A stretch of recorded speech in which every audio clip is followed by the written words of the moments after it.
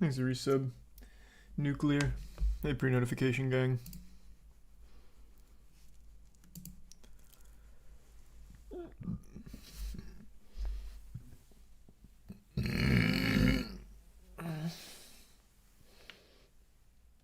Thanks for the gift sub stubs.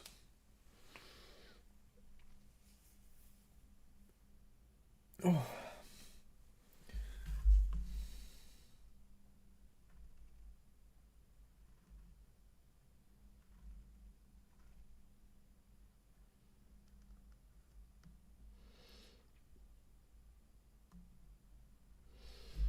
Yep, so I've been seeing that, Zafe. That's something that the team and I are gonna have a real big talk about. Cause it's not just you. So I don't have any answer for you there on that tonight. But we're gonna come up with something. We're gonna have to.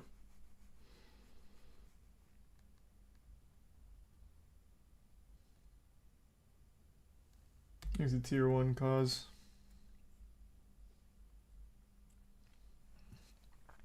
And the prime.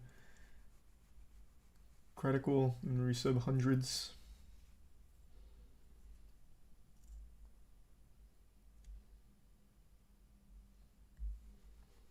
And the prime. Bucolic and resub Dusty and Spam. And the prime. Pie.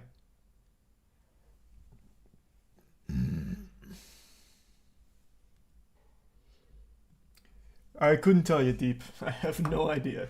Thanks to resub Dawson, Roomy, and Flappy.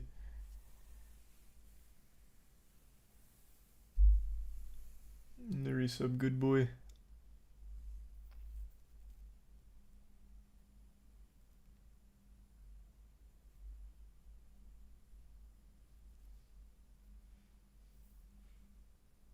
No, I haven't seen the Impulsive episode yet.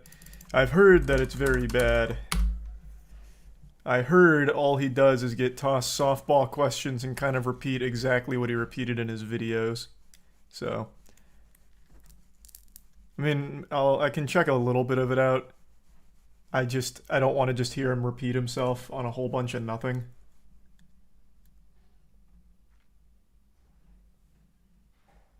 There's the resub Room and Coolmax.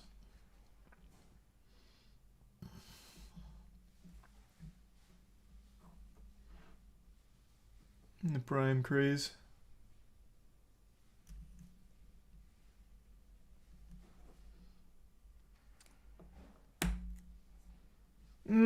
Kind of deep, I suppose. Thanks a bit, Sasquatch.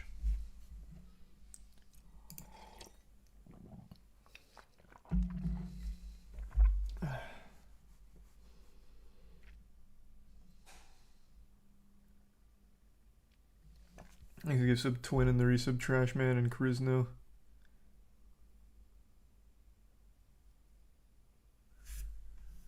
Now he's getting asked real questions we all wanted to know, like why he signs off emails as logs. I actually saw that clip, yeah, yikes. Thanks to the resub Legacy and give sub Cereal Box and Tier 1J. Darman's just not fun anymore, too self-aware. Thanks to resub Dylan and Podcast.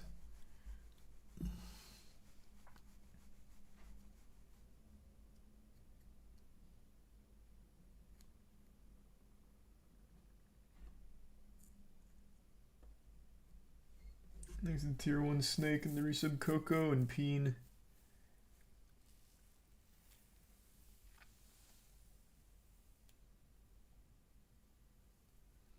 And the Prime Red Light. And the Tier 1 Utter and the resub Paraxis and give sub Grateful and resub Maushi. Have I seen Sons of the Forest? Yeah. It's not out yet, but yeah, I know it's coming. Doing alright, Kate. Thanks for the bits and thanks for the gift sub, Zotorius. And the resub Scoop. And Purple. Oh, sweet. Thanks, Deep. I'm gonna tell you right now, YouTube's not changing the policy. I don't think I can recall of any situation where they've backpedaled a policy. They'll backpedal other things, like certain changes, but never policy-related changes. So I don't think there's gonna ever come a time they change it back or do anything like that. There's a tier 1 nade in the resub weekend, magic in the prime, useless.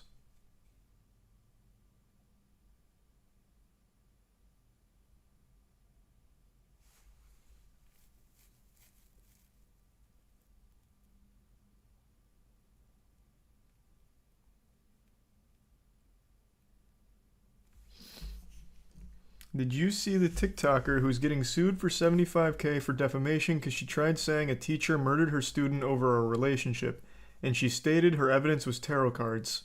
Atozy just did a video on it. Yeah, chat told me about that person. The TikTok detective. Invaluable research, honestly. That's a thorough investigation. Nothing more reliable than tarot cards. Thanks for your sub, Hexmania, Evan, Crazy Ghost, Sight Geist, and the 5 gift subs, Gleek. Thanks, Gleek. And the resub, Kai.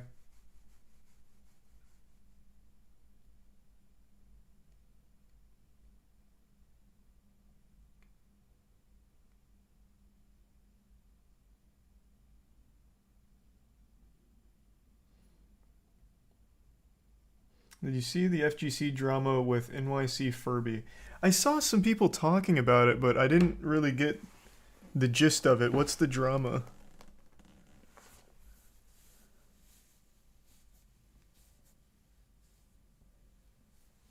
He's a tier 1 critter, tier 1 Finesta, and the resub stallion. Yeah, that shit sucks deep. I saw that. Thanks resub Berserk.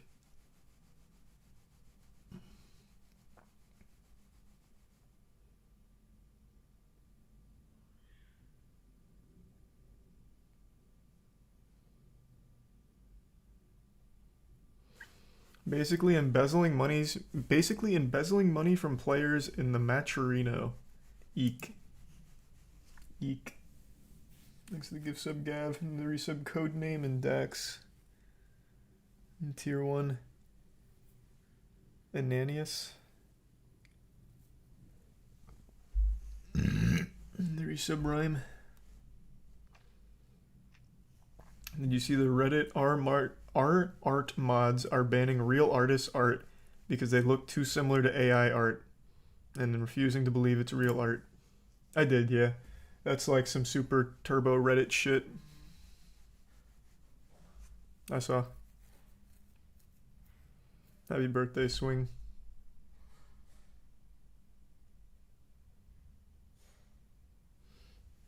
This is the resub Roseberry, Fire, Mineral, and Knob.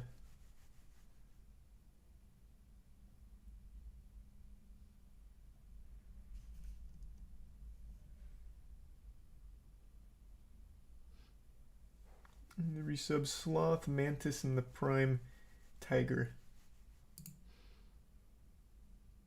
AI art does suck though. AI art doesn't suck at all. It sucks for real artists.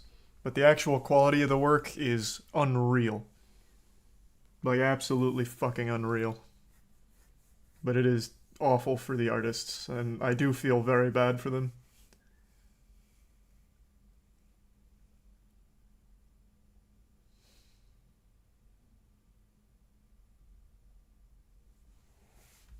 Thanks to the resub Salazar and the bits Fates. Hope it goes well, Fates. Yeah, it doesn't make any sense, Deep. That's what everyone says. It just doesn't add up. Thanks to resub El Mago and Baka.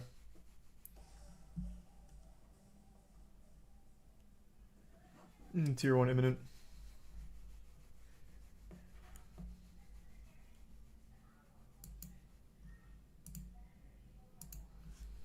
And resub Coalescence. We're watching the Impulsive episode. I'm just gonna go to some of his points because I don't want to watch an hour and 20 minutes of it. I already did get kind of the spoilers that he really just repeats what he said in his video, which is nothing. even in this hour and 20 long podcast, he doesn't actually debunk any of CoffeeZilla's claims, which had evidence backing the claims. He only harps on the same shit he did in the response video, which is character attacks and shit. So I'm definitely not gonna watch the whole thing, but I do at least want to see a bit of it just to get like some kind of grasp on it. But I already, going into this, know what to expect. Am I crazy or is your webcam laggy? Let me see. Let's take a peek.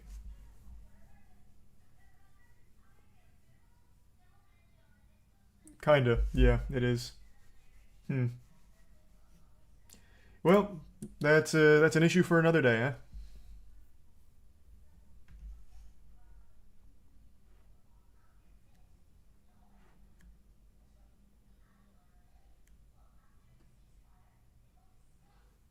The Prime Colby, Higeki, Tier 1, Slug in the resub, Chasley, Brecky in the gift sub, Ananias and Jesus, the 5K bits, Kinnifer. Jesus Christ, thank you, Kinnifer. Yeah, maybe tonight, Crown. You look like a piece to the people that are like, yo, this guy's sitting on millions of dollars, always trying to get attention, and now he doesn't give a fuck about us, so he's not going to speak out about it until this other dude's going to speak out, and now this is going to talk now. Great question. What was the question? He was just like spitting a fact. Now, I know these are just like his lackeys, and his point is like, this is all wrong, but it wasn't even a question. He's just like, he's just like, right. Like, the only thing he failed to mention there is that it was a scam. But everything else, yeah, I mean, he's like, right. It's not like you were going to talk about CryptoZoo the next day or something. If CoffeeZilla never made the video telling the victim's story, this would have stayed just buried, fading into obscurity. All right, let's go to the timestamps. I don't need the recap. Okay, here. If you put my name in the title and you label it Logan Paul scam, you're going to get more views. The problem with it is that is not true. And I've made tweets here and there stating my case, but I'm going to give some context with the back and forth that I've had with CoffeeZilla. So here are some receipts. Again, just for context. His name's Steven. The first time he reached out to me was on Christmas Eve after he released his series. Logan, big guy. Coffee already posted the receipts. He reached out to you directly on Instagram, which was your only means of communication, by the way, since you blocked him, over a year ago. When that was a dead end, he reached out to your manager multiple times asking to talk directly to you. Jeff left him on red. It wasn't until every other avenue was burned that he called your manager, Jeff. Logan, yucky. Those receipts were already posted. But you are right, he did reach out again on December 24th to your email, again, after exhausting everything else, again, because you have him blocked. And a misleading email, as highlighted in my statement. He invited me on his show to come talk about CryptoZoo. I chose not to do that because it is now clear to me that he's milking this. Again, why would he not? This is big for him. He caught a lot of traction. He gained like 500,000 subscribers, and I'm sure he got a decent amount of money pumping his Patreon. But I am not interested in feeding into that anymore. So we'll be answering the questions that hopefully he was going to ask me and that you're going to ask me today on this podcast. But that's just so transparently weak. Your offer was for him to fly out to your studio to do it, so couldn't the same argument be made for you? Like, that's not a strong point that you, for some reason, harp on so heavily. His offer was to just do a general video call. In fact, CoffeeZilla doesn't even do those interviews, video calls, on his main channel. He does it on a secondary platform. So it wouldn't even be milking views or anything out of it. It's literally just getting the truth. Thanks to the resub. Brune, Spencer, Ringo, Supernova, Ace, Joda in the Prime, Elmo, Spider, Burble, and Mod. I don't know, Deep. I can't think of a really good change they've done. I invited him on Impulsive multiple times, and he has not responded. My email to him on December 27th was, He has. hey, You just have him blocked. Since this entire narrative has unfolded on your platform, I can't imagine you'd mind having this discussion with me on mine. Of course, we wouldn't monetize. You must have recorded episode this of way Impulsive is before. scheduled for January 2nd in LA. We can consider a neutral location if you respond to this email by the weekend. Best logs. He did not respond to me, so I tweeted that, saying I hadn't heard back, so I'd be releasing a statement. And then he sent me an email after I called him out, and a text, which I thought was weird, like a cold text. Hey, Logan, recently got your number. This is CoffeeZilla. I'm forwarding the same message I sent to your email here as well. Hey, Logan, I saw your tweet saying I haven't responded, but that isn't accurate. I asked you for a comment multiple times over the course of a year. You refused. I invited you on my platform. You refused. You invited me on Impulsive. I refused. We're unfortunately at an impasse, so let me try to get us unstuck here because I think people deserve to hear from both of us. I'd like to offer you a co-live streamed interview about CryptoZoo to respond on tomorrow at 10 a.m. PST, so no one has to travel on the holidays, so there's no editing and just us talking one-on-one. This is the most fair and neutral way to do this. I will send you a video link if you agree. Here was my response. I sent him an email after I posted my statement. Hey, Steven, just wanted to put my response to your scam allegations on your radar, linked below. Even though you broke laws, hardly substantiated your evidence, fabricated dangerously misleading falsehoods, and wrongfully accused me of scamming my fans, I'd still love to host you on Impulsive, again, unmonetized. It can even be one-on-one. Hardly substantiated your evidence. I'm going to give him leeway on the breaking laws because even I didn't realize Texas was a one-party consent law when it came to recording conversations on the phone. So he didn't break laws, so that's blatantly wrong, but I'm going to give him leeway because I also didn't realize that that was legal in Texas. But this, fucking yikes, and fabricated dangerously misleading falsehoods. What, talking to your team of criminals, like directly? What do you mean? Ugh. Thanks to the tier 1 dildo and the tier 1 memories. Resub Feel Bad, Ginger, Sip, Sun, Spira, Stellar, Batman, and the Prime, Punk, and Breeze. Hey, glad to hear that, Fates. Yeah, we got more coming. Thanks to tier 1, Tyrese.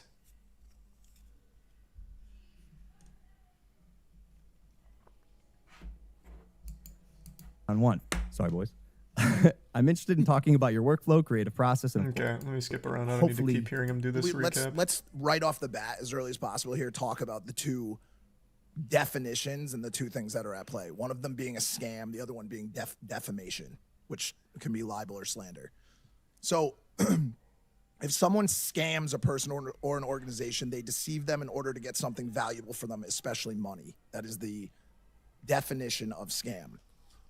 So my first question, and this question was answered in his series, it was a 5-second blip that was a part of a probably hour-long of documentary, filmmaking, was how much money did you make off the sale of the coin? Oh, no. Oh, this is so much worse than I would have expected. Just because Logan didn't make the money doesn't mean it wasn't a scam. You know who did make money and 7.7 million's worth? 2 of the other criminals he hired to run it with him, Mike. Yes, it is a scam, even though Logan didn't make the money off of it. Holy shit. Oh, goodness. Yikes. I am going to assume this had to have been recorded a week ago or longer. There's no way he recorded this and released it today after his response video and the reception and all of the points made about it. I refuse to believe he is that blissfully ignorant of what's going on. This has to be old.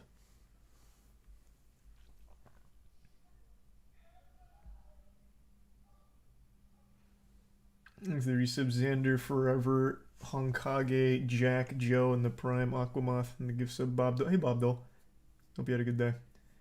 And the resub Sydney, Telephone, Benji, Blue, and Blake. Why would he upload it then? I don't know. This is wildly bad. This is just. He's supposed. So the setup he's doing here is Coffee refused to come on Impulsive, so instead I'm gonna have my sidekick here make up easy softball questions that we think CoffeeZilla may have asked if he was lobotomized. And then Logan tackles those easy ones. For instance, what is a scam?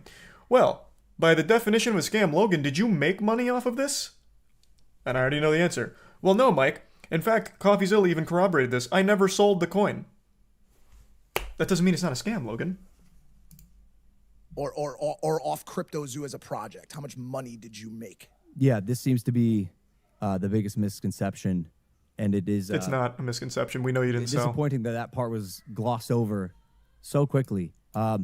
Made no money off CryptoZoo.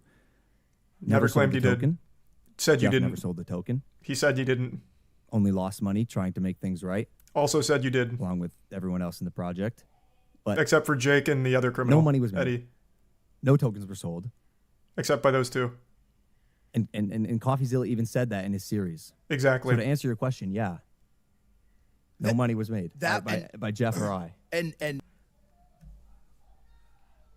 Thus, everything CoffeeZilla said was accurate. Like, what the fuck? What the fuck? Doesn't mean it's not a scam, bro. Talk about the leaked group texts about how this was supposed to just emulate another lucrative project to exploit your fans for money as quickly as possible off as minimal effort as possible.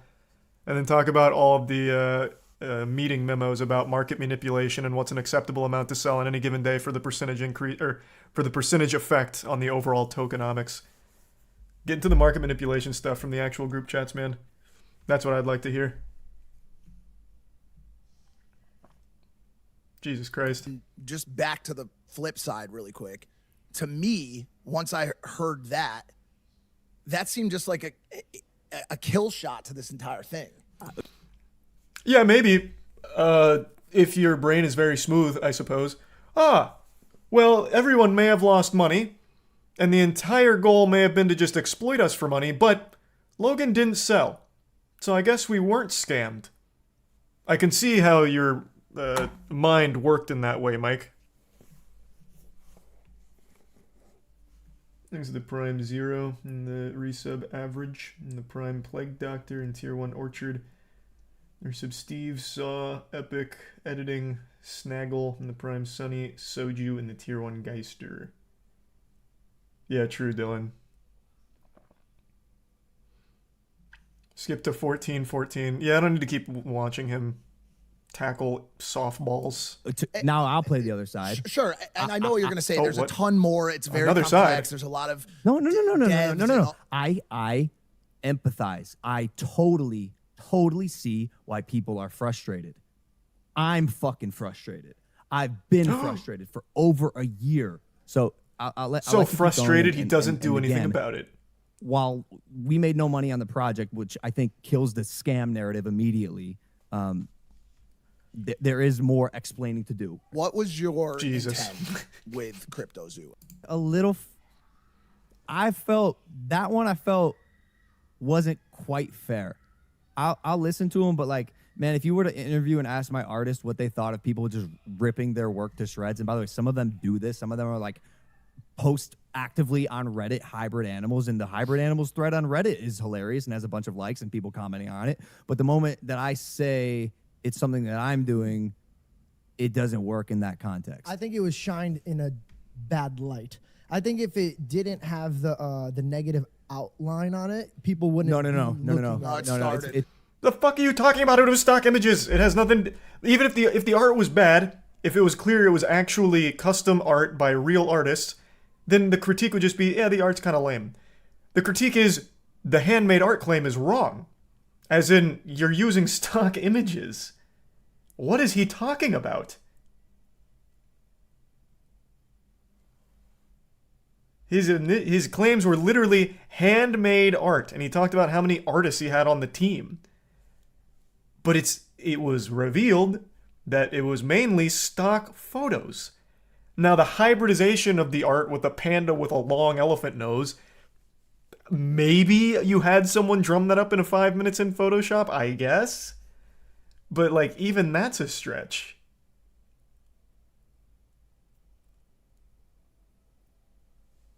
Thanks to Tier 1 Blue Wolf, and the gift sub Boomy, and the resub Nathan and Fuji.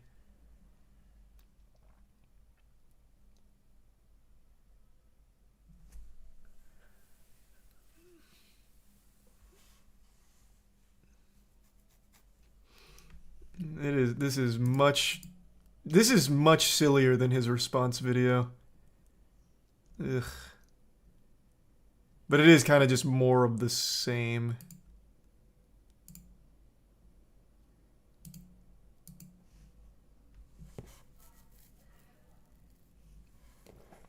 Is there any other like discussion he has that's insightful at all? I know that he says that CoffeeZilla is milking victims of his scam, which is a wild thing to say. Just get over it. You lost money. Stop milking it. That is what. Where is that actually? I'll pull that up in case any of you haven't seen that. Where in this podcast is it? Does anyone have the timestamp?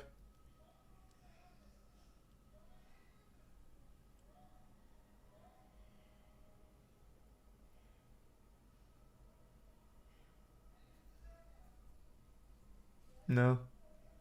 People are just tossing out random timestamps. Yeah, I know the clip's on his Twitter, but I was just going to watch it here. Look in the comments for it. Well, he got eaten alive in the comments. I already said that. I just wanted the timestamp for that other thing, for his milking it stuff. Because the rest I already know. It's just tackling these softball questions in roundabout ways without ever actually debunking any of the claims with evidence. 2240, is that accurate? Let's see. Thinking it, being like, how the fuck is this product this good? When you're doing these absolute, Games. like, we're watching a superhero kill these side quests day after day after day after day, none of these quests would be completed without your team. And when you win, we celebrate together. What I need this team to start doing is when you guys take a dip, you gotta stop pointing the fingers at each other. When all this broke, when we were in Qatar, I'll kind of remember this. We were in the spa one day, and I saw the pain in your, and this, like I said, this is not going to turn into a fucking victim thing. I just want to point this out. I saw this pain in your face, bro, and this like emptiness in your fucking eyes when all this was breaking. So that wasn't the milking it part, but that was embarrassing. Jesus Christ, Mike. Logan, when we were in Qatar, in that spa, surrounded by topless women, drinking expensive champagne, I looked over, you checked your phone, CoffeeZilla made a video with your name in it. You knew it was about CryptoZoo, and I saw, through the windows of your soul, I saw your heart broke, Logan. So I did what any good friend would do. I put your whole sack into my mouth. And I didn't want to, Logan. Trust me, I didn't want to. But I put it in my mouth where it was nice and warm, and I knew I could comfort you in this time of need. And I'm not trying to make it seem like the victim, but you ruined our entire vacation, CoffeeZilla. All of it. Ruined it. Ruined it.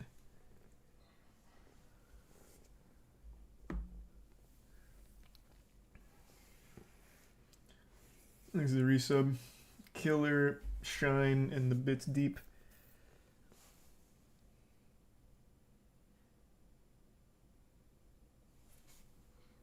So what is the timestamp to him talking about the victims milking it? Can someone give me the accurate one?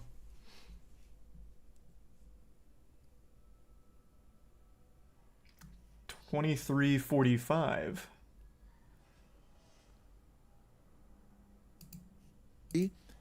Is one of the most painful fucking things in the entire world. It's where terrible. Where Coffee fucked up is by targeting me as some malicious, evil supervillain. If he had told this story objectively. Did you watch the video? I have to wonder. I actually thought he did a really great job of talking about the other ones as being the really malicious, evil supervillains and you being the bumbling buffoon. You played the comic relief of the scam, Logan. I have to wonder if he even watched it. Coffee focused very heavily on Crypto King and Eddie. You were just the dummy. Like the actual fucking dummy.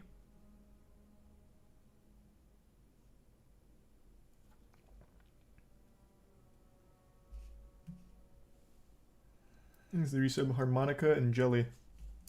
and told the story. It was as objective as it without could be. vilifying me. Regardless, we're still making this right. But in my opinion, that's where it got twisted and hurt the most. Dude, I'm sitting in the seat solely because of my fans. I love them. I'll take any picture you want, unless I'm at dinner. That's my one rule. I'll take any picture you want. Now you better get your ass up. You better wipe your face and get up. That might be the rule. I'll take any picture you want. I'll listen to the feedback. I'll see it. I want to put smiles on you guys' faces. It's why I do what I do. I love being able to come on these. You love your fans so much, give them their money back. Easy. Your fans mean so much to you. Wow, you do so much. You take a picture when they ask. Holy fuck, what a saint. Give them their money back. Prove it. Give them their money back.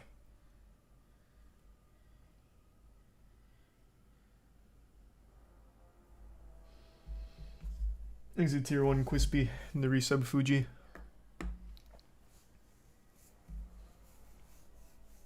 He can afford to? He absolutely can. I got curious earlier today, and I don't know how accurate these things are. I was trying to look up like all of the known victims that have come forward about being scammed by CryptoZoo.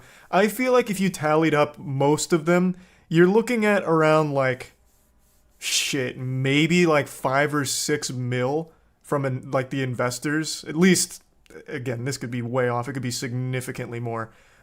But like, let's say it is 5 or 6 mil. Logan Paul with Prime alone makes that in like a week.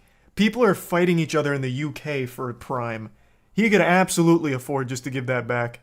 Be like, you know what, guys? I really do like care about you. This isn't just lip service. This wasn't supposed to be a scam. Things got out of control. You lost money. Real people were hurt. And I can't live with that anymore. I'm giving you your investments back. And since it's on the blockchain, you have the ledger. You can easily see who invested what so you don't get scammed by people pretending to be investors. And you could easily just give them it back and make it whole. But he won't. He could afford to, though. 100% he could afford to.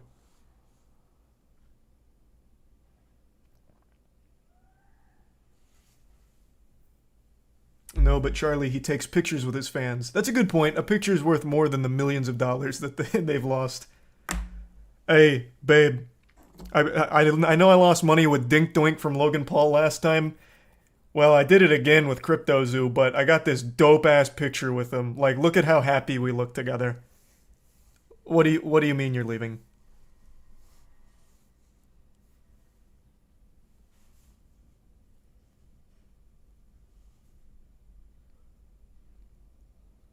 He is Don't Skip Podcast. He's refunding all of the initial investors. That would have been huge. And in fact, the way I know you're wrong is because I already read people's summaries of this, and everything, all of the main critiques are, why doesn't he just give the initial investors money back? So I'm assuming he is not.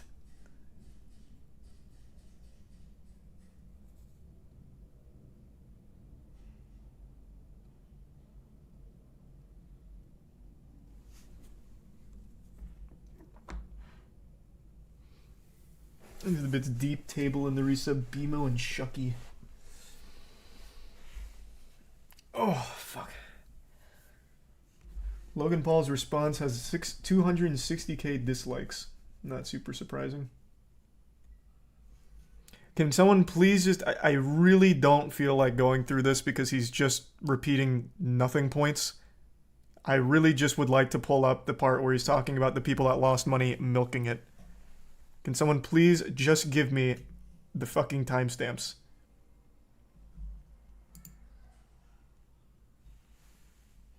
People are saying 32. Okay, I'll try 32. Scam taking place intentionally. Not even taking place intentionally, just taking place on my behalf. Why did you block him on Twitter? It's like a little gnat. It's like a little fucking annoying gnat, and it bothers me. He won. He got to me, bro. He's the most formidable opponent I've had. I'm not kidding. The guy's good. He's very smart. He's very smart. He manipulates and twists the truth just the way he wants to get his people to believe a certain thing. He's good. I think it's marketing in a way, hiding behind the veil of, I don't make money off this platform. I'm doing God's work. I'm doing justice. By the way, go sign up to my Patreon. Go join my Patreon. We're gonna. Which fucking goober laughed at that? Like, this is a bad point anyway. He should be making money from his work. Not to quote the Joker, because that's turbo cringe, but if you're good at something, don't do it for free. Like, he's the best goddamn investigator the platform has. He should be making money from it. I don't see how that's a critique. What's the criticism there? Ah, he did these investigations and he makes money! He can't be trusted!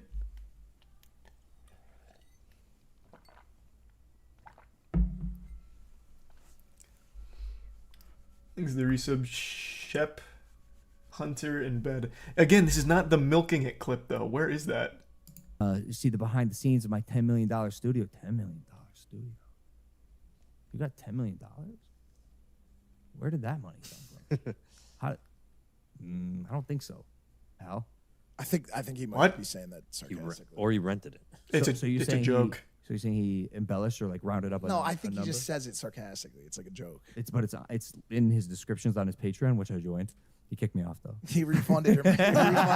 It's actually funny. That's He pretty said- embarrassing, he though, kicked right? Me off Like- and he had a couple zingers on Twitter. He kicked me off. It was like, who knows where that money came from? Oh, I'm gonna be honest. You got washed. You've been getting washed. He smoked me. Washed on Yeah, Twitter. I'm bro. telling you, I'm he's glad you can fought also recognize in- that. He's a very formidable opponent. he's If good. I were him and I didn't like passed me it. in the Where is same it? way that he doesn't like me, and also realizes how much he can gain from putting me in The middle of it. and now it appears reactionary, but this has been happening.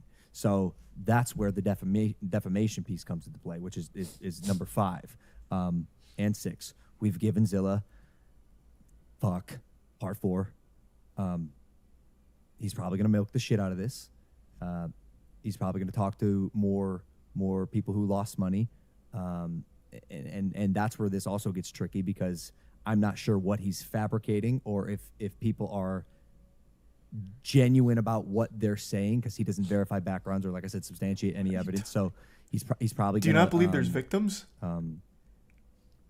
put people who have lost here on a pillar and highlight them. That's what I would do if I were him. I'd milk the shit out of this, and like I said, he's probably going to. He's good. He's very good. They're called victims, Logan. Part 6 is the more he says and the more he continues to spread this misinformation that this was any sort of con or scam, the more I have for the lawsuit that I am filing. The defamation. I do. The disconnect in his brain is wild because he puts it on this lens like the guy, CoffeeZilla, is just someone that doesn't like him, as opposed to a guy who investigated this fully. So he truly believes that everyone that he showcases and every story he tells has to be by a paid actor and can't comprehend that real people lost a lot of money from his project. Or maybe he can and he pretends to be stupid. Couldn't really tell you. But yeah, he just talks about the people losing money as being milked, or them milking it. Yo, you got scammed. Get over it. But yeah, it is bold. That is bold.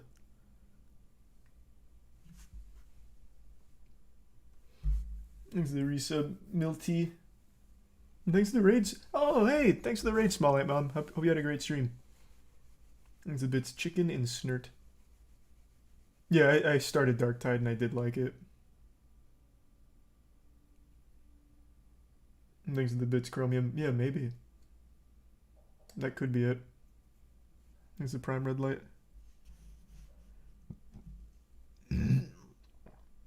To be defamed. Well, again, there's a ton of reasons why a defamation suit is not going to work for Logan. We went over on the podcast today. I don't feel like just repeating all the points. I feel like anyone can look up any lawyer right now, and all of them will tell you just how difficult a defamation case is to win. To prove that you have been defamed is one of the most difficult cases to actually clutch in a situation like this. It's not, he won't win. He knows that. It's just about bullying. Do 108.47.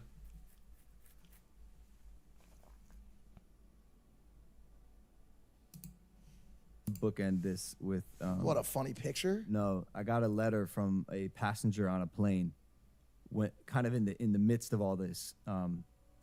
Granted, as a fault of my own, but this was something I really appreciated at this time in my life, and like really, really appreciate it. And I appreciate it now, obviously, but like I needed to hear this at the time. I think we were on a flight back from Denmark to the States, I think. And this kid sitting next to me handed me this note, and I had no idea what it was going to be.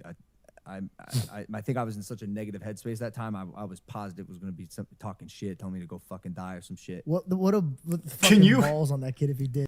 Can you imagine? Yeah, exactly. Can you imagine that kid's like, holy shit, it's Logan Paul. Bro, my dad lost money on your fucking crypto scam. Read this. That'd be so huge. Just imagine the plane didn't land and he goes, "Hey, read this, dickhead," and he just sits back, buckles up. It's like Dear Logan, aka Agent of the Matrix. He owns you. You are an L plus ratio. Love little That Johnny would've from been fucking 17. hardcore. That's what I thought. That's what I thought. And so this kid hands me this note, and I read it. I posted this on Twitter. Dear Logan, I'm sorry to bother you. I'm sure you'd just like to have a normal and relaxing flight. I'd just like to say, your videos helped me through a rough patch in my life, and I will always be grateful. You made me laugh when I needed it, and although I don't know you personally at all, it was always clear to me that you have a kind heart and you are a good person. I hope this isn't too presumptuous of me to say.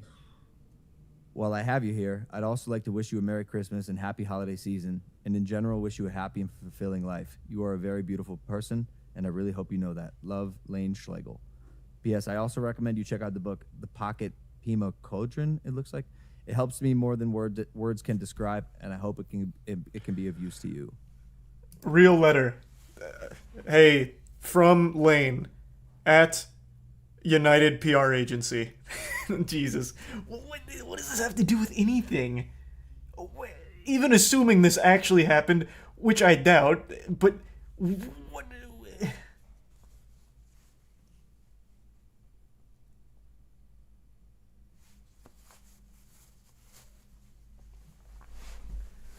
Thanks to Tier 1 Mike. And the resub Pablo, Pappy, Shazam, and Buster. And the resub Kid, Flux, and Tier 1 Chicken Man. And the resub Dinkelberg.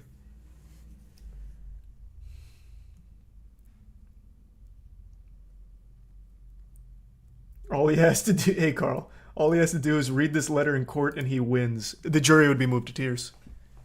They're like, oh my god. Well, if Lane said so, this man has to be innocent.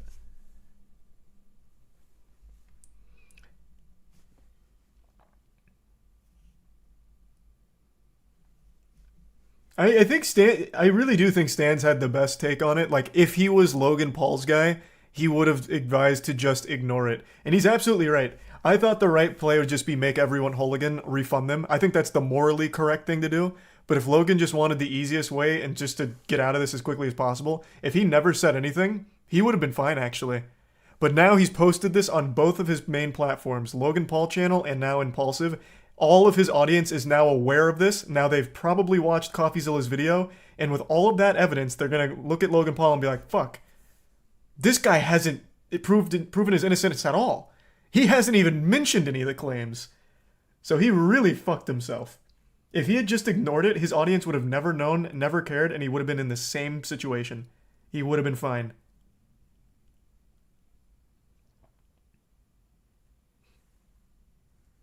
His fans are definitely not watching CoffeeZilla's video. I disagree. So I actually think since now he's posted it 2 times, they're going to be like, what is he talking about? What are these scam allegations? I bet it's a bunch of baloney, a bunch of fucking barnacles. Logan would never do that. Let me see what this is. And they'll watch it for even a second, like hate watch it. But then Coffee immediately starts making points and they're like, interesting.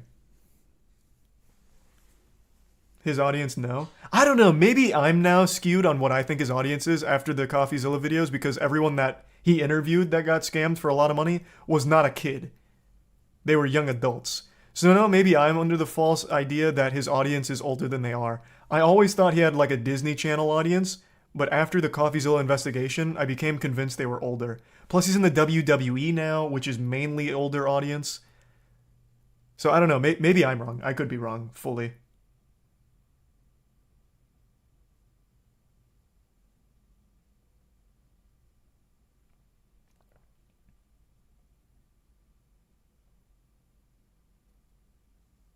WWE's kids. You couldn't be more wrong. The squared circle, I think their like median demographic age is like 30. And there's nothing wrong with that. Like wrestling, I don't think kids are interested in. I could be wrong too, but I feel like wrestling is overwhelmingly enjoyed by older audience.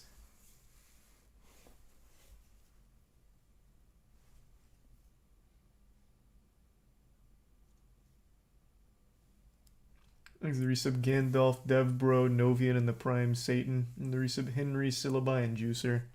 And Hava. Kids love wrestling. I just don't see that. I really don't. Look at everyone who plays WWE 2K series. Look at everyone who discusses wrestling online. Look at any wrestling TikTok and go to the person's channel and they're all older.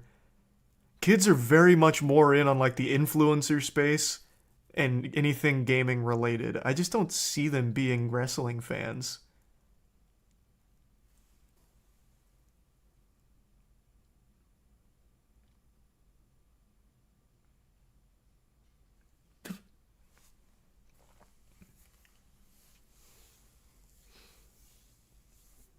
Watch the crowd. Oh, I'm sure there are kids there for sure. I grew up loving wrestling. I just don't think that's the current generation of kids. Thanks a bit, chicken. Plus, WWE's still on like fucking cable, right? What kids watching TV to begin with? Though I guess you could get like just the subscription streaming service to watch it too.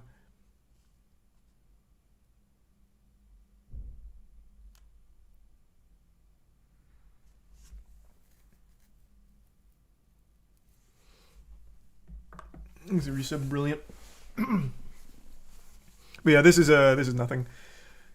He still does nothing to fight any of the evidence-backed claims from Coffee. Rough. He needs better advice. He needs people around him that are actually knowledgeable enough to give him better advice. Jeff is a fucking bumbling idiot, and whoever is guiding him in this direction is way off. He's got a bad team behind him for this.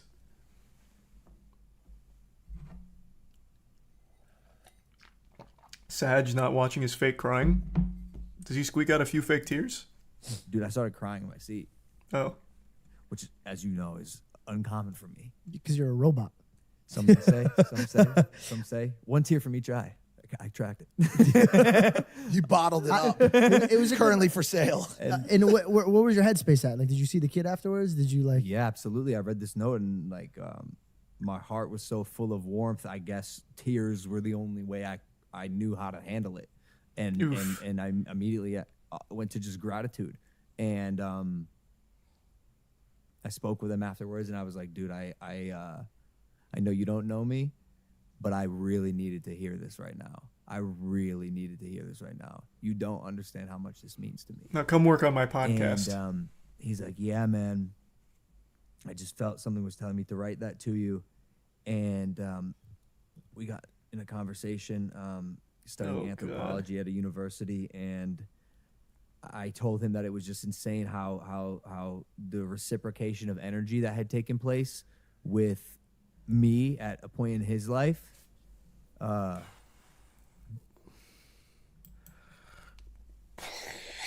wow, that is a moving moment to be sure. Take that, CoffeeZilla. That's the kind of man you're gonna call a scammer? I think not. Ooh, Jesus Christ.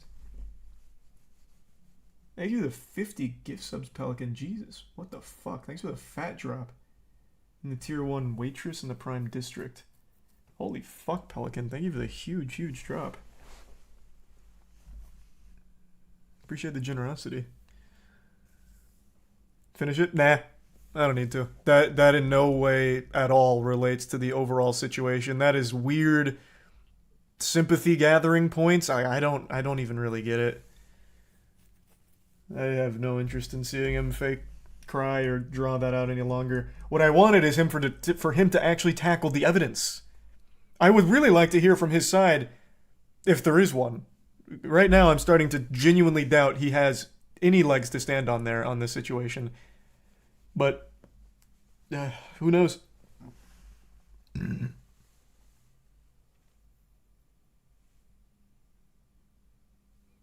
Is he tier 1 pragmatic in the resub? Teak in the prime trends? Things a bit deep. A new still. You didn't see him push Prime at the end. You look like a Yeah, Prime needed an extra push. It's only on his goddamn phone case on the table, them drinking it constantly, them fiddling with it constantly. Yeah, it needed that extra push. Yeah, surely I needed to see that. I get it. Logan Paul is less of a content creator and more of like a merch vessel.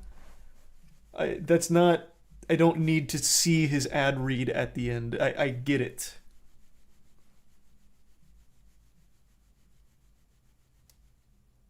Jesus. Thanks to the Prime Paul. Holy fuck again, Bob? This is Resub Hockey, and thank you again, Bob. You've been so fucking generous, man. Thank you, Bob.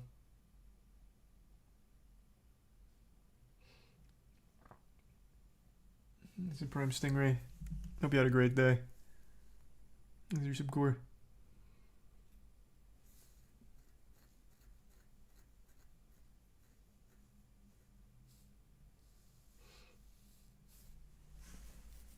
No, I haven't played Pacify. I've heard of it, though. Here, how about this? I'll watch his closing remarks, which are all about Prime. I'll go before his closing remarks. That's not what, No, that's not what I meant. That's not what I meant. Hey, and this will transition to you. Contrary to popular belief, I'm living my life. I'm posting it online. I'm sharing my experiences. I'm being authentic to myself. And I'm not part of the Matrix. I don't know if I was Fucking prove it, bro. I'll tell you why, how I can prove. If I was a part of the Matrix, I would give a fuck and play by the rules and be safe with what I say. No. That is exactly what you do. What are you talking about? What are you saying? Do you not listen to your own stuff? That is like that's your whole brand. Your vanilla ice cream. It's what do you mean? That like you do scams, which is definitely like the edgiest thing about you is the scams you do. But like your show is as tame as it could possibly get. Bro, you went on an r/atheism rant against your boy George, talking about how he needs to go to like a psychiatrist about being a Christian. Because you were trying to play safe with atheism being like the more online safe thing to preach about. Your whole brand is about trying to say the most inoffensive thing to never tote the line.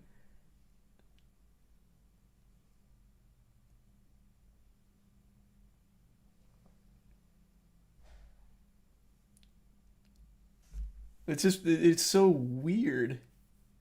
It's not even what he said. What do you mean? I pulled that clip up the other day. That is exactly what he says. Like, you need psychiatric help for being a Christian. Your beliefs. Here,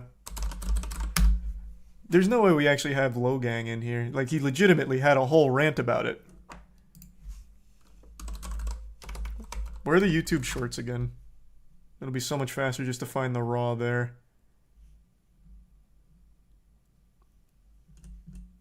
He's a tier 1 bring.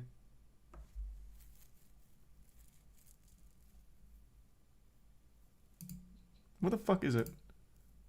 Why are shorts not popping up now? I don't want to watch the recaps on it.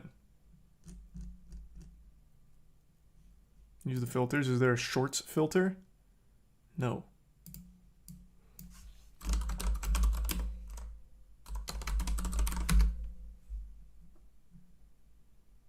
Oh. Apologizes to George for mocking faith. I didn't even see that in the goddamn title.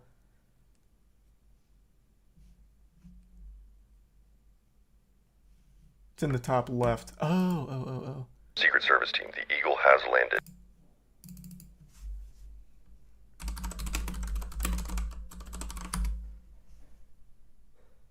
Well, that didn't search in shorts at all. Is there a different search in here? This guy? How do I search in shorts?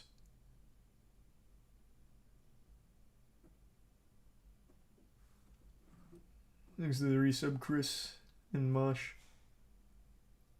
Bits deep. What's that? Is this the clip? I can't click links, man.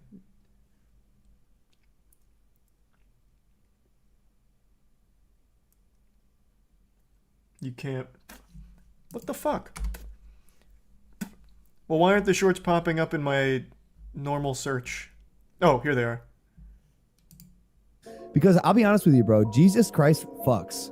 Oh, God. Genuinely, I know people that hate me, that treat me better about my faith than you, and you're my best friend. So, like, one that really hurt me is you told me I need a therapist because I believe in Jesus. Therapist, not a I psychiatrist. just am definitely questioning why we have to perpetuate a belief that is fucking silly. I think it's a silly practice to engage in, and That's I think what it was. I think Therapist. it deserves satire.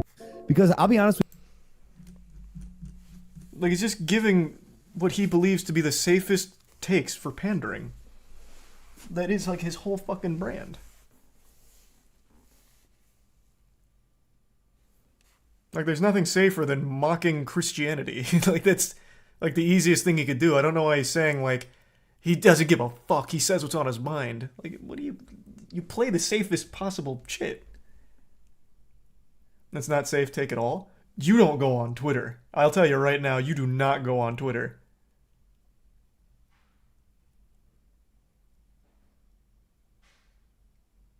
That's like the lowest hanging fruit there is.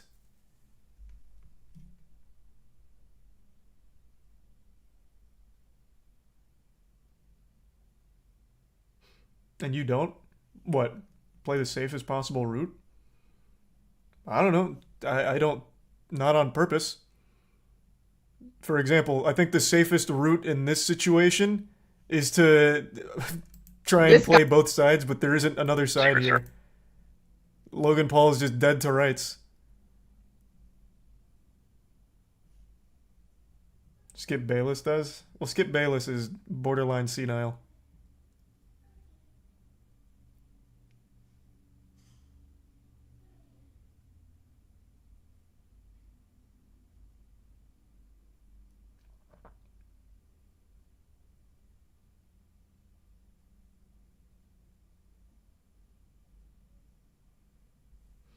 He's a prime sushi in the gift sub twin and anonymous.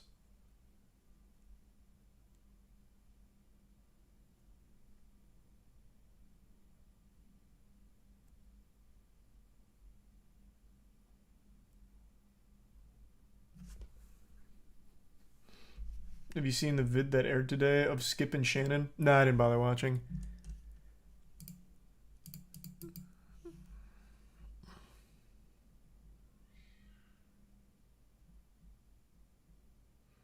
He's a prime cares.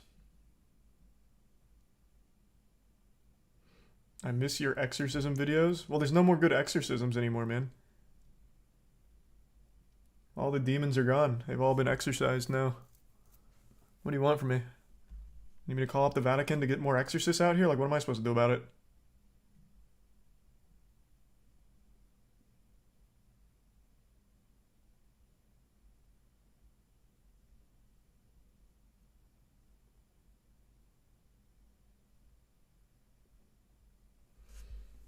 He's a tier 1 Grinch in the resub Matthias and Zero. White Show just doesn't exist anymore, Tori, but that was a lot of fun, yeah. They have like a spiritual successor to it.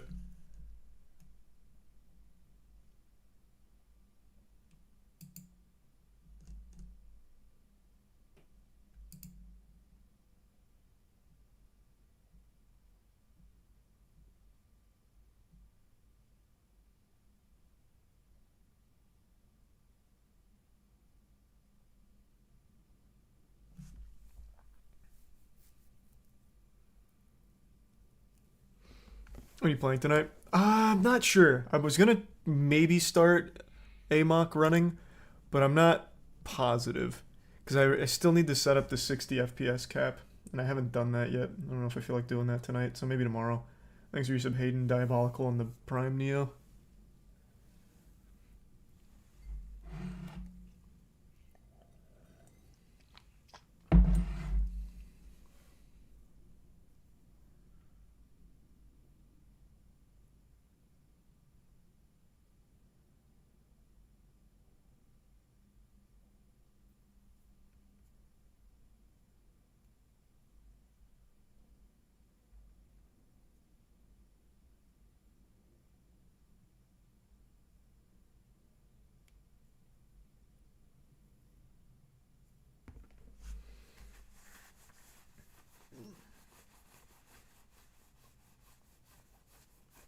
World. Oh, yeah, I saw that one. Ant just broke his fucking shoulder. I don't know who that is, but sorry to hear that. I can't watch someone break their arm on Twitch, man. Pretty sure it's against the rules. So I'm not gonna risk it. It's the Aiden Ross bodyguard. That's rough.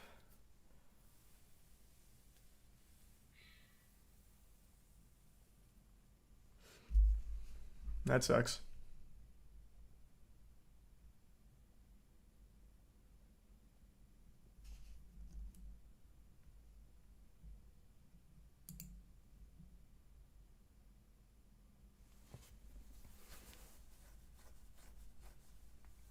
Thanks, Resub Ed.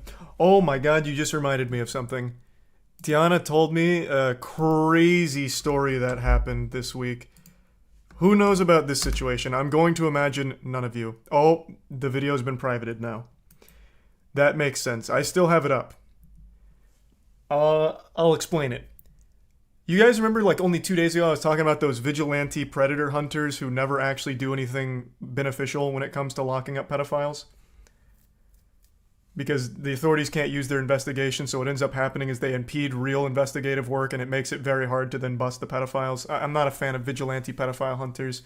I think they're trying to do a good thing in a bad way. Well, this week, a vigilante pedophile hunter caught a dentist in his sting, in his content, and today, that dentist killed himself in his office. It was fucking crazy.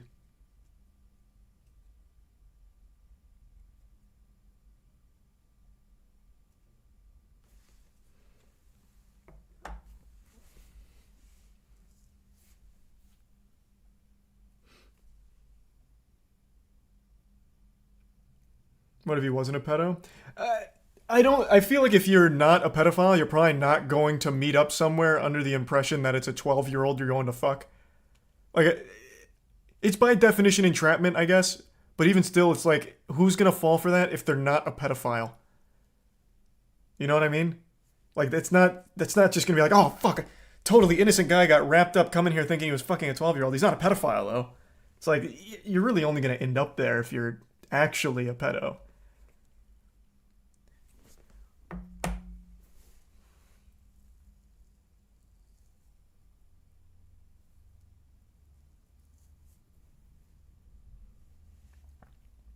He's a Prime Tesseract.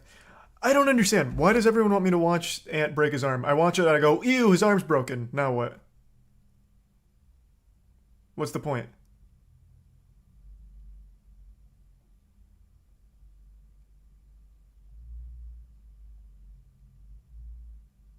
Because of a crazy sound. You think I haven't heard people break their arms?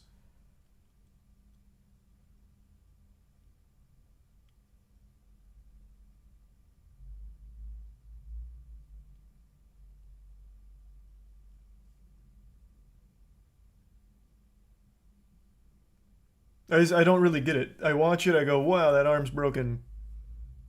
And that's it. There's nothing to discuss or anything. There's no topic there. It's just, he broke his arm. That's unlucky. But damn, what a way of going out.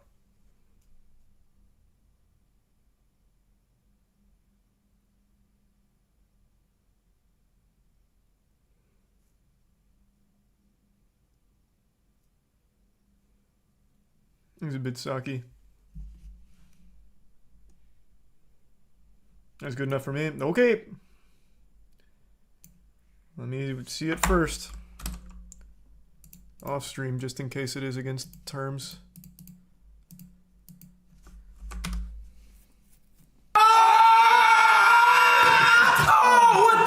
Oh shit, you good? It's broke.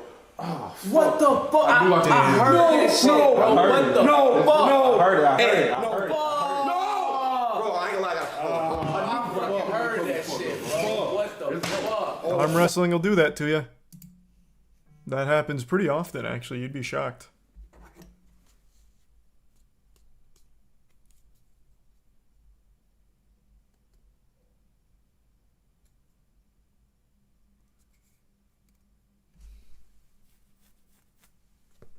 I don't have anything, like, there's nothing else to say about it. He broke his arm. Unlucky. Just an arm wrestling incident. You didn't mute it. Well, yeah, that was the whole point, right? For me to listen to it. That kind of shit doesn't like irp me or anything. It's just like, I feel bad for him. He broke his arm. Wish that didn't happen for him.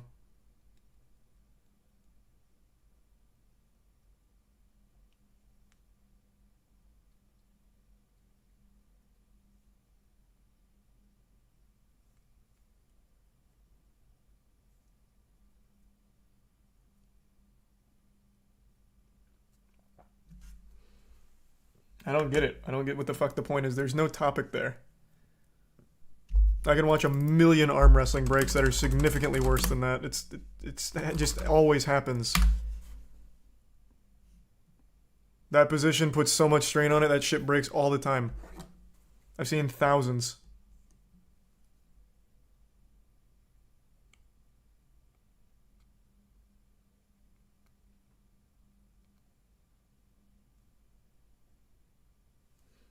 There's a resub John and Tanber.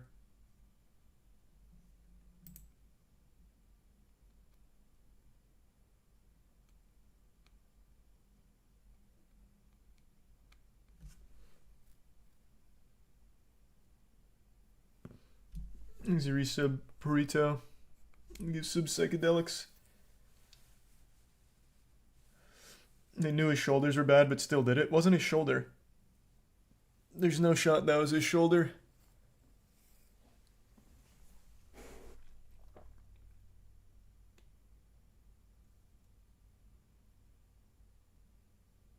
Sleep well, Koja.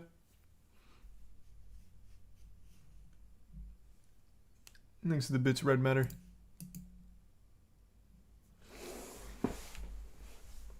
Thanks to the 5 gift subs, Jalawi. Oh. Why do you keep saying Muda tweet? What do you tweet?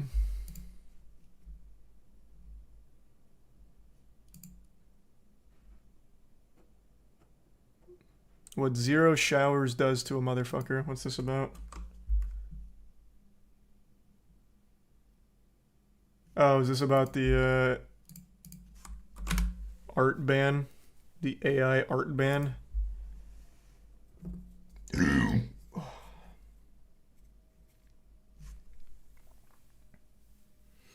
Nice.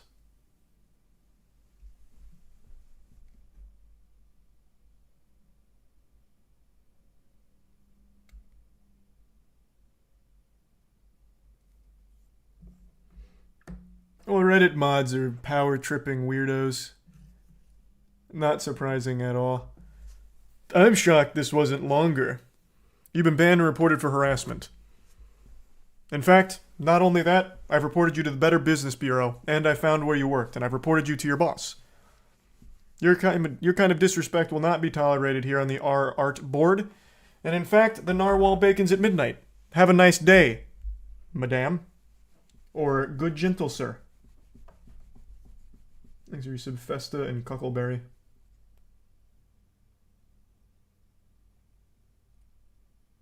We can't see. Can't see what? Oh. You can't see the first 3 words. Lol, the subreddit is private, is what it says.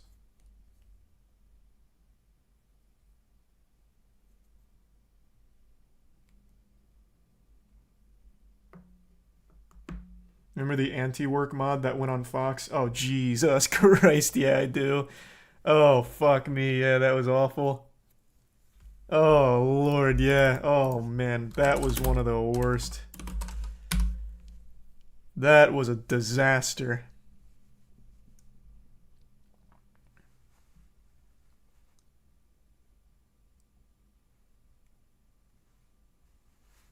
There's a resub Cypher in the Prime devastatingly in the resub Cleo.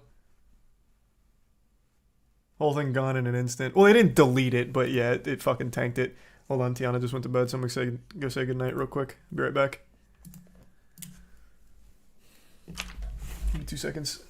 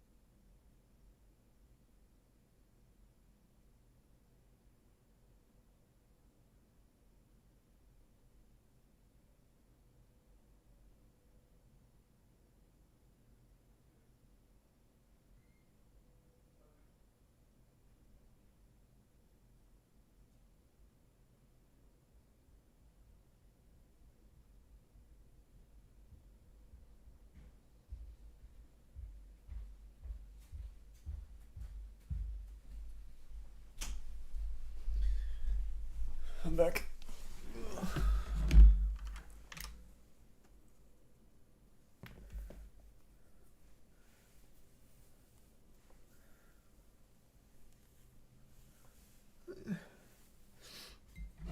Thanks to resub.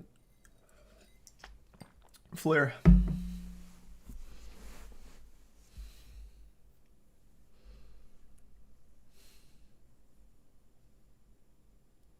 And the resub Hinlow. Yeah, I saw the bodyguard snap his arm. Thanks, resub Soda. Unlucky. Thanks to Prime Cafe and Pepper.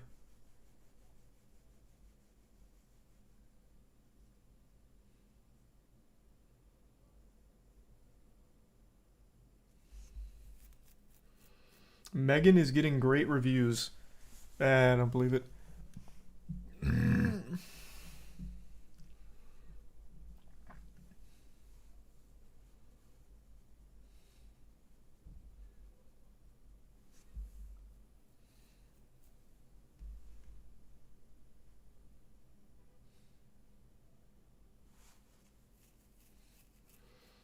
I heard it was getting bad reviews. Couldn't tell you. I don't want any kind of spoilers for it. I'm going in there expecting something enjoyably shitty. And I want to be surprised.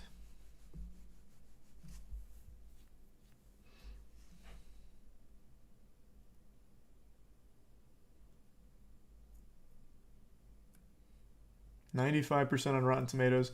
Man, that site fucking sucks though. Rotten Tomatoes is so unreliable for anything. I do still sometimes use it as a general metric of things. So like Witcher Blood Origin, for example. I did get curious on its Rotten Tomatoes reviews. Even they hate it. So the way I look at Rotten Tomatoes is, if it's low on Rotten Tomatoes, it must be like especially shit. Because they give 100% to Big Mouth.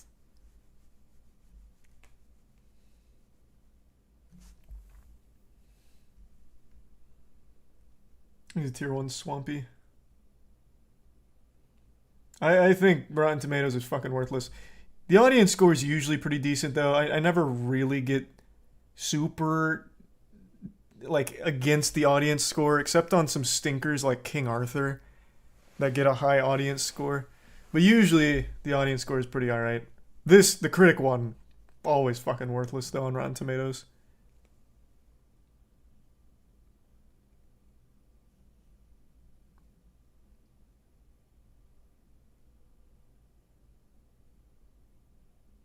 Thanks for some Badlin. You see the menu yet? No, I still haven't seen the menu yet. I wanted to, though. Thanks to Prime Cray. Arthur was good, so shut up. There's been 6 King Arthur movies. I hope you're not thinking of the bad one. This is ass. I hope this is not the one you're defending. Andrew and I saw this in theaters. We were both so unbelievably upset by how bad it was.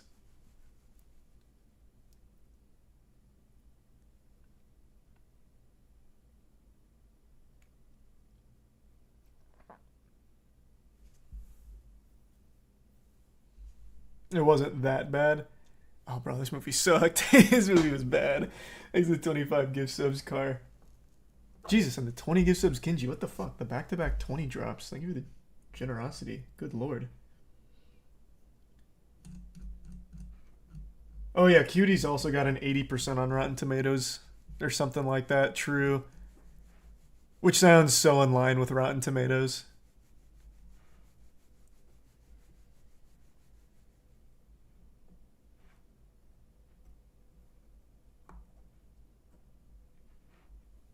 It's the resub New Talk and the Prime Fuzzy. And the resub Kato.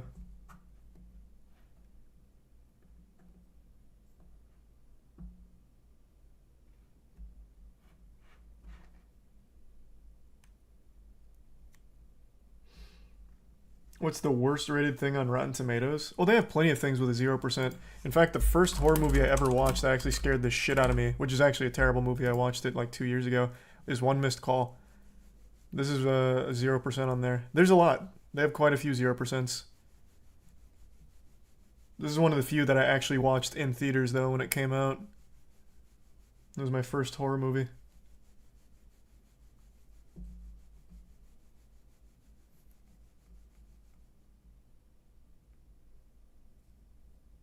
Moonfall? Oh, what did Moonfall get? I don't know if I ever looked at its Rotten Tomatoes score. A 36? I love the audience score of a 70. That should be 100. It should be 100 and 100. Best goddamn movie ever made.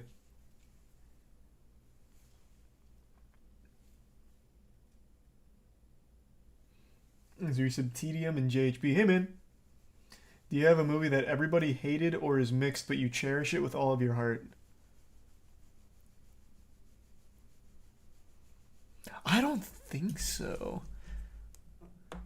The only one that's coming to mind, but I feel like most people liked it, is Alita Battle Angel.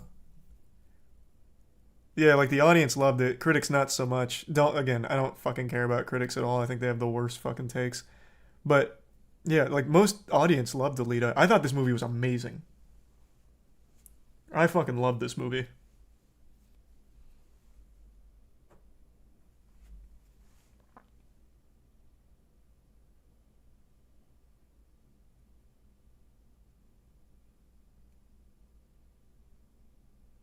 No, The Mummy's one of like the most beloved films of the 90s.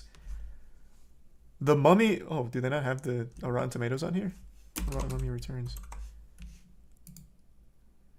Oh, wait, maybe not. What the fuck? A 47. What kind of garbage? Huh? I thought critics loved this.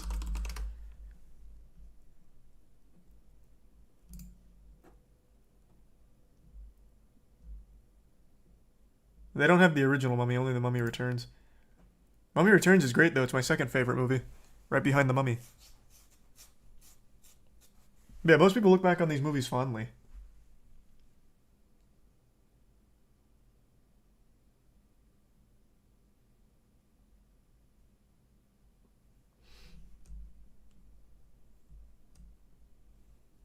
These are some Cornflakes, Squirt, Monstrum, and Tier 1 Bando, and the Prime Abigail and Beef.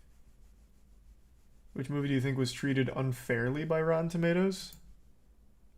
Oh, anything Marvel. Anything Marvel is treated so unfairly by Rotten Tomatoes. They give it way too high scores. Literally anything Marvel. What does Ant-Man and the Wasp have?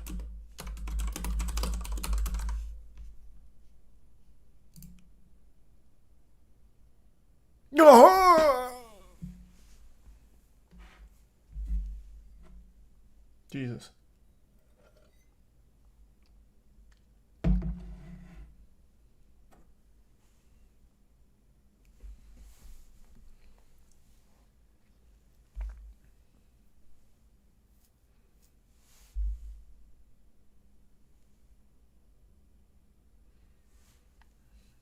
Is a resub Obletus.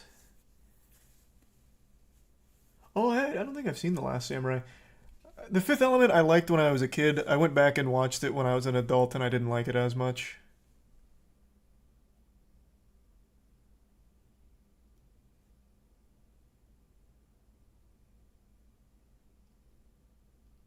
Is a resub Drivo.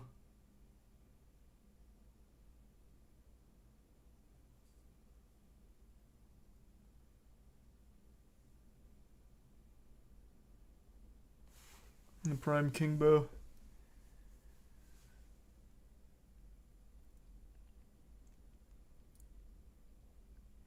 And the resub Salmonella. What's the movie with the Great Wall of China and Matt Damon? Oh, what was that called? I watched that in theaters. I don't even remember why. I didn't even really want to watch it, but I ended up seeing it anyway. God, that movie's such like a fever dream of a film. The Great Wall. I actually don't remember shit about it other than the final fight at the end. God damn.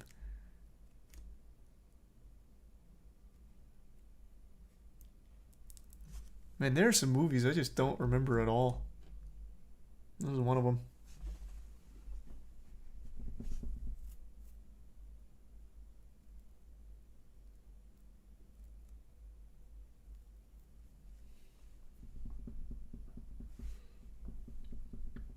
Thanks for the resub, Twitch.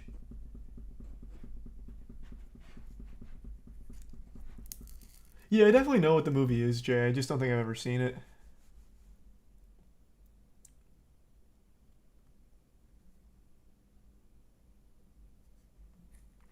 He's the prime son.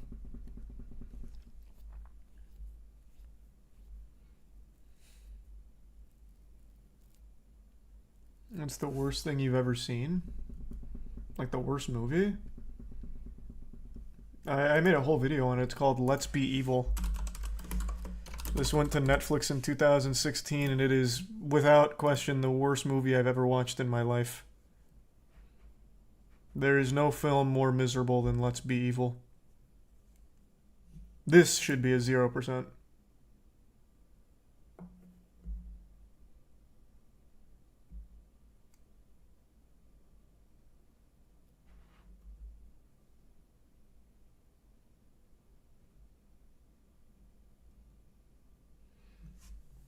What's it about? Bro, I don't even know how to explain it. 3 babysitters get chosen at random to go to the underground bunker to babysit some smart kids because they're supposed to be the future of the world. But then the kids end up pranking the babysitters, and it turns out the kids don't like the babysitters, so they want to kill them. So they do. That's it.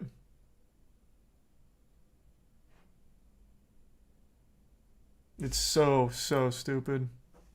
It's so dumb.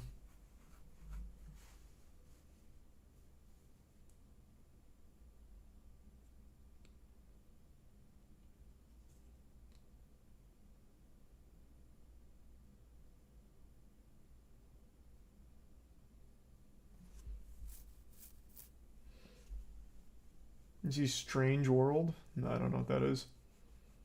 No, that one I have no doubt has glowing reviews, Jay.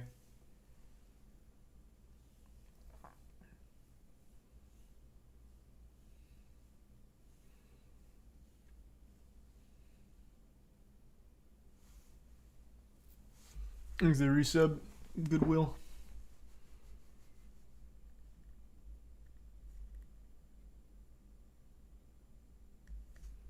Do you watch TV shows too, or mostly movies?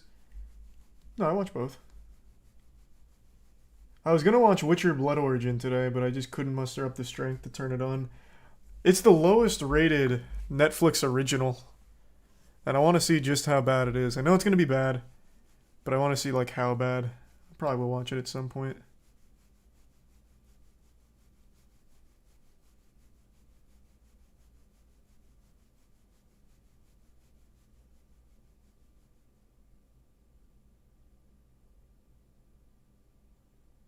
She-Hulk? Oh, I didn't even finish She-Hulk. I couldn't. I couldn't stand it. There's a Prime Cecil.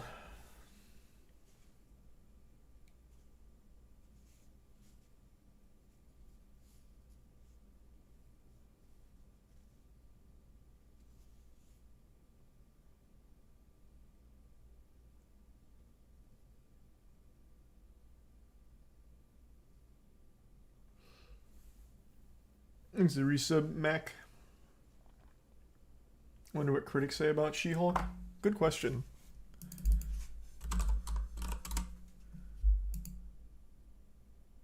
Whoa! Oh my. Well, that's awfully generous.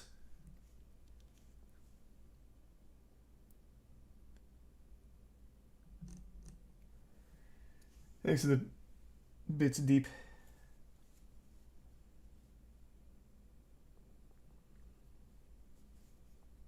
God damn. Thanks to the resub, J Rich. What did Daredevil get? Let's see.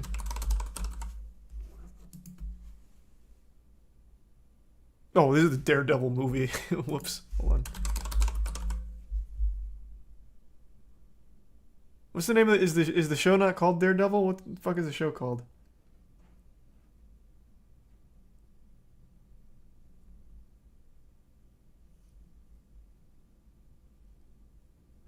Chat not realizing Rotten Tomatoes is just a yes or no rating system. Yeah, it doesn't change anything though. It's called Netflix Daredevil.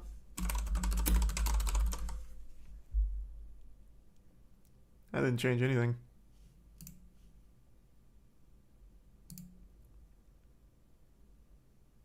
Is it Daredevils? That doesn't seem right.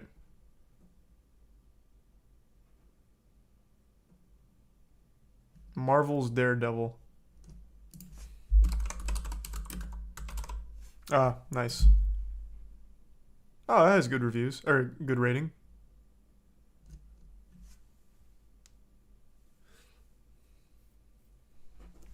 It was right there. Oh, I didn't see it.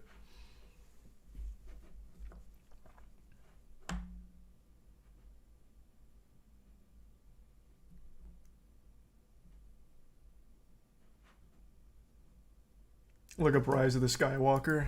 Oh, don't make me do that.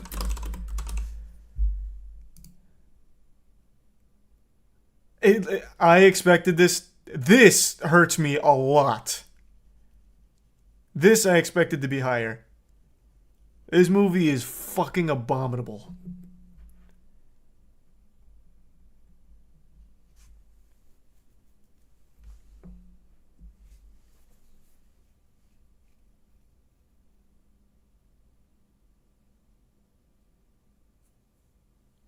Thanks to the bits red and the resub shields. Bots? It had to be. There's just no other way. This is when that whole Raylo fandom was really popping. They had to have just fucking gamified it. I just refuse to believe that. That shit is terrible.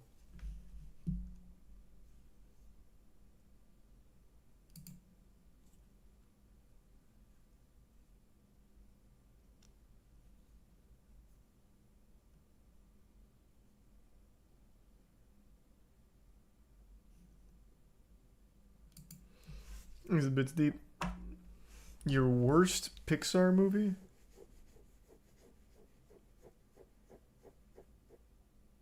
Huh, I don't have to think about it. I don't know what the worst Pixar movie would be.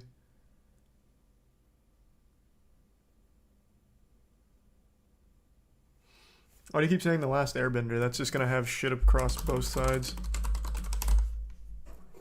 I don't see what the point is. This is... what the fuck? Man, maybe the audience score isn't that reliable for anything. 30%. This had to be ironic.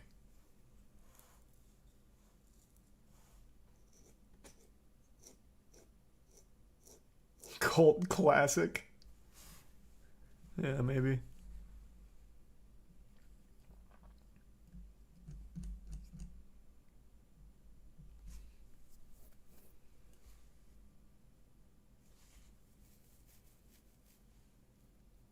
Most reliable movie rating site? I don't use any. I've said this a lot. I don't really put too much stock into reviews for games, movies, or shows. If there's someone I like, I'm always curious what they think of something. So like games, I'll watch a skill up video. But more so, I'll just watch gameplay if I really want to like see it, and then I'll form an opinion when I play it or watch it. Even the moist meter, I feel like it's just, here's what a fucking idiot thought of it.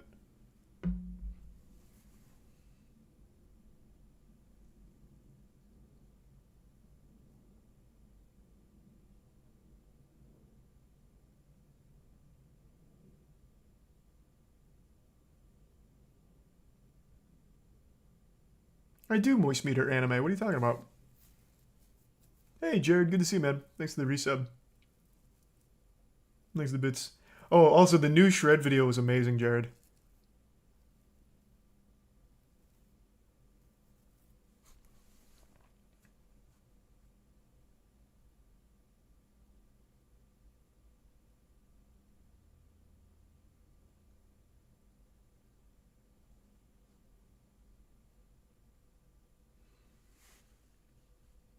IMBD is surprisingly reliable. Couldn't tell you. I don't really bother to check. I do usually like to see like a general audience consensus on something, just out of curiosity. But I don't put a whole ton of stock in it. Thanks for resub slopping and existence in the Bits Odyssey.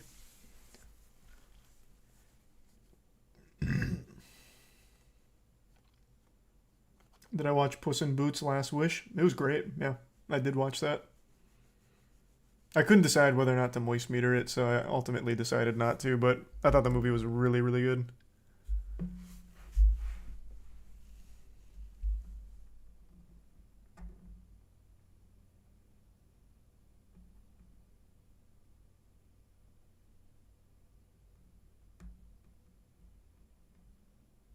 It's good. Yeah, no, like it's actually really good. I mean, even if you are someone that cares about reviews, I'm pretty sure this is getting glowing reviews. Yeah, I mean, that seems about right. It's just really good. Top to bottom. No, I don't have a single complaint.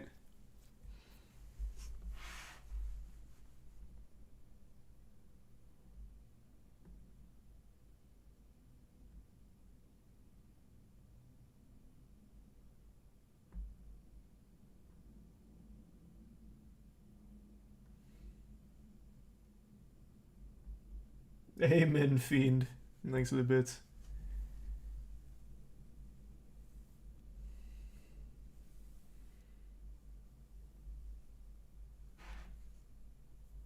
Did you watch the Comics Explained video on Godslap? Yeah, I even mentioned it in today's video. He got demonetized for even showing Godslap, which really, like, that made me sad to see. Because it's super sweet. He gave a review of Godslap issue 1. I don't know when he made this, because it doesn't seem like he knew that issue 2 was already out and everything, which is totally fine.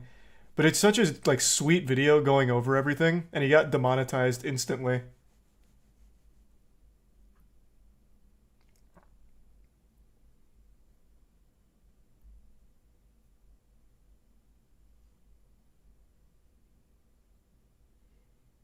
Why?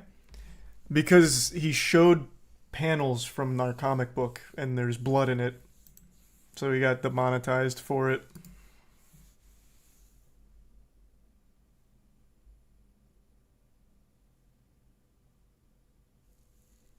They're really, really, really cracking hard on violence. Anything violence. Comic, movie, game, animation. They are cracking down so hard on it. It's crazy.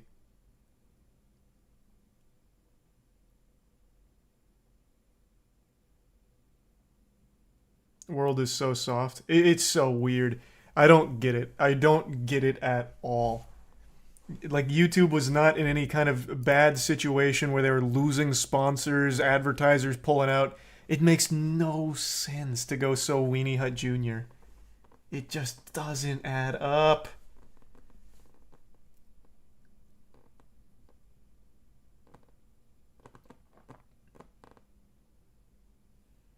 The tier 1 caver.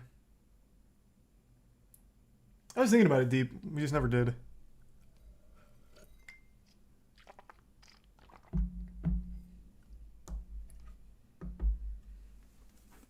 Ooh, thank you for the... Jesus Christ. Fucking generosity. Thank you for the 25 gift subs, Emperor. Good lord, thank you for that. God damn. Just make a YouTube Kids. Good joke. There already is a YouTube Kids. But for some reason, that's coming over to the, like, normal platform for some reason. So, no one gets it. Everyone's confused. Everyone's mad. Everyone's affected. It is what it is.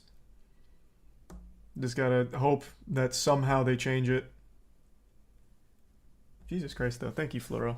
Appreciate it, man. And thanks to Resub Soto and Tier 1 Rebel.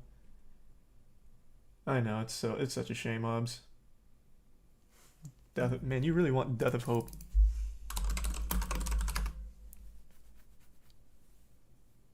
So this is a summary video?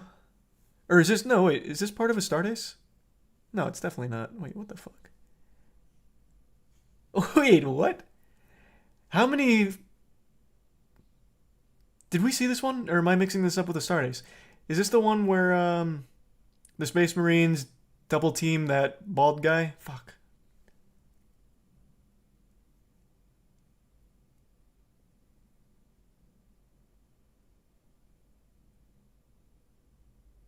No, this is a different one. How many talented animators are in the 40K community? Holy shit.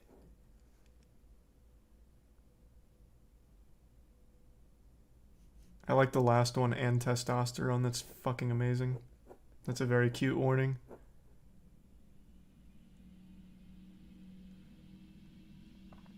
$40K is huge. No, I know it's huge, but just because it's huge doesn't mean there's like this level of talent.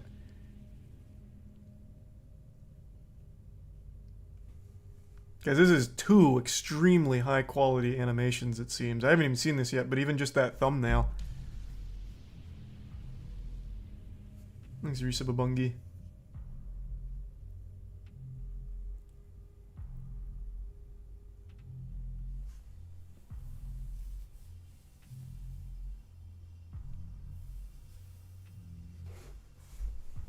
Might have nudity. Well, I'm definitely gonna watch this on my own. I just want to see the beginning here, just to get sold on it. Like I said, I really do want to get into 40K. It seems like such a great universe, but it's so much to take in. Which is why I'm hoping Henry Cavill in his prime show make a great line. He has deluded himself into denying an inconvenient truth. He says that Ultramar no longer burns. He says that we won the war and turned back the Shadow Crusade. He says that we must forge a second empire. Gilliman is wrong. None of this is true. On the crag, he believes that all So this is actually a fan-made animation here that's playing. This isn't like cutscenes from Space Marine game or anything. Convenient truth. Because out on the fringes, farthest from the light, only 2 things are true. Anarchy reigns, and the war for Ultramar isn't over.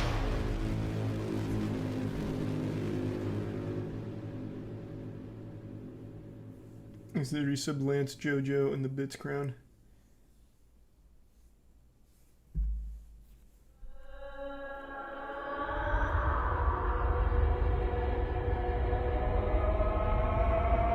God, I just know nothing about the universe. Are these Tindril cubes something important?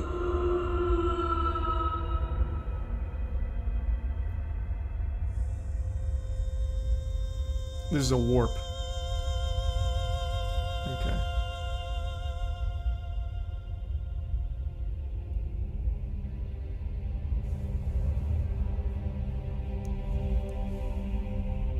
Surrender and your lives, and the lives of those in service to you, will be spared. Turn fire! Surely the 40K team picked up the guy that made this onto the staff, right? Horus Lubakan will win this war. It is written. No, they didn't. You What the fuck? have renounced a birthright. It's not enough. My brothers are dead, and it is not enough. Yeah, I'm definitely gonna watch this whole thing on my own. That looks really good. I'll just look at the trailer though. It seems like a nice bite-sized bit. Man, what the fuck?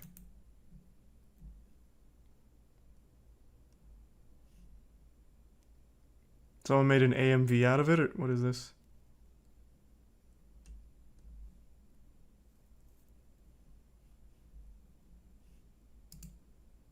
Man, this shit must go so hard. It's age restricted. Well, actually, that doesn't necessarily mean it goes hard. Not with the new policy. Probably just got age restricted.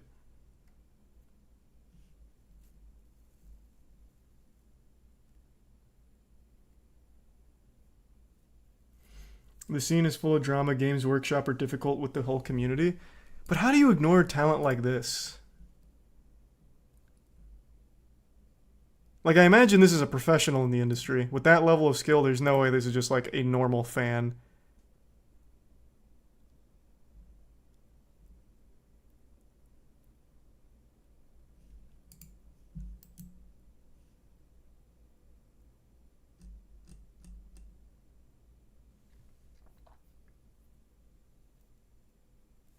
There's the resub Joestar. Yeah, I was just talking about Comics Explained's video on Godslap. It was fantastic. I just feel bad that he got demonetized for it. Just make a YouTube adults. Well, that just sounds like porn. But yeah, I know what you mean.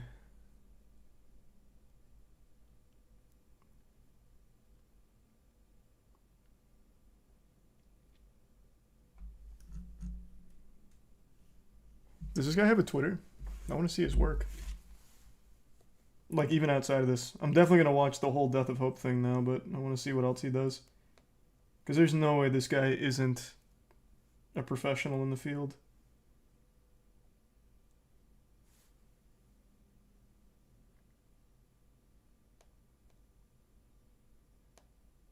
No, not active on Twitter. Damn, fuck. Okay.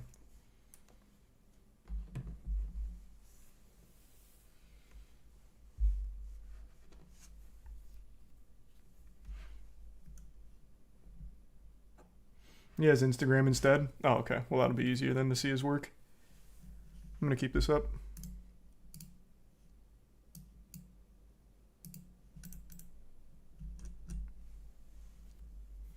Hire him to do God slap stuff. That'd be fucking hype.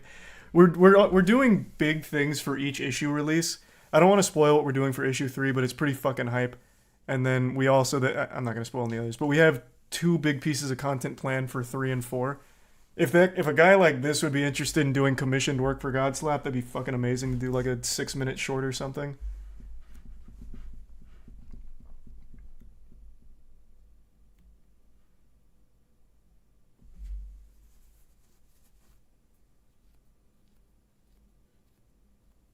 Oh, anything at all, Fiend. Whatever you think would be good. What happened to the Halo guy? Halo VFX, I love that guy. But he's way too good. He's a professional. He's in the industry, and we unfortunately I don't know if we're quite ready for that level. He's fucking amazing though. Out of budget. Currently just a bit unfortunately. Hopefully down the line if Godslap really takes off, yeah. But we definitely do want to. And he's such a nice guy. His work is amazing.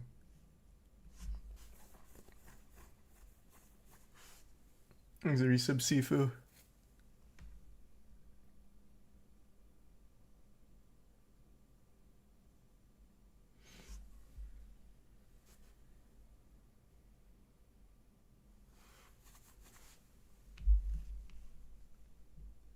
Thanks a bit deep.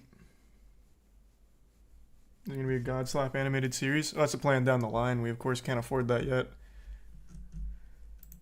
But we still do have that Netflix pitch. Got pushed back from the holidays.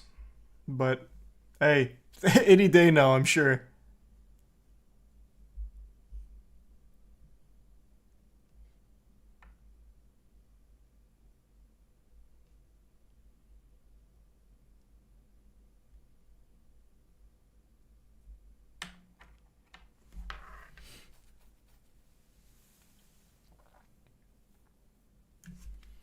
Thanks, resub Isaac.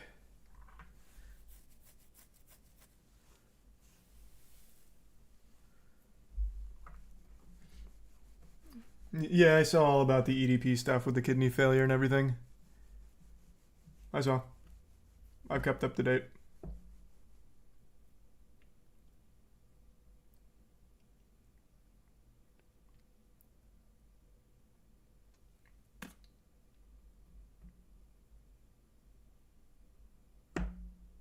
There's the resub techniques.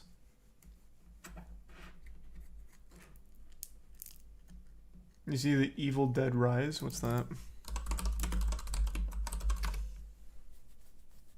Oh, they're making another Evil Dead movie? Does it look like shit?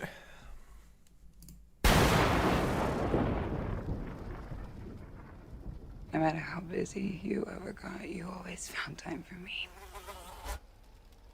I can't believe I'm never gonna speak to you. Don't watch Red Band. Or Red Band. Uh-oh. Wait, why? Oh, tits. Good save. Good save.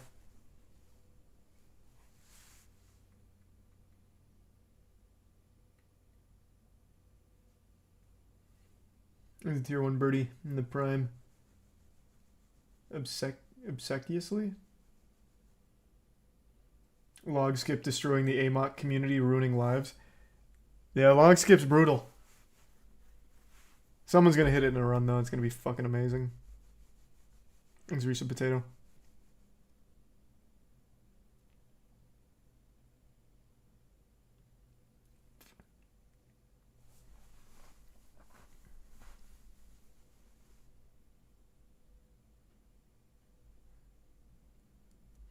Log not good for the game. Why? Because of how RNG it is.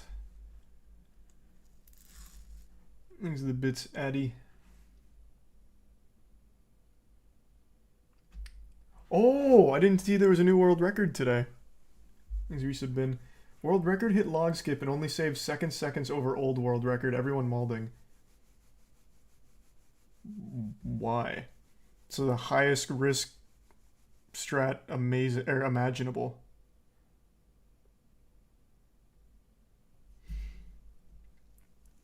Everyone's smashing heads into so the mid-max best players can get beat out. I'm confused. What do you mean? Is it up? Let me see.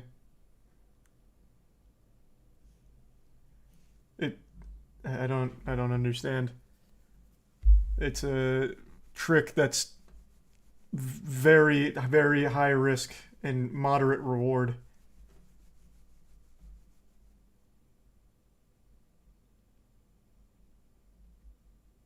The new strats are all RNG. Yeah, unfortunately. It's not like that's the only game in the world that has that. Fuck, I just ran Lego the Hobbit. Half of those VSync launches are RNG.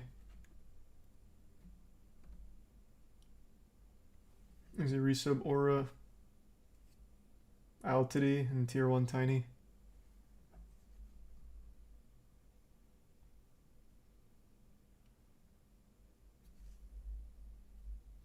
The skip is way worse. What, than the Lego Hobbit RNG? Oh, I know what the skip is. I don't see how it's like worse than... Like, I don't know how RNG can be worse than RNG. It legitimately means random. Like, how can one random be worse than another random? Can we see the skip? Yeah, here, I'll pull up the log skip.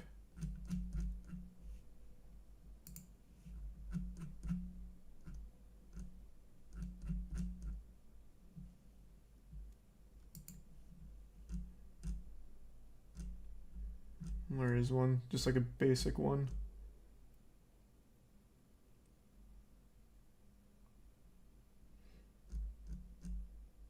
You asking how random work? What? No. I'm saying if it is a random chance, it's still always going to be a random chance in other games too. It is just high risk, high reward.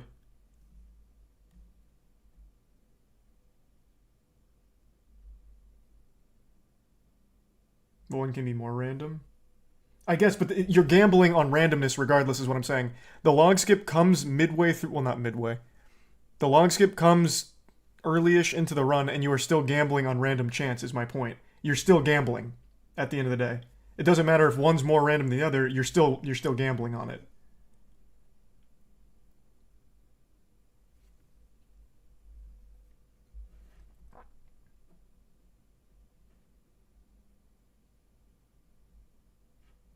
When you want better odds, obviously you'd want better odds. Find something with better odds. I like, obviously you'd want something that has a higher chance of success.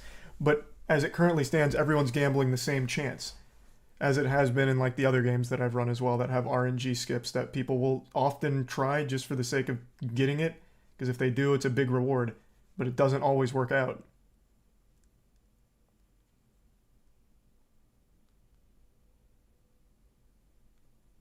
The 2735 is uploading. Okay, I'll wait for that then.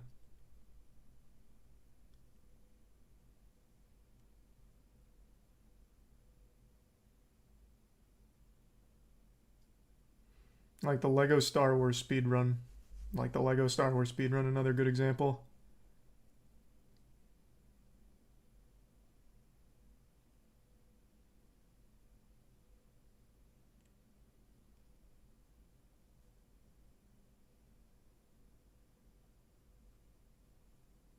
RNG can be 90% success or 1% random at different rates. Very true. But again, you are still just rolling the dice on whether or not you hit it. If it's just true RNG, you are gambling in both instances. It's just one of them you're going to hit more often than the other. Or more people are going to hit it more often than the other. That's my point.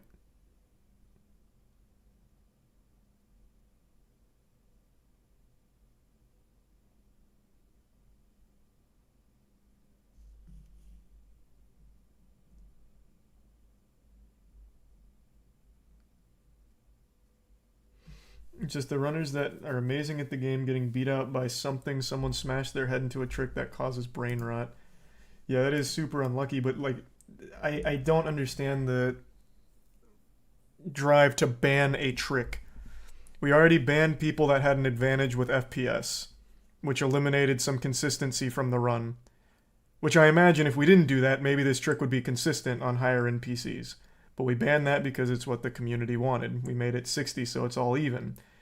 So now we're going to have to, helicopter parent individual tricks as well because it's just RNG and someone got lucky enough to hit it? I don't know. I've never seen that, and I really don't like the idea of it.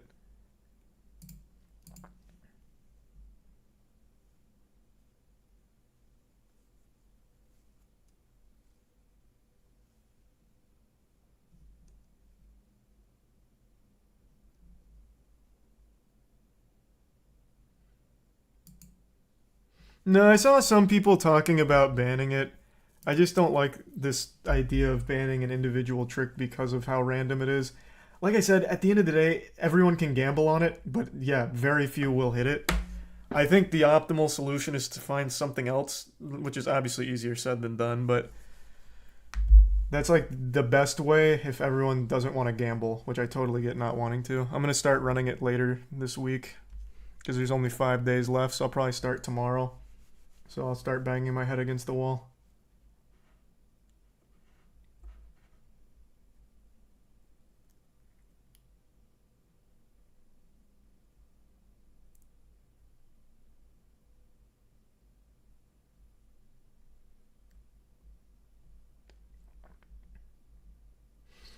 Depends if it's a trick that totally changes the run, the new category and B-order. No, that only happens if it's something like a warp. That fundamentally changes the entire thing. This is a single trick in the run. A warp changes like the entire game because now you can do everything completely in a different order. It's a whole different game.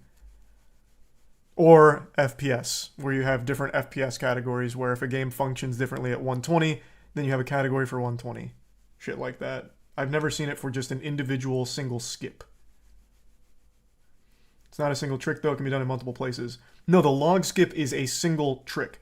The launch is already used in another place. Cock skip. Like, the launch isn't what they're talking about banning. They're talking about banning the individual log. Oh, I'm definitely going to keep doing it, Jesse, for sure. Hopefully the next one's a little more free-flowing. I would have never expected a game like Amok Runner to have checks, objective checks. So I really thought there'd be sequence breaks, which there hasn't been, which would have solved everything.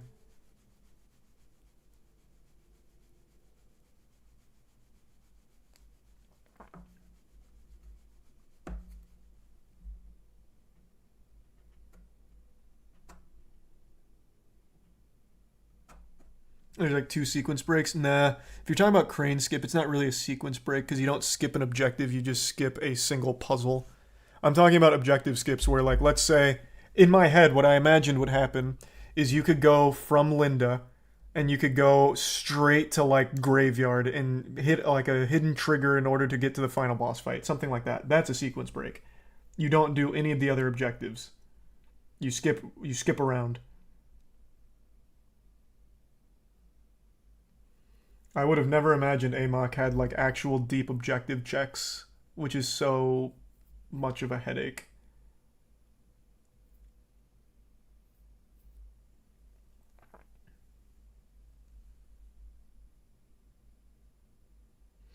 checkpoint checks make the min-maxing so sick. No, you're not wrong. Like, it's goofy and fun, but it leads to such a giant headache because now when you do theorycraft a really good idea... For example, I think it was 2 days ago in Speed Tech, someone actually did theorycraft a really good car teleport that could skip so much, but unfortunately it didn't work because if you skip the puzzle, it won't load the basement. So it couldn't work. Where something like that would be really cool to be able to use the car teleport that way.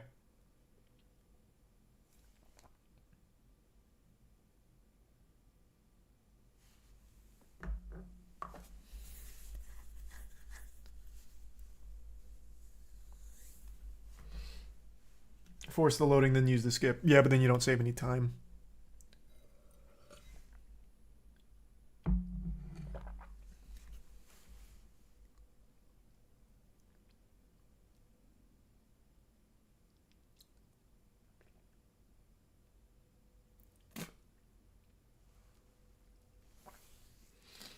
Yeah, there's 5 days left. No, there's no rule changes or anything. Absolutely not.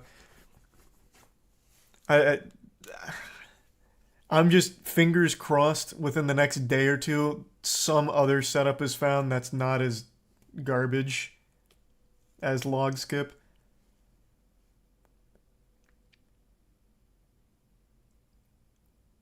Though I'm not hopeful. In the future, though, I am absolutely putting a bounty on, like, the biggest time save glitch finds. 100%. Incentivize people to, like, actually go super hard in finding crazy tech. So that'll be on top of the... Well, that'll be in addition to the prize money for first place. He's a tier 1 Frady and the resub CTR and Wavy.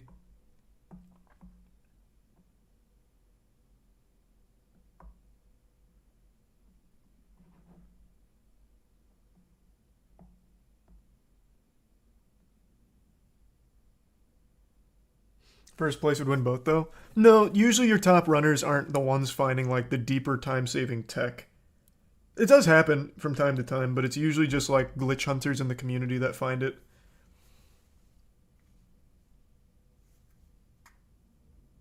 You think people are sitting on crazy skips waiting till last day? No. In fact, I know they're not. I've made it very clear strat hiding is not accepted. If someone is, and they submit it, I'm just extending it so that way everyone has a chance to run the new skips.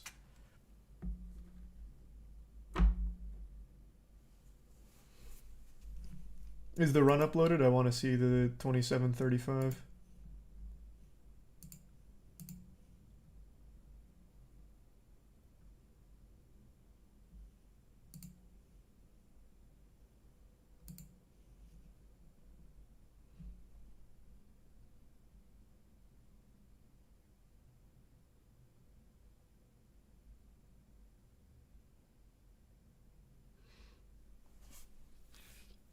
How would you identify that? Oh, it'd be super easy. If someone submits a run that's like fucking 2 minutes faster than all the other ones and it uses some new glitch, voice crack, new glitch that's never been talked about, seen before, or discussed, it'd be very obvious that this person found it and squatted on it. Strat hiding. That's douchey. Anyone streaming it right now? There's always people streaming it. Distortion's done like 3 16-hour days. Ouija did like a 35-hour stream. There's always people streaming it. I'm always watching it. Thanks to give Subrayo and the resub model and the Prime Rogero. I didn't really watch any today though. I was actually out most of the day.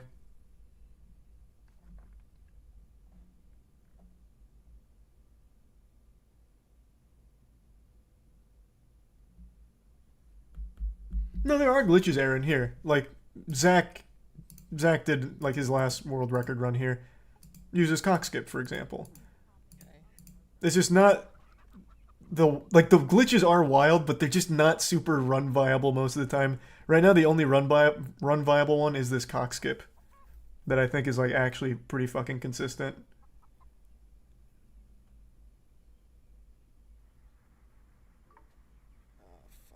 But there's so many glitches in this game. It's just that fucking checkmark system with the objectives that makes it really hard to be useful. Cone skip is consistent now also. Is it? I didn't know cone skip was consistent now. That's news to me. I must have missed that one.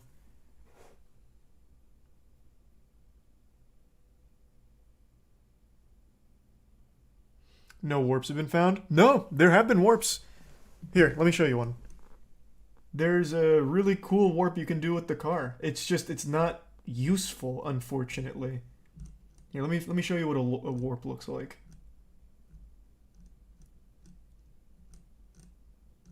I wonder if it's too late. It probably is too late to put a bounty on finding like a crazy glitch now, because then retroactively it should go to whoever found the launches.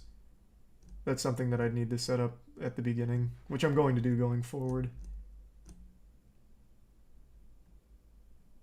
He's resub funky.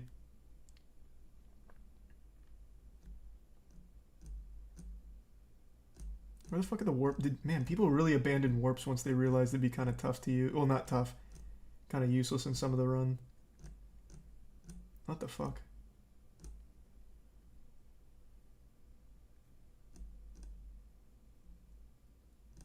True. In this case, it'd be whoever found the fisherman launch would get the reward. Oh, here we go. Teleportation. So what you can do here is you can make the game think you're stuck by holding space and then wiggling W and S. And it makes like a little checkpoint system. So then when you get to another position where you're like stuck and you do that, it just teleports you back. So like in theory, that could be a huge time save, because you can warp back and forth. But unfortunately, they haven't found a way to make this be like a legitimate time save.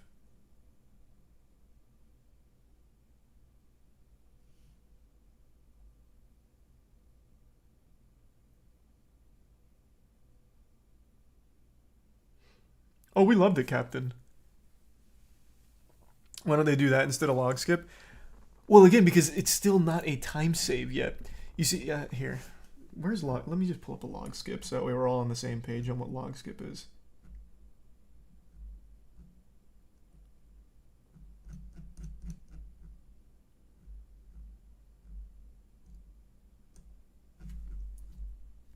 Where's a good one in here, Jesse, if you're still here?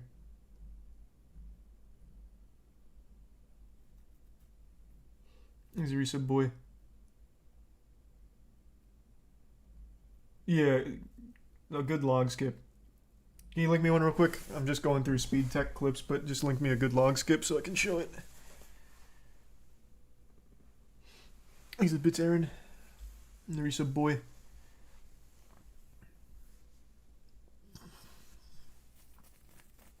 Oh, here we go. Thanks.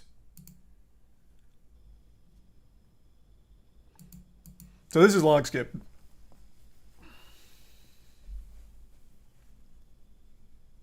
There's a resub mouse.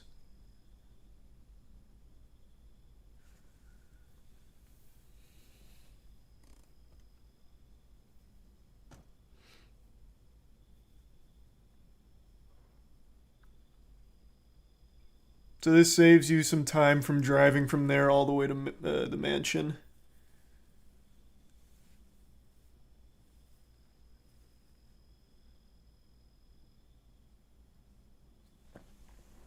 Thanks, a resub tanker.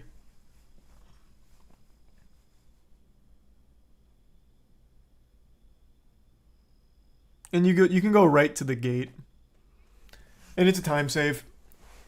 So you'd use log skip over the car warp because you go right to mansion as opposed to going back to the house where you'd still have a lot of driving to do.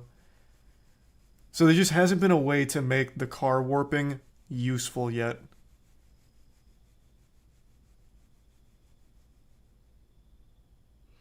In order to get the log skip, you need to do cone skip as well.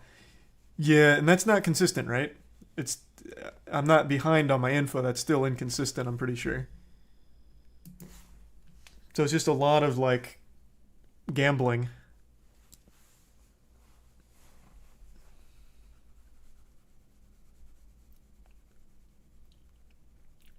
Thanks, the resub, or the prime soy. Playing skip is better. I haven't seen playing skip.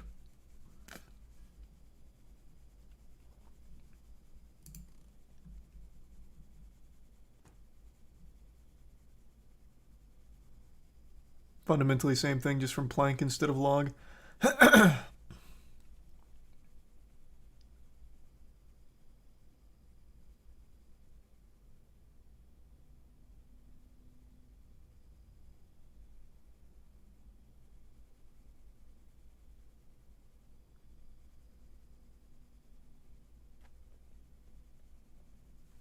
There's some phase.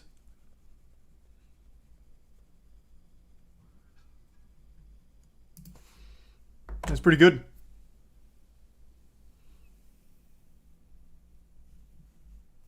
What game is that? Amok Runner. Yeah, it's the my speed run bounty for 10k. Thanks for resub Warlord in the Prime Hell.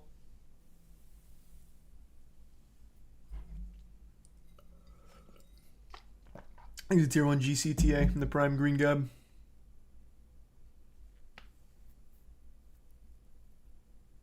Hard to believe that shit only saved 7 seconds. I thought it saved more. 7 seconds doesn't seem huge to me because I still really do think there are just bits and pieces of time saves even with current route. But then again, I'm pretty sure Zach got like a 2742 and it was damn near perfect. So maybe I'm just wrong.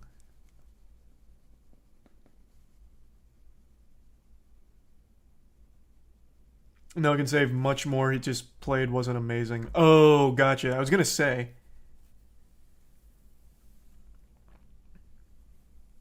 Distortion, hitting cone skip, super consistent.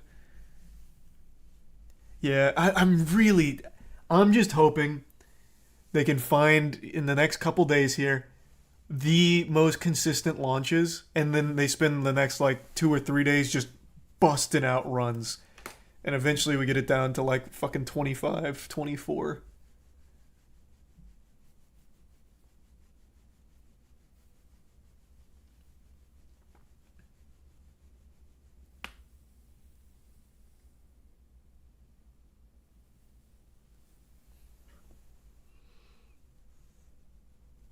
I've been happy with Amok Runner as a speedrun game. Yes and no. I think it's extremely entertaining that a game as wacky as Amok has so much going on with it. And it's like almost an anti-speed game because at every possible avenue, it tries to be slow. Like this game wants to be slow. It has a checkpoint system with its objectives so you can't sequence break. The car speed is fucking awful. The movement speed is sluggish. Combat janky and slow. Everything about it is slow. So to do it fast is so goofy. And the glitches are really enjoyable. It's just so RNG.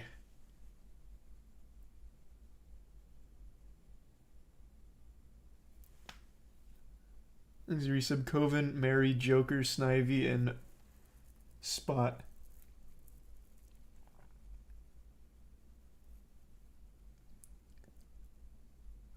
Jesse, what do you think would be the biggest discovery right now? What would be the biggest time save? Setting aside consistency and everything, what would legitimately be the biggest time save?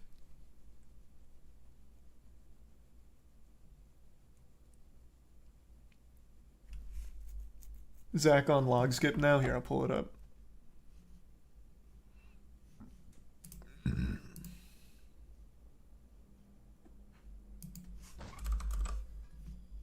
What the fuck? His name's not the first one that comes up? Goddamn.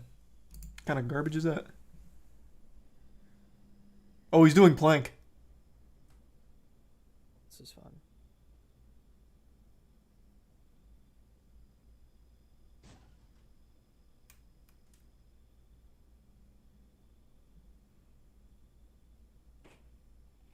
Okay. Letting it rip. Oh no, that won't do it. Yeah.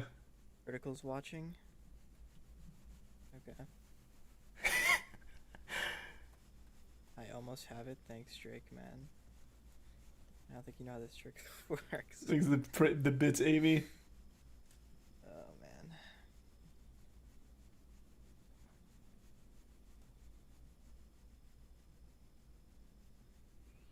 Is Distortion doing it at a runner practice right now for plank?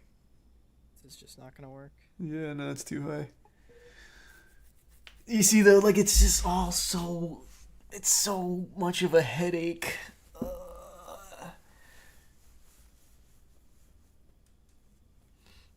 It's not pronounced amok. In the game, it's amok. It's not amok. In the game, it's amok. Marshmallow. I just call amok because it sounds cooler to me.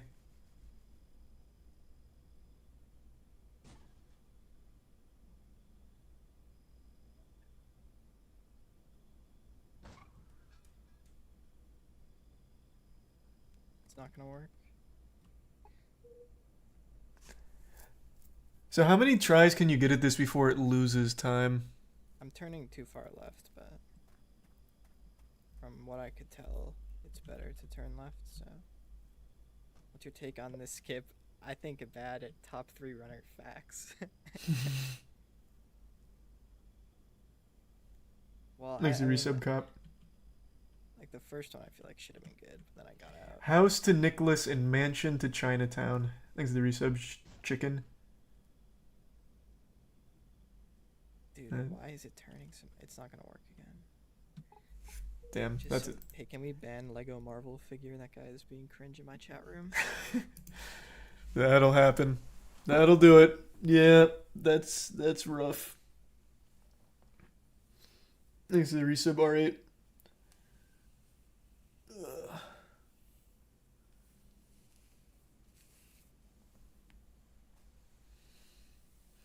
It was the fastest run. It was Zach, but apparently another runner just got a faster one because of log skip, but it's not posted yet.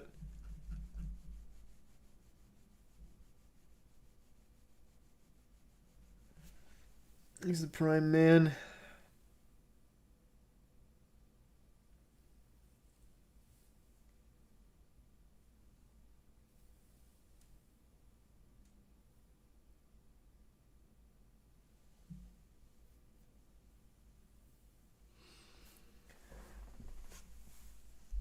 So a mansion, yeah. I don't know. Would it be worth it to try and put like a bounty on those two in particular? I don't think it would. I don't think it would change anything. It's not gonna somehow magically make it work. I don't think we'd have any new faces find it. I think we'd still just be banging our head against the same wall. Plus, then it's gonna get into an argument of this theoretically would work. So then it need to be really particular, like you need to find one that is actually run viable. And I don't see that happening. Is there resub cantaloupe?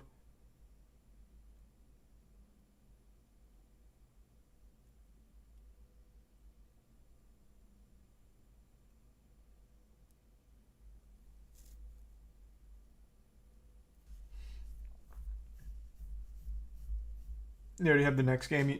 Do you already have the next game you're putting a bounty on in mind? No, not yet.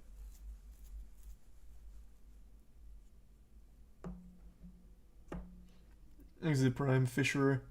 Almost 500 runs submitted. This is the the third most ran game on fifth most active game on speedrun.com, man. This shit's been popping.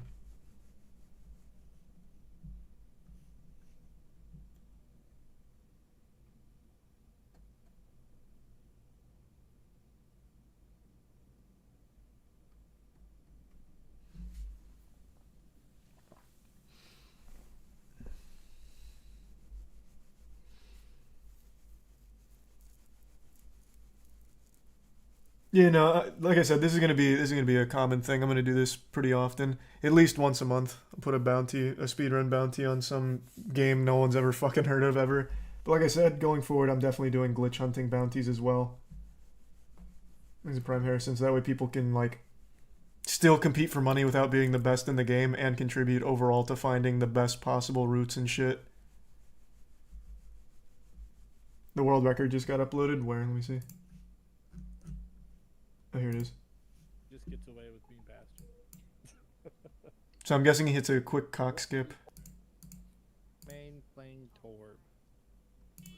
Honestly, I'd rather play fucking the moon map than Busan. Holy fuck. Why is it so quiet? Moon map is pretty great. I wish the outside was more yeah. Okay, sorry. I mean, It hasn't even processed high quality yet.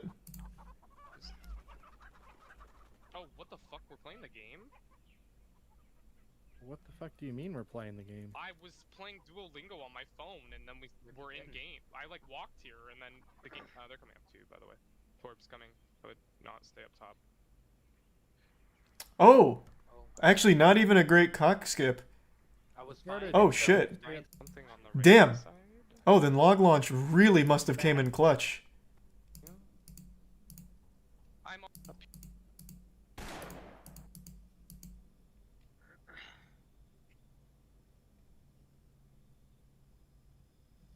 Jordan has 15 kills because he puts down a turret and does nothing. It's so fucking stupid. Our friend's just playing Overwatch in the call.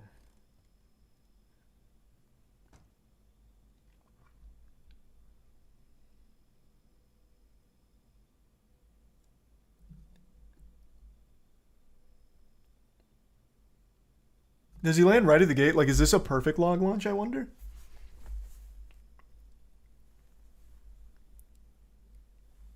Oh, we got them into overtime now. Believe in you. Keep going. I believe in you. You're there. You're there. Going. If you close your eyes. Keep it tight. Keep it tight. Keep it consistent. You got this. Oh no, he went pretty far away actually. Believe the same. Oh, and he's got a hang up. God damn. Holy shit, yeah, that'd be able to save you so much time to hit that with a good cock skip into that. Okay. Yeah, and this is still faster. Number 1 in the world, 10K richer right here. He is the first one to hit it, so yeah. Your name's gonna be with the greats. God damn, okay.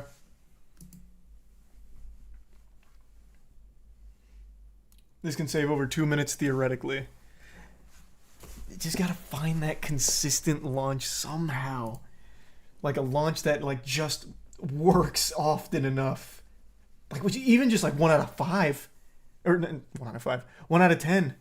Fucking 10% we take that.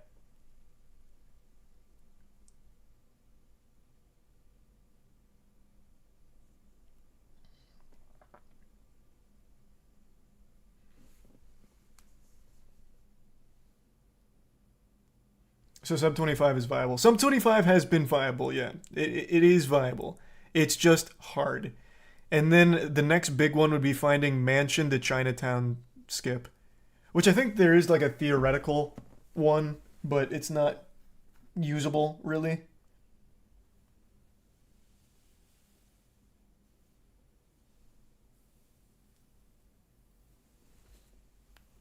He's a prime brogie.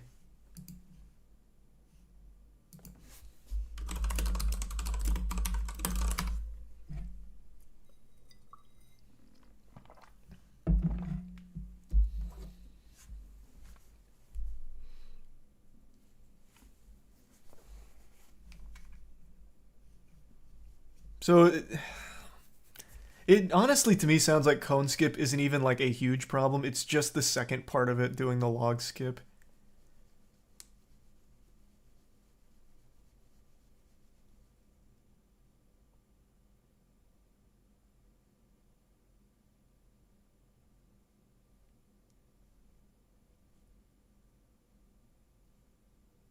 Just heard this man's whole digestive tract. Oh, do you hear all that sloshing?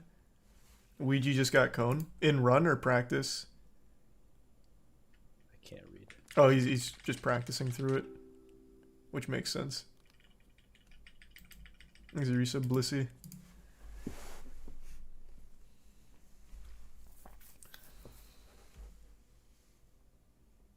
It is a run? What? Where? I didn't see that. Oh, it's at the bottom now. Wait, what? Wait, has it always been at the bottom? Am I a fucking idiot?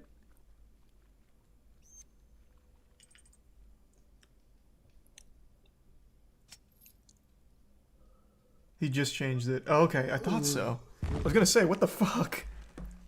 I've watched so many AMOC runs, and I never noticed it was at the bottom here for Ouija.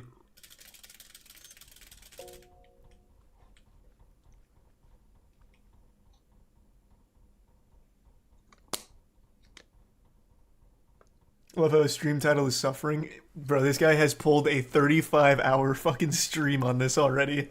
He's going so hard.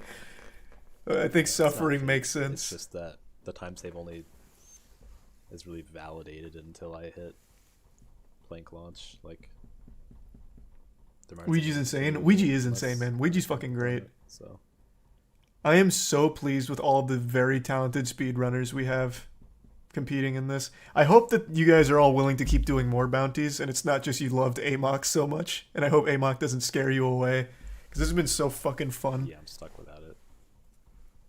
You need a launch to get out. God damn it, dude. No way. No way.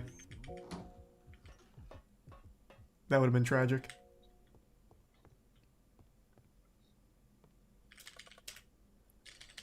Alright, dude. Thanks. Like fucking annoying. Thanks for the resub, Bissy.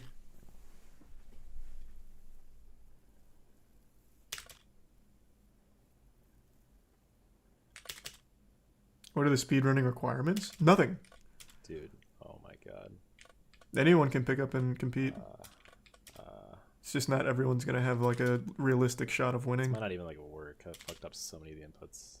Okay, Jesus Christ. I lost so much time there, dude. If he hits log launch, it's still world record by a fucking mile, though. I wonder if he's gonna do plank or log.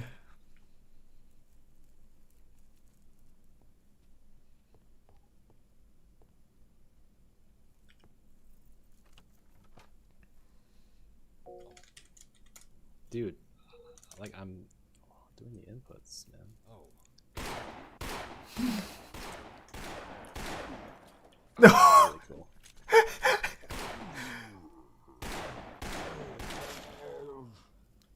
Alright, whatever. Has the developer said a word about the event? Oh, developer's like a big W, honestly. So let's go. He made a post in the Discord saying he's not going to patch the game. At least not That's till just after the not- competition. Like, there's no fucking way I get in this car. Oh, no. Oh, what the fuck? I got an idea. Can't you shoot the car and fuck its physics? I've seen that used before, but maybe that was just a one-time thing. This is a really smart plan. He's going to get on top of the car, and he's going to try and run off it, and that's going to move the car because it has crazy physics on top. With a shot. No. Oh, there's a wall. Oh, you don't have the gun after that? Oh. Could he have shot it during that? Fuck! I was really hoping to see it.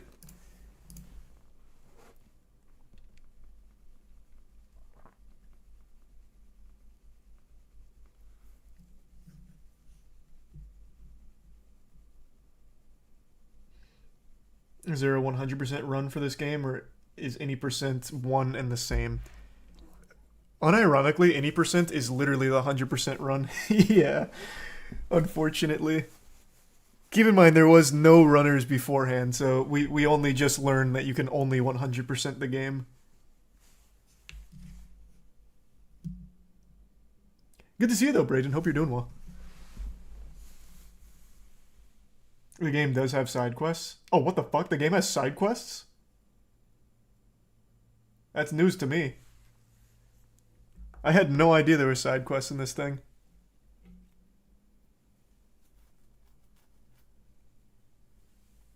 Are you wait, are you fucking sure? Because I went into the files itself and there's only like 18 total objectives.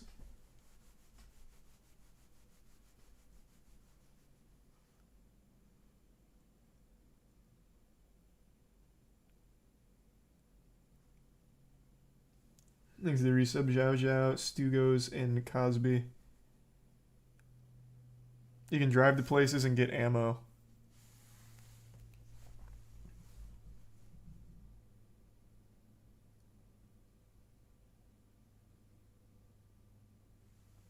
And the Prime in Ozima.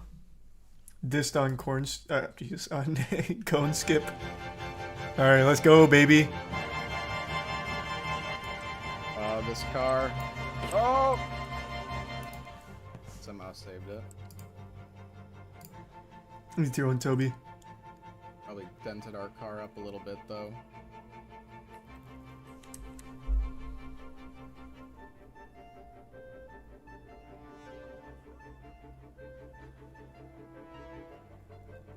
Is that the max speed? Yeah. Yeah, it is. Coming through. Hey, Oh! dude.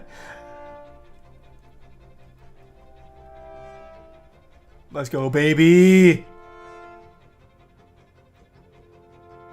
Show me a good cone skip. Chat hasn't seen a good cone skip yet. Come on, baby.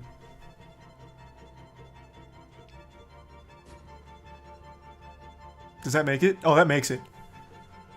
That makes it. Yes, sir!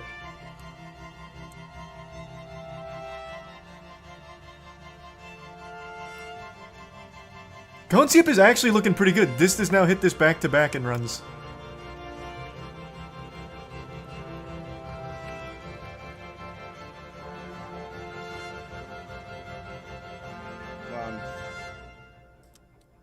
Oh my god. I can't get in now, can I? Please, don't. Oh my god, why? Amazing.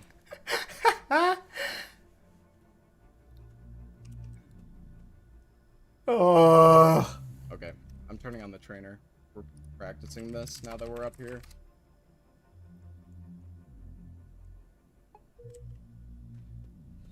God, that's so fucking sad. Thing's a bit psycho. I think there's I'm gonna try to find a way to save this. Why did I get out? Because I want. Okay, so my idea is to get out and then use the map to push the car into the checkpoint. Because driving this car off the ledge is absolute fucking garbage. He's not wrong. It actually is garbage. From everything I've seen, it looks fucking miserable. I didn't know you could push it with the map out, though, like that. I thought that'd still launch it. Does it not? Anyways. Thanks, Resub Psycho. Maybe it's copium. Of course I'll be streaming the ALGS in February. It's the major, baby. Moist Esports.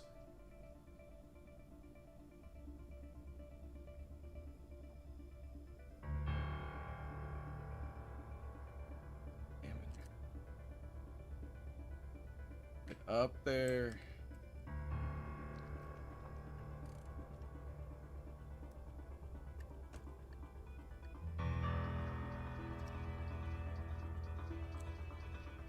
See, like, that's what I thought would happen every time. Can you just gradually move it over the, over that wall? Not quite.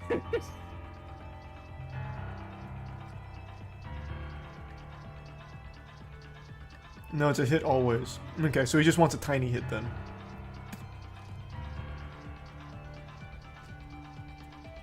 Okay. Interesting idea. But yeah, driving that from there I know is tough. Thanks to tier 1 Toby. Yeah, I've seen some of those train. Went down the rabbit hole a little bit.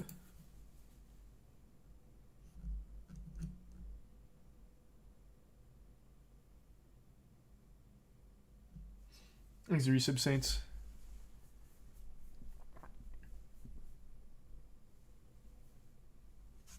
And the bit snert.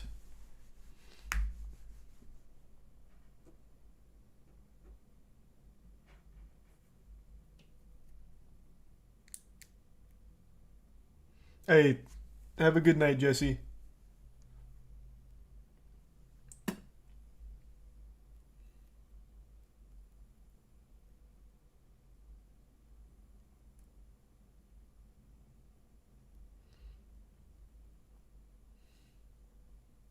I know that happens to some quite a few channels train that we saw. Thanks to Prime Booker. No one will ever beat Zach. No, someone actually just got a new world record because they managed to land a log skip in run. So it's all about that log skip right now. Thanks to tier 1 mystery in the Prime. H.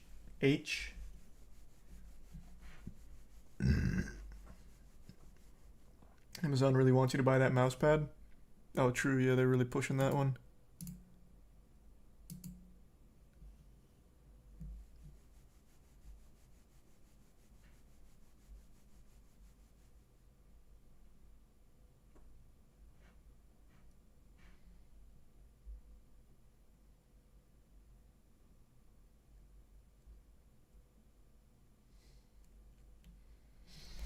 Have I seen Red Notice? No, I haven't. I do know about it though. Oh, right. I actually did want to see that from Atozi. I was gonna bring that up because I wanted to hear more about the TikTok investigator. So, which TikTok investigator is this? Because I don't remember. I know one of them was trying to find the University of Idaho murderer, and they accused their professor. And then apparently there was another one that used tarot cards. Or is there only one? Are they the same person? I'm just mixing it together, thinking that they were separate. I think it's a bit psycho. So it's just the same person? Okay. Alright, let's ride. I feel like the actions of the person that we're covering in today's video are some of the dumbest, most insensitive I've seen in a long time. And they are all by a TikTok psychic by the name of Ashley's in the Book of Life. So brace yourself, because today we're going to be getting into some single-digit IQ actions. Because the actions of this TikTok psychic... I'm sure he'll set the stage, but just in case anyone doesn't know, TikTok investigator made a claim that they found the University of Idaho murderer responsible for the death of those 4 students. And they said it was their professor. And when, you know, asked about evidence, and the evidence they presented was tarot card readings, I believe. So, you know, not the most bulletproof of investigations out there. But yeah, who's to go against tarot cards, right? You'd be a fool to bet against the tarot cards. But you know how that story played out? The actual killer was caught, thanks in part to a Reddit post that they made. And now I believe this lady is getting sued. Disrespected dozens of victims and ended up getting her sued for a lot of money. And it all started with the tragic mass stabbing in Idaho. This happened a few months ago, and similar to other large news stories, kind of like the Gabby Petito, a whole bunch of TikTok psychics came out of the woodwork saying, "Oh, I've seen what happened. I know this happened. Let me throw out a bunch of wild ass accusations." Because why not That's jump TikTok, on this baby. bandwagon to squeeze some attention out of this tragedy? But this TikToker by the name of Ashley, she started creating some pretty unhinged TikToks claiming that she knew who was behind all of this. And this is with zero proof, just visions. So disclaimer here. Hey, and look how far Raven got with those visions. I wouldn't be shitting on that so heavily if I were you. You never know what she might envision next.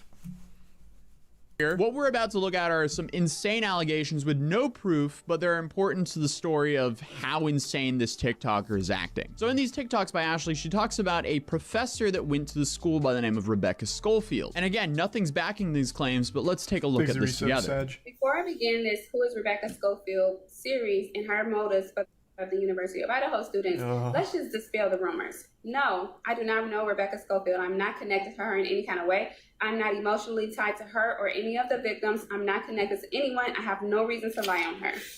No, But then, you know what? Who am I to chime in so early? She's still going over the process. I'm sorry for the interruption. I did not just see her picture and name on the University of Idaho history page and then automatically feel it was her. This is not a feeling. This is knowledge. I have no feeling. Knowledge from where? I did a reading when I saw Rebecca Schofield on the history department's page on Rebecca Schofield and her connection. Pardon me, detective. Wasn't one of the first things you said, I didn't just see her on this university page and start accusing her. And then immediately your process is, so I saw her on the university page and I decided to do a reading. Well then. This is quite watertight knowledge we're gathering here. Please continue to cook, I'm sorry. I also did readings on some of the other people and their connection to the University of Idaho. Oh man. What came out on their reading is how they responded to the crimes and how they were feeling about it. What came out in Rebecca Schofield's reading was how she implemented it, how she planned it, and why.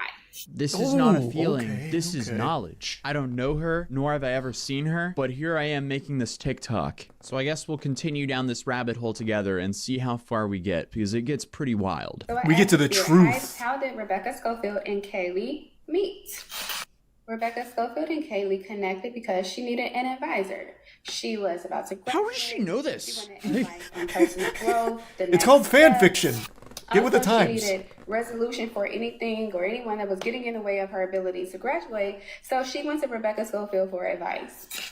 So initially they met on an advisor mentor basis. So then as the God, the amount of relationship- She's getting cuts is sued over this, frustrating. by the way. This is why we're covering this.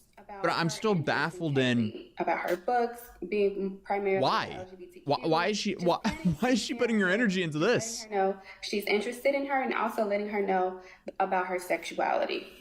During this time What? What is period, that? Rebecca Schofield Oh my god, this is so much longer than I expected. I thought she just did like a single tarot card reading. It's like, look at this.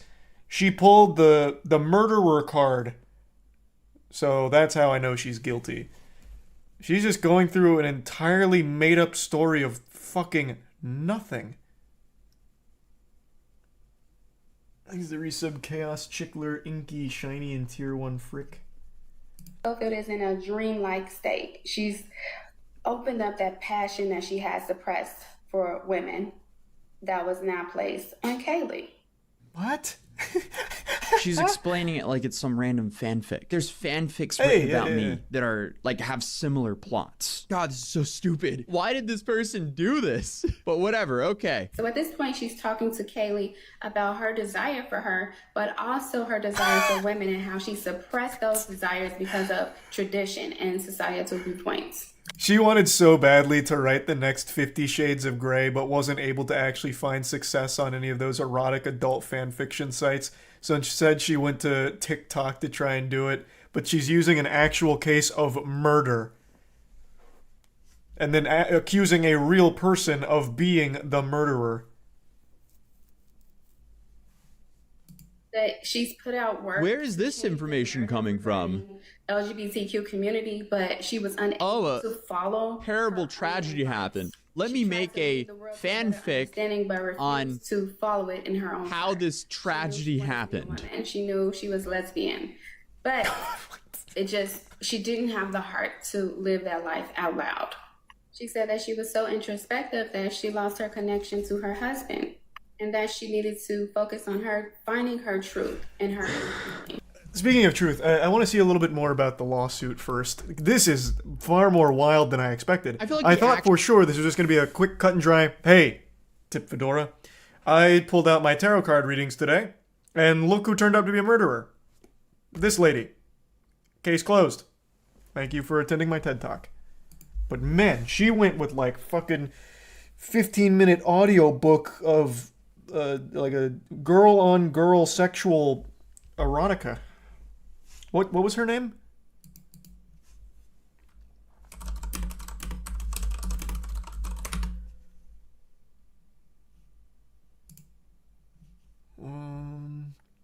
What's her name? Okay, someone in chat just tell me this article doesn't have it. Warlock Holmes. That's pretty good. I like that. That's cute.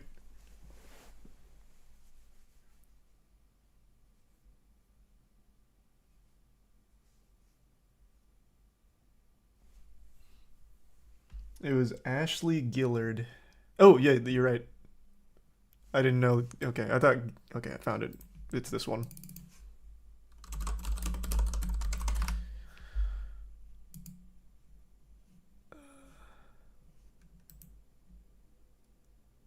Where's more on the lawsuit?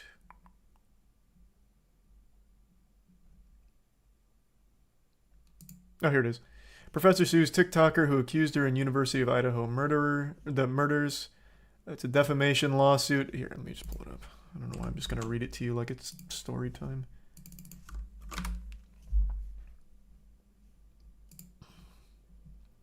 In the murder of 4 college students.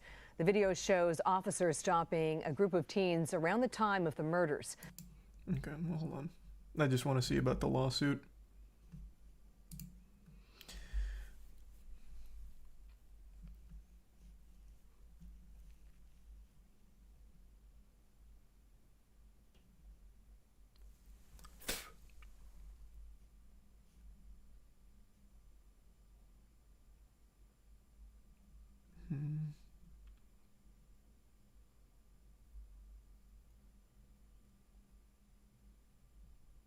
Has she not said anything like public? Hold on, let me go to her TikTok. Ashley is in the book of life.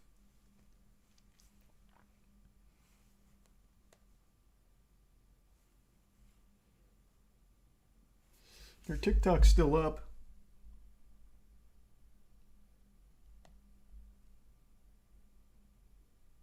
Is she doubling down? How old is this? This is 6 days ago. She's in here. She's still going. Rebecca Schofield, not the murderer, by the way. Just a completely random person she did a tarot card reading on. Rebecca Schofield's alibi, part 2. Murder of 4 University of Idaho students. This would still be after they caught the real murderer. And she's still going. What? Evidence to prove that Rebecca Schofield planned, initiated, executed, and ordered the murder of the 4 University of Idaho students, part 2. It seems to be an impossible task set before me. Because it is. You did a tarot card reading. It is an impossible task. This is after they caught the murderer, though. Regarding the negative commenters, this include the biased news media misquoting me, saying lies, and trying to paint me in a negative light. Personally, I'm not giving them any more of my energy or attention. It used to be fun because it was fresh, you know, and I laughed at it. Didn't take it too seriously. But they keep saying the same thing because they lack creativity. They lack spirit. So they don't have the creative mind to say something different. You accused an innocent elderly woman of being a murderer. What do you mean creativity and having fun with actual dead college kids and trying to pin it all on just some lady? Oh my god, what the fuck? The lack of remorse. The lack of shame. So I'm bored with them. Therefore, I won't be responding. But if you want to respond to them, so be it. I just don't think they're worthy of my energy or yours. Just think about it. These people wait till I post just to say the same thing over and over. It's demonic.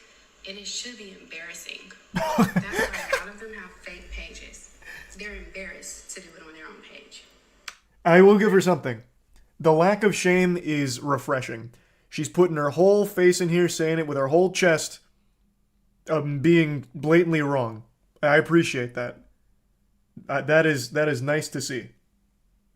But y'all know what? It's light at the end of the tunnel because this is showing a pattern. The murderer is literally arrested while this is being made, by the way. The murderer is arrested at this point. This is 5 days old. The murderer got arrested 6 days ago. 6 days ago, I believe. Let me see. When did they get the murderer? Hold on, I don't feel like changing the screen. I think it was 6 days ago, right? Might even be 7. But regardless. At this point, it's obvious. Rebecca Schofield silenced Kaylee through her ex. She wanted to silence me, so she contacted my ex. She needs like a legitimate psychiatric evaluation.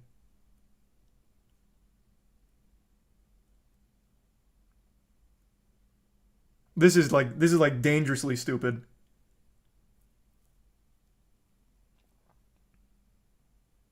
Not confirmed though. It's as close to confirmed as it can be so far.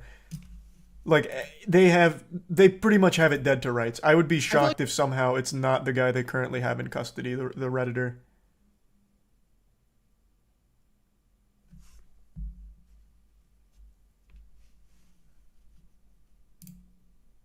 Holy shit, this is actually nuts. I thought for sure she'd be like, oh, it looks like I may have been wrong. The tarot cards were off. Like, try and save some face. But she's just doubling down on it.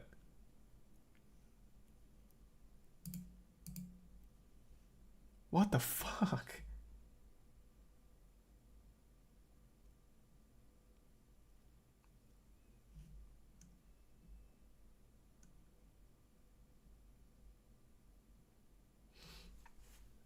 Hey, Jacob.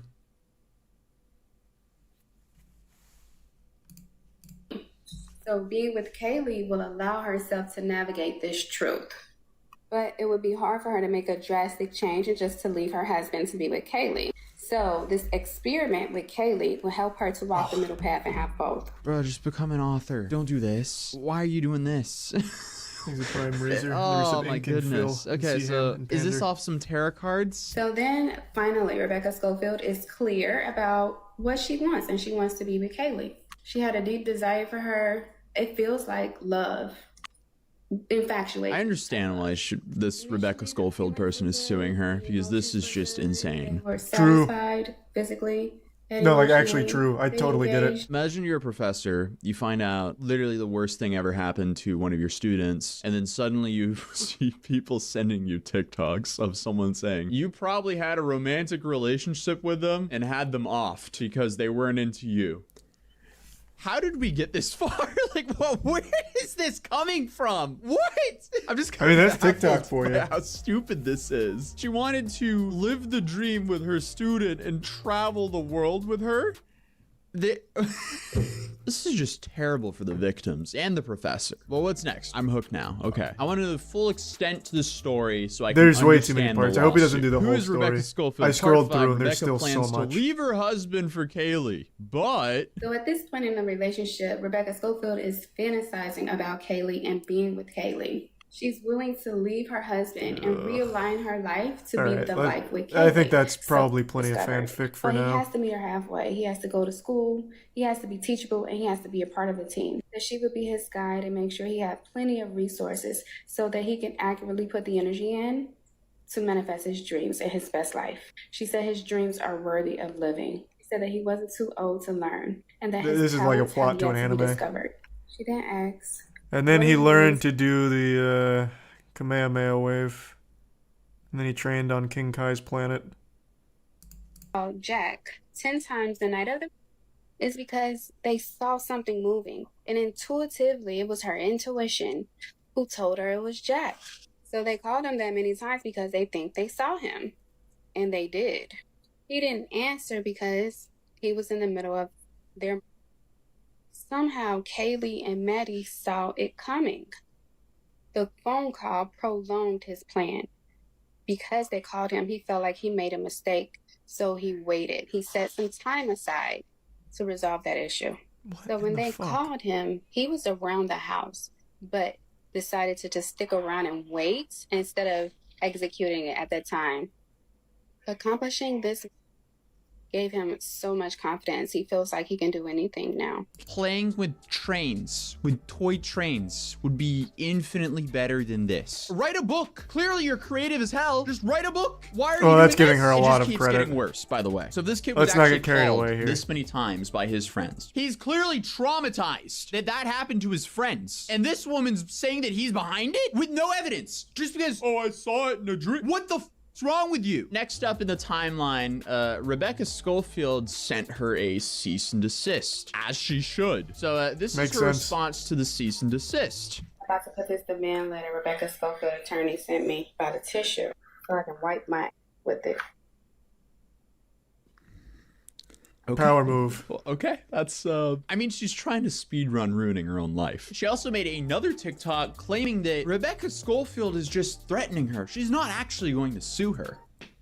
Oh, she deleted the video. Oh no. No! The videos are starting to get wiped. Oh! Okay, actually, we managed to download all of them before she deleted them. So this is how I currently feel. Gotcha. So here's the first video that was deleted. Also, have y'all noticed that I haven't been sued? So that's why some demand letters you take serious. Man, it's especially looking if a you lot really like did Christmas do over something there. wrong. But the ones The that are used lawsuits as are a scare coming. tactic, Yeah, that video aged very poorly. I think that's how y'all want me to feel about a measly ass $75,000 lawsuit that I'm gonna win. That's such a good filter. I thought it was real at first. That filter gets me every time. I love that fucking filter. Though, I mean, $75,000 lawsuit's not great. Like you don't have to pretend. I know that hurts. That hurts anyone. That's a lot of fucking money. I don't know why we're like posturing here. That shit hurts. Oh my god. Rebecca is suing me. I mean, she's really just speed running, ruining her own life here, because every video she posts, she's just making it worse and worse for herself. And also the measly $75,000. That's apparently why most defamation lawsuits, people are suing for $75,000, because that's the maximum amount you can. I haven't done readings on certain agencies and entities because that's kind of crossing the line. But That's too powerful. Just know, I'm not the only one who suspect Rebecca Schofield. They want both of them. No, like Very legitimately, interested you in are the where only one. she's drawing the line, because that's too far. But everything that we've reviewed in today's video, apparently that's not too far. So apparently she made this This is so video much right deeper than I after thought it Rebecca would be. Schofield actually sued her. You sure you want to do this, Rebecca Schofield? This isn't going to end well for you. Okay. I'm just so baffled by all this. This is insane. But she keeps digging her own grave. I don't know what's wrong with her. It's like Rebecca took out some of the immediate gratification of discovering things about her. Because now everything I find out about her crime she committed of ordering of the 4 University of Idaho students, I have to save it. You don't have to save it. There's no point in saving it. Just say whatever you have now, because it's gonna come out in court anyway. So, oh my goodness. I really don't hope think this she is a has public anything, trial. because you're really Holy sitting on shit, I so need much to see information that. from what, a tarot card reading? Oh my god. Like, I have physical evidence against Rebecca Schofield that validates everything that I've said about her, but I can't speak on it now because I would love to see the physical evidence she has to confirm that Rebecca Schofield was trying to get into a romantic relationship with Kaylee and that Rebecca Schofield was struggling with her own internalized lesbianism and all of that wild shit. And then talking about like how she had plans to leave her husband in order to spend the rest of her life with Kaylee and then having to hire an assassin to take her out. I would love to see the physical evidence she had for those claims.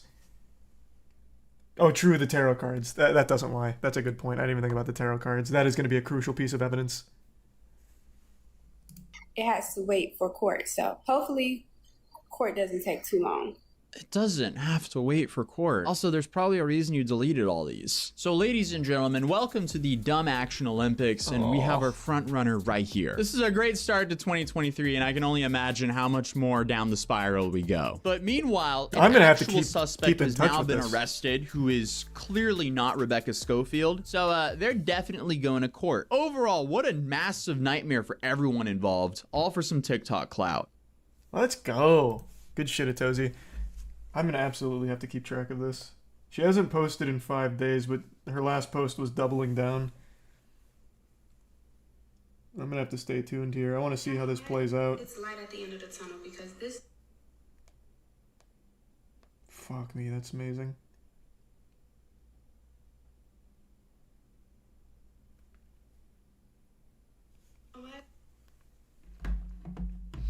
Thanks to the Bits Emperor.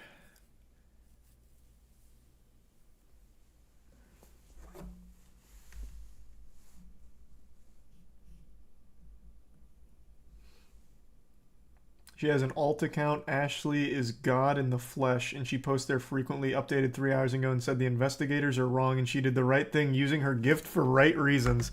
Oh, yeah, good, there's still more. Ashley is God in the flesh, huh?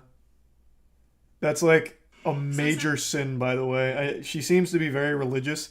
To claim that you are God is like a major no-no. It's like she never even read the Bible or knows anything about it for some reason. God fucking smited an entire town for making that golden statue of whatever it was. Thanks to the Bits Snert and the Prime Pastime and Sea Bear. Okay, let's see. Sometimes I be deleting comments so fast that I accidentally delete a comment that I shouldn't have, like positive comments or comments that are not negative per se. So I apologize if I It was a statue of a deleted bull. your comment. Nice. Sometimes I be deleting comments. Okay, that was useless. Y'all keep saying, well, if you're so convinced it's Rebecca Schofield, and not y'all, some of y'all, some people. Why, if you're so convinced of Rebecca Schofield and Jack DeCour, and why did they arrest Brian Kohlberger? Whatever y'all saying. That's not my fault. I've done the right thing. I've told them exactly what happened. I've used my gifts in a positive way, my abilities, my genius. If the investigators chose not to follow my leads, that's their fault that Rebecca Schofield and Jack DeCour has been able to get away with murder and still be in the community that they Holy murdered shit. in thus far. It's been, 2 months? Then they took the bait with Brian Kohlberger. Brian Kohlberger he didn't make the smartest decision regarding the murders, but he didn't commit the murders. So the people that they should have been arresting is Rebecca Schofield and Jack DeCour. So stop blaming me for other people's ignorance, incompetence, or negligence. Y'all. That's amazing. Holy Lord.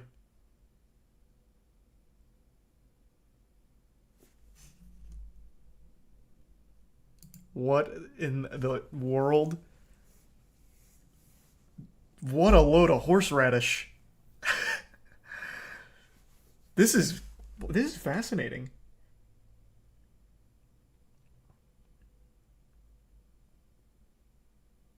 I also want to keep up with some of the commenters. They know what's up. That's why they issued the gag orders. Not to mention Brian is 100% sure to be exonerated. I want to keep up with every commenter as well and see what happens when it turns out Brian is most likely the murderer.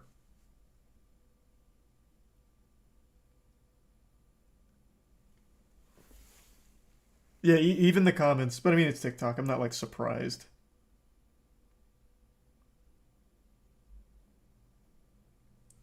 Thanks to the Prime, Tracy. Hey, thanks to the bits. Appreciate it, Moist, and the bits butter.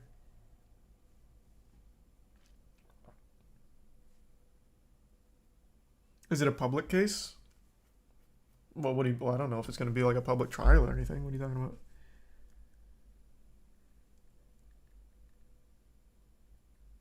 Comments on main channel negative, backup mostly positive. Well, yeah, that's the point of her backup. I know. That's so wild. I hope, Rebecca, if you're watching, I hope you will make the trial with Ashley live streamed. That would be one of the most entertaining fucking things, because I know Ashley's going to represent herself. Absolutely. She's going to bring the tarot cards. She's going to bring some incense. Maybe a Ouija board. 100%. She's going to be like, watch this. I'm going to prove that it's Rebecca. I'm going to communicate with the dead students on my Ouija board. I have no doubt she would. Oh! Oh my god. Maybe Ashley does have spiritual powers. Holy Lord. Oh! I'm under a psychic attack. One of my little Warframe figurines fell over.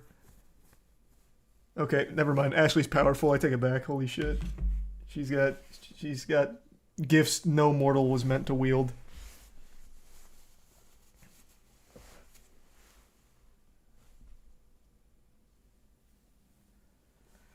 Fuck me, the witchcraft is too much.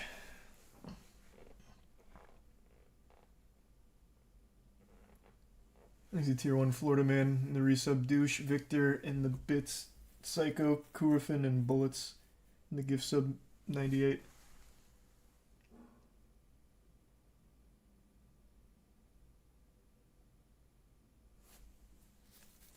How are you jump scared easily? I'm not at all. I didn't expect that entire fucking Warframe figurine to fall over.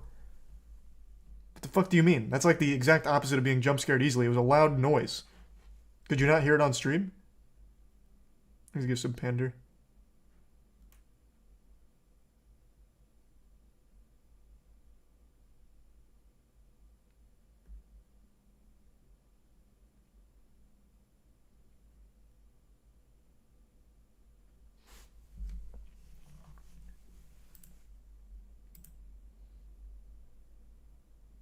She's got this Shungite now. Oh no. Her staff of Shungite. Thanks to resub booty. And then give sub zombie.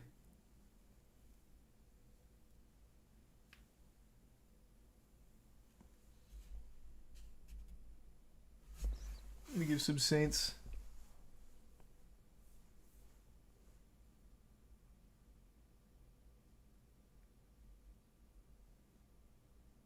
The Prime Net.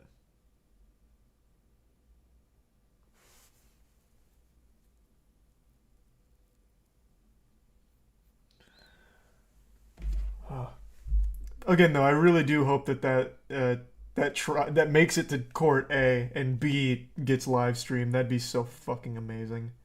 That'd be so good. Sometimes I be deleting comments. So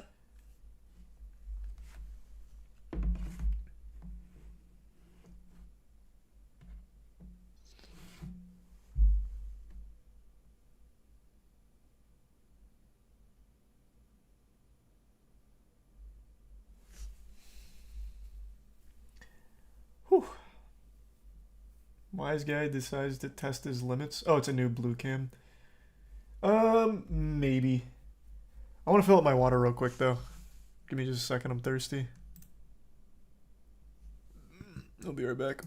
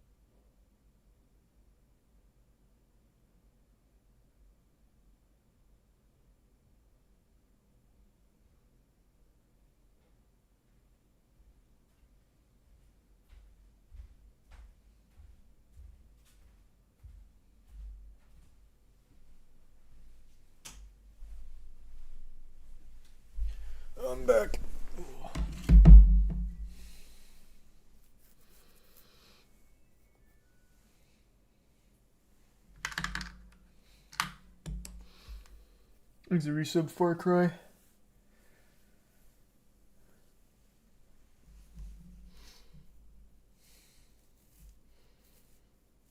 She has a whole blog on her website of her solving the case. No way. Ah, fuck.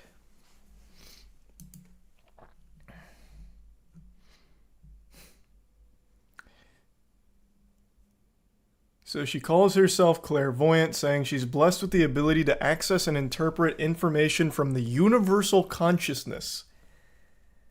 Huh. I use my ability to help solve mysteries and see beyond the surface of people, places, and things.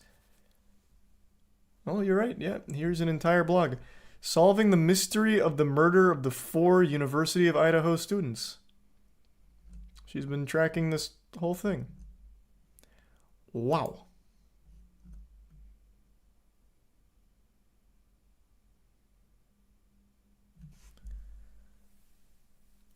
This is just horrible. Because it's real people that she's accusing of being the murderers.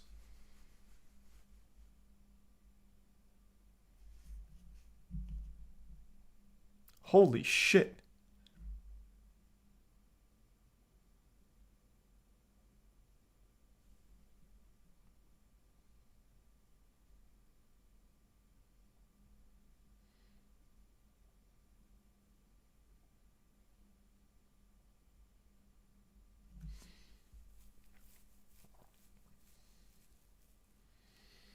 There's a resub demon. And the Prime Yang.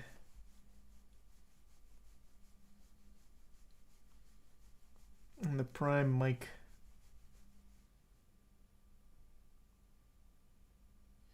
Whew. Yeah, no, I'm on her website reading it.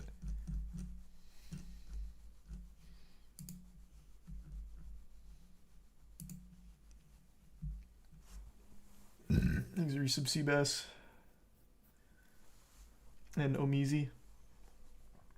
And Luca.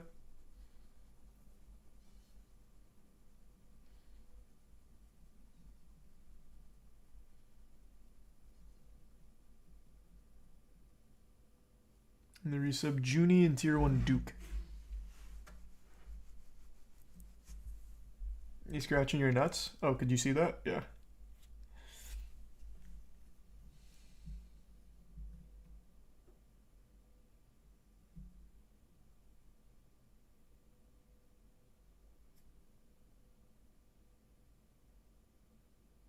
Oh god, thank you for the bits, Kismet.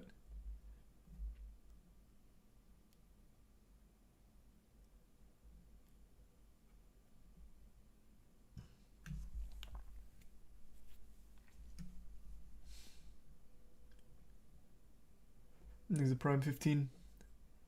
There's a setup for log skip and it looks reliable, but you can't set it up fast for a AMOC. Hey, as long as it's reliable though, it's gonna save a ton of time. Thanks to the bits, eggs.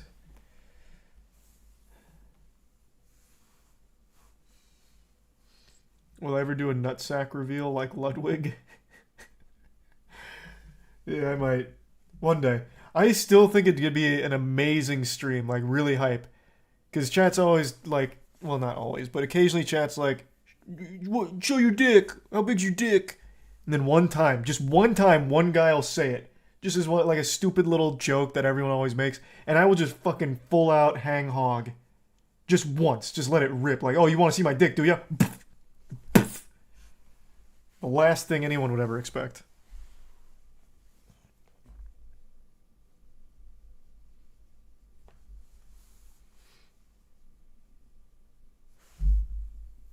Take the 3-day ban. Yeah, I mean, it's just a 3-day ban. Like, it's not even that big of a deal. I'm not worried about that. I'll just let it ride.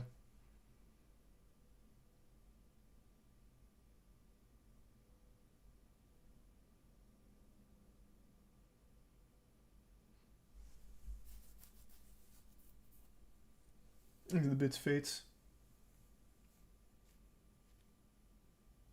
Isn't that set on how you're going to leave Twitch? Yeah, but I had a different plan on leaving Twitch, to be fair. I guess both kind of work. Like, both I've toyed with. If I was to ever quit streaming on Twitch, I thought it'd be really fun to just be like a normal bathroom break. I go to the bathroom, but then when I'm coming back, I've just got my dick out and then I just wiggle it in front of the webcam.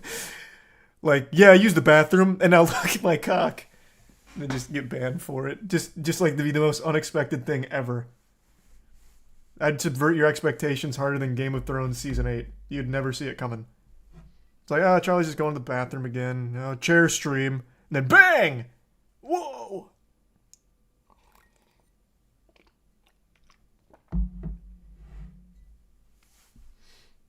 Stealing XQC idea? If XQC ever said that, he fucking got that from me. I've had that in the back burner for a long time as a just what if kind of thing. That's been in the back of my mind for like 2 years now. And I've said it like twice over the last 2 years. Just brought it up. I'm like priming the pump, getting you guys ready for that what if situation.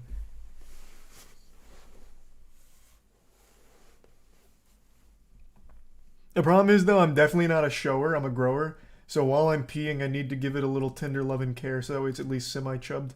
But it can't be fully erect because then that's embarrassing. So it need to be like semi-ed where people are like, oh, okay, even flaccid, it's kind of impressive.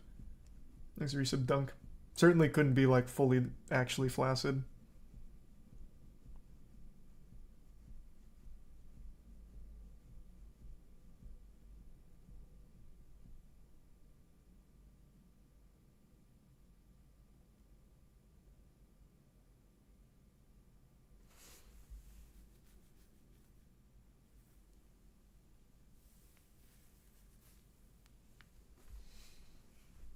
He's gonna be walking in with like a WWE entrance. Yeah. That'd be crazy.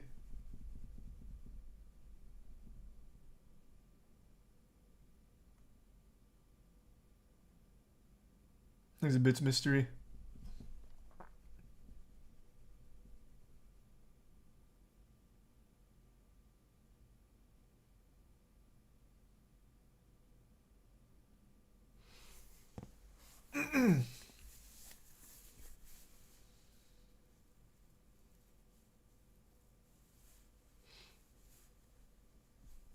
Remember that time one streamer forgot he was live and didn't know and jerked off on camera? Yeah, I mean, that's a classic. You couldn't see his cock or anything, though. Thanks, Resub Sasquatch. And the Bits Mystery. And Fates. Wasn't that DSP? Yes, sir. That's an iconic clip. That's still probably one of the best clips. That is up there for like the top 10 list of best clips ever from live streams. Like, oh, well, it was after he blew his load. He like leans his head back, and then he like comes to. He gives a big sniff. They're like, oh, are we live? You can see me. He doesn't even wash his hands or anything either. It was fucking. It was so hard. It went so hard. That clip is so good.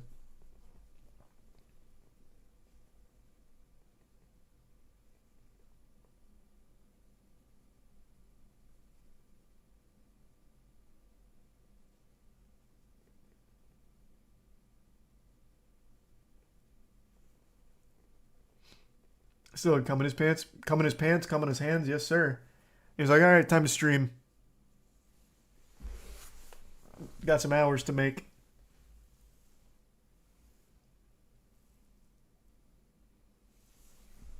Where can I see the clip? What do you mean? That's like the easiest clip in the world to find. Thanks for resub, Aweon.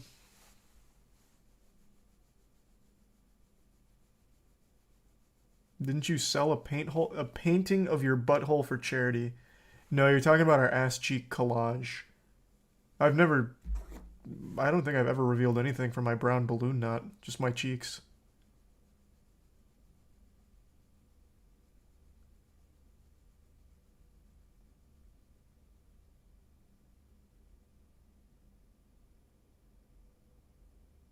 There's a resub iron.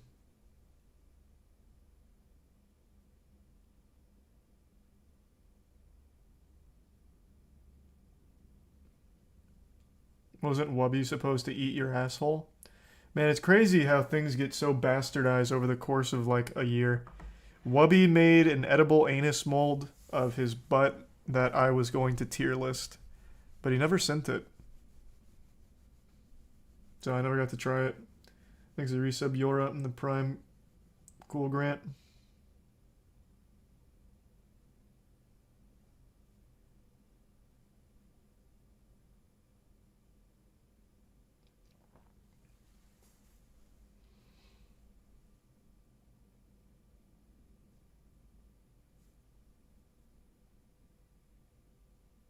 DJ Khaled crashed his golf cart today. Yeah, not as good as I thought it'd be, though. When I first read the headline, I thought DJ Khaled fucking capsized that bitch.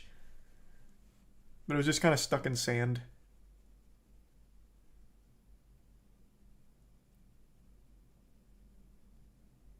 Yeah, I'll bring it up. I don't think it's not his finest crash.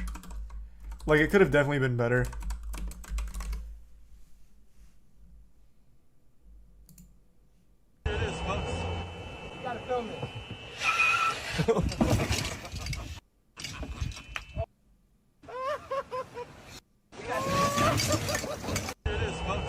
He then gives a little motivational speech letting you know that you can't let obstacles get in the way. God did.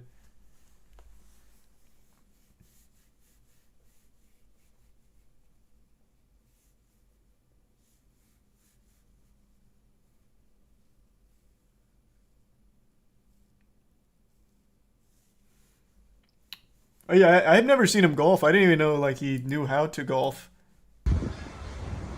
I only just recently learned that today with the golf cart thing. But he's got like a good swing. Like he clearly does know what he's doing. This is like the first thing DJ Khaled's ever done that doesn't look cartoonishly like terrible.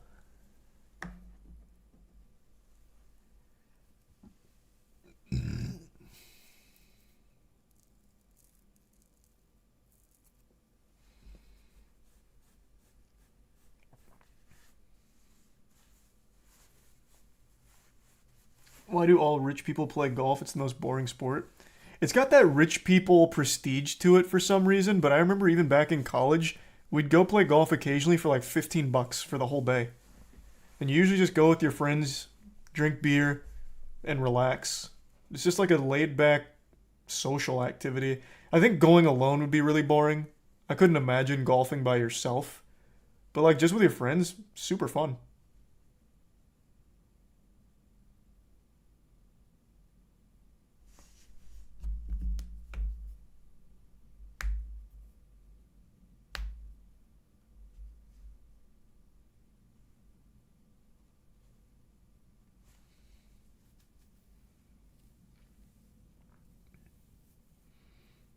Kind of like bowling in that sense, just chill and drink with friends. Yeah, bowling's always fun too, but bowling's one of those things that's only fun for the first game, maybe two, and then after that, the bowling becomes more of a chore because you'd rather just drink and eat with your friends. It's like, hey, you're up, your turn to bowl. Just bowl for me. No, I don't really want to bowl for you though.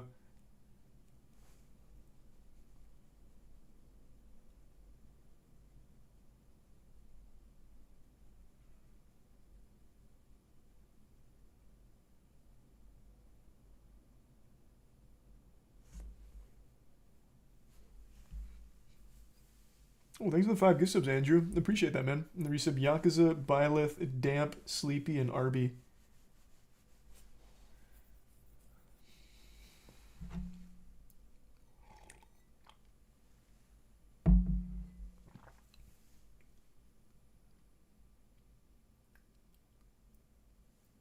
And the resub Cole.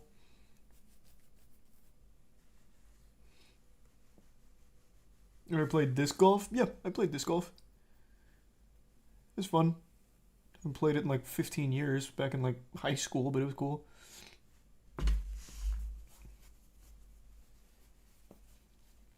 Thanks to the Prime Veil.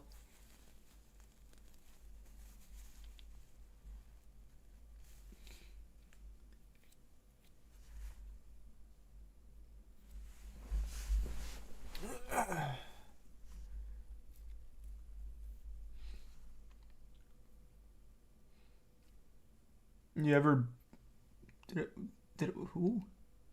He's a Prime Penguin.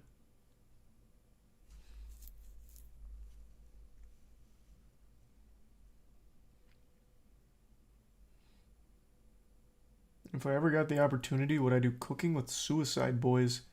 Man, that's coming out of left field. I like some of their songs, sure. Thanks, Resub Husky.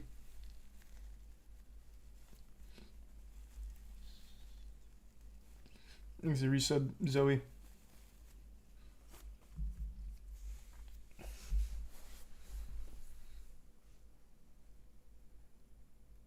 You've been following the shit show that is the Speaker of the House voting. I keep seeing people talk about it on Twitter, but I don't know anything about it. I didn't look into it. Thanks, Resub. I already said that.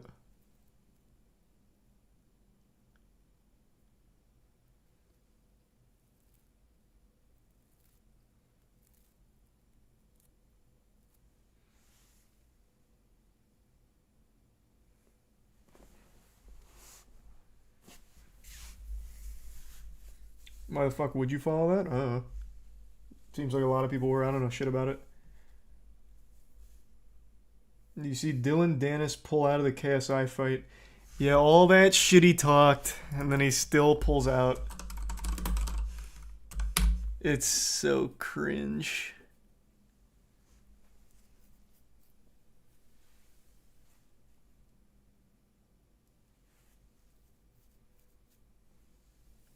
Thanks, Arisa. Bing and Salty in the Prime Pointless.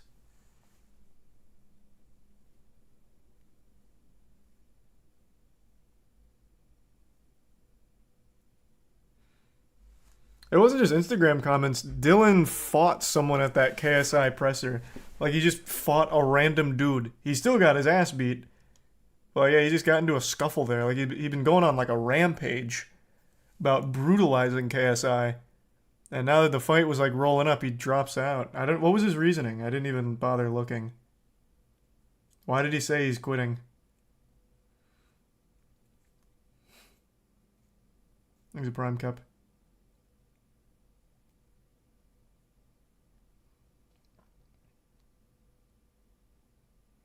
It was wait and not prepared.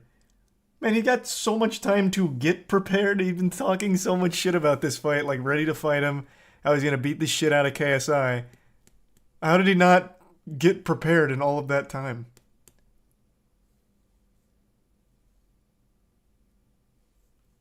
There's a resub Clorox and Trey.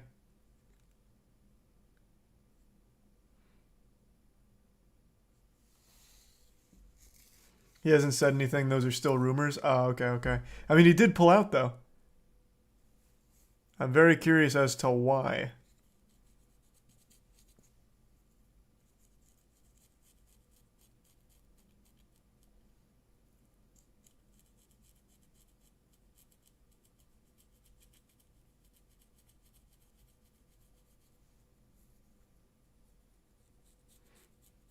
Watch Wade's video. I'm gonna wait for it to come from Dylan Dennis's team directly. I do like Wade a lot, though.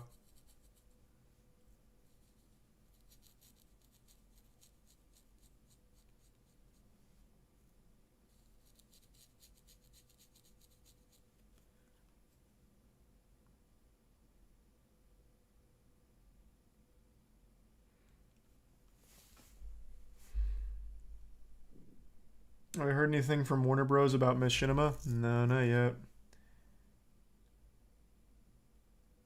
Thanks to the resub elephant.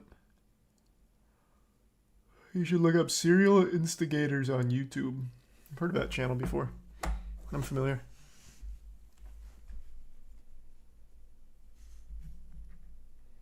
What are you scratching? Oh, that was my leg.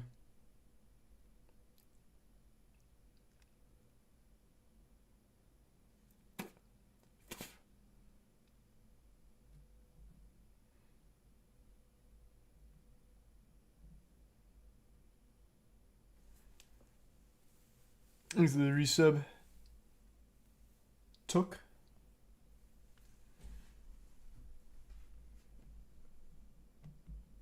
Do I like ball torture? No, my nuts are super ticklish, like super sensitive.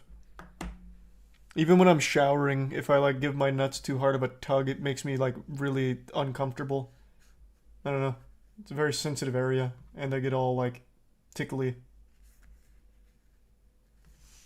So no, I'm definitely not a CBT enjoyer. He's a Prime UMC.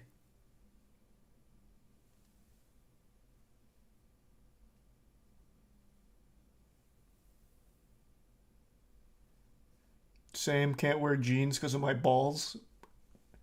What do you mean same? Don't put me on the same level as you. I can wear jeans without my balls being so tickly that I can't stop like making little whoo noises or whatever. The fuck do you mean? We're not the same. My balls are just ticklish when they get played with.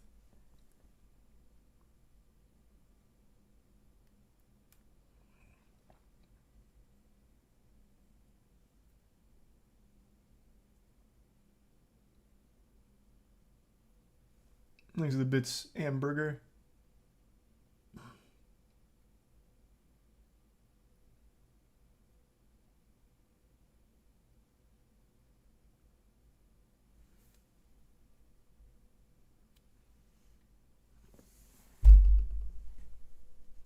You see, Captain Sparkles is launching a lawsuit with YouTube about the new policy changes. Wait, what? The lawsuit that could destroy YouTube. Happy New Year, everybody. For my first This is video of news to me, 2023, actually. I thought we'd talk about impending doom. Well, okay, that's still to be decided, but at the end of next month, February 21st, 2023, the United States Supreme Court is hearing arguments for a case called Gonzalez versus Google, which has major implications, not just for YouTube, actually, but for the entire internet. It's serious enough that, like, I'm low on the YouTube totem pole. I don't get invited to too many things these days, but I was even invited Nobody to does. a group call with YouTube Literally employees, no one does. other creators, creator-adjacent business people to inform us of what this is and ask if we wanted to be part of something called an amicus brief, which will actually be used during arguments in the trial. So what is this case, Gonzalez versus Google, about? And why is Yeah, it a give me big the cliff deal? notes on it. I Never do heard want to of give a it. disclaimer. I have no formal legal background. I'm sure that'll be obvious to people. So there probably will be better videos on this from other YouTubers who are actually lawyers. Keep that in mind. I'll still do my best to give the info necessary for this. So before we get into feed it to me. specifics of this On a case, nice little we plate need so I to can go back understand. to something called Section 230 of the Communications Decency Act of 1996. This is where everyone tunes out. They're like, oh, God, sections and numbers, and I didn't come here for this. What the frick, dude? Yeah, I know, but bear with That's me, how I would say, because what it is the fuck? important. And like I said, the future Don't of catch me saying, YouTube, what at the least in the frick? form that we know it, does sort of hang in the balance here. So, what is Section 230? Well, perhaps the most important text in it says, no provider or user of an interactive computer service shall be treated as the publisher or speaker of any information provided by another information content provider. What does that mean, simplified? Basically, it means that a website like YouTube Is it responsible or for the Facebook, content? or Twitter, or any site that hosts a ton of user-generated Yeah. content isn't responsible as a website for the speech, the posts that the users post on the site. You can't blame YouTube because someone posts a terrible, awful video where they say horrible things. Yeah, that's been so. I didn't know it actually went this far back. That's commonplace. That's been what's protecting the major corporations that run the websites. Because if they were being held responsible for every piece of content on there, the moderation would have to crack down so fucking hard, and everything would have to be in a very, very squeaky clean state. Otherwise, they'd risk opening themselves up to massive lawsuits if that protection wasn't in place. I didn't know that was Section 230. I didn't know what it was called. But yeah, that protection's been around for a very long time. It's a legitimate necessity. A website like YouTube, Twitter, Twitch, whatever, could not function without that protection being in place. It would crumble and die. So I'm assuming, since that's now being referenced, this Gonzalez versus Google case is about Section 230 being overturned's not the right word. Thrown out, replaced. Trying to hold the corporations responsible for like hate speech or something would be my guess. YouTube hosts a massive platform that's given rise to extremist content, and they need to be held responsible. Well, in doing so, you will then force them to be held responsible for every single piece of content generated on the site. That's going to be my guess as to what this is about then if this is being referenced.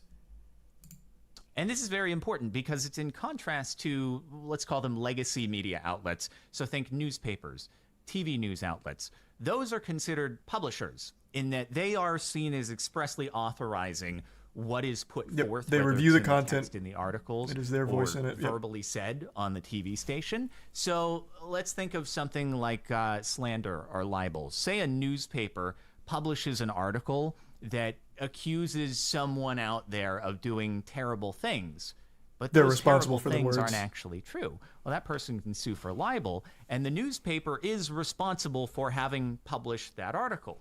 Doesn't The apply on difference here, YouTube. which is protected by Section 230, is if someone goes on YouTube and says a bunch of slanderous things about someone, it's not YouTube's fault. You can sue the person who made that video, but you can't sue YouTube for hosting that piece of content. It's a very similar concept to the DMCA, which I think more people here are probably familiar with, in that what the DMCA is to copyrighted content, Section 230 is to speech. There is an important carve-out here that is different from the DMCA, though, and that states that no provider or user of an interactive computer service shall be held liable on account of any voluntary action taken in good faith to restrict access to or availability of material that the provider or users consider to be obscene, lewd, lascivious, filthy, excessively violent, harassing, or otherwise objectionable, whether or not such material is constitutionally protected. Okay, this just means that sites are allowed to actually try to execute good faith moderation on the content that's Without posted being to held them. responsible and as for opposed to the overall, DMCA, yeah. where if YouTube tries to be hands-on at all and says, oh, you So then can't what post does this on our Gonzalez site, versus Google they're no wanna longer change? indemnified. They have to be totally hands-off. With Section 230, YouTube can make efforts to moderate really, really bad content. Hold on. Let me look something up real quick. I feel like if this was really about getting rid of Section 230 protections, this would be a much bigger deal unless it somehow flew under the radar. Because just looking it up, I was curious how new it was. This was October of 2022. Or no, November of 2022. But this is also citing a case from October of 2022. How the fuck would this have flown under the radar for so long? Have people talked about this and it just hasn't been picked up by the majority of people? Because that is news to me.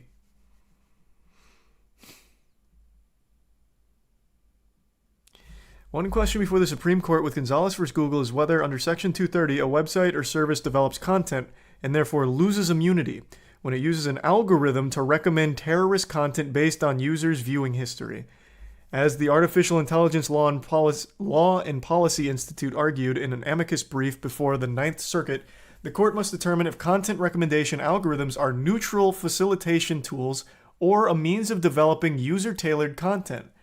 Wow. So this algorithm that they spent the last fucking 10 years fine-tuning to be the machine that it is today, maybe it's very undoing then if they're able to make that argument that now, since this algorithm is recommending content, they're no longer just immune. Because now, at this point, they're basically acting as like the publisher of it, like in the promotion of it, it seems. That seems to be the boiled down argument.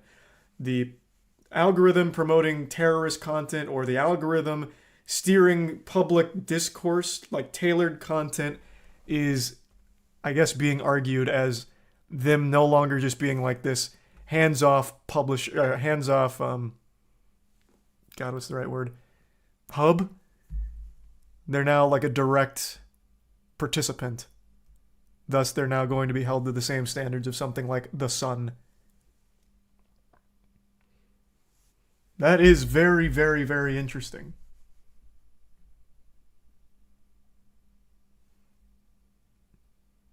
Holy shit. Huh.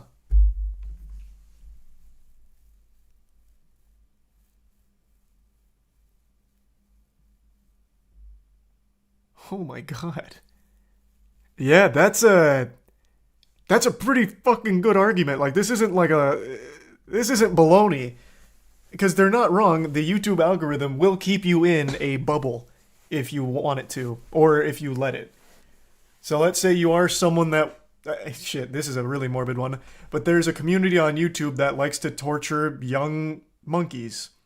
And if you watch one of those videos, YouTube recommends tons of people torturing monkeys.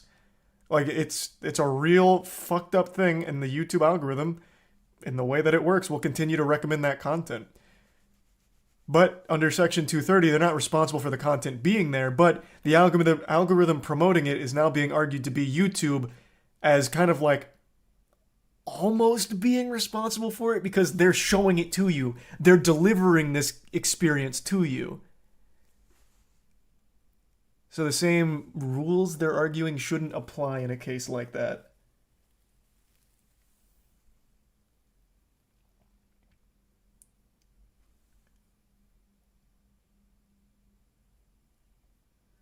Yeah, so it's no longer just a neutral party since it's it's giving you the content, like it is feeding it to you.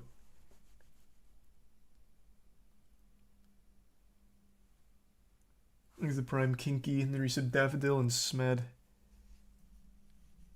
And this would apply to all social media. Anything with algorithmic driven content, it sounds like it would apply to. Here, let me fast forward to the Gonzalez case here, because I imagine Captain Sparkles gets deeper into it than my surface level reading from this one article. Search results. If you're searching for something, you have to rank the content that shows up somehow. Is that also considered algorithm at that point? And I actually asked this in the call that I mentioned earlier. You don't just stumble on the monkey torture stuff. You don't. Just like you wouldn't stumble on most of the echo chambers you can get lost in. But the algorithm continuing to feed you that content is no longer the platform being neutral. It is actively giving you that. It is actively enabling you to get this content. Even if it's good, even if it's bad, doesn't matter. They are not neutral anymore. They're just providing you that content. They're like, oh, you like this? Here's more. And here's more of that. And here's more of this. Which they're now arguing is no longer just like this, hey, hands off, you find what you find, and it's not our fault.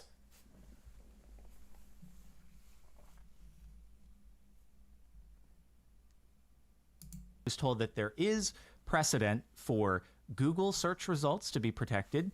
But again, even though this case is called Gonzalez versus Google, it is about YouTube.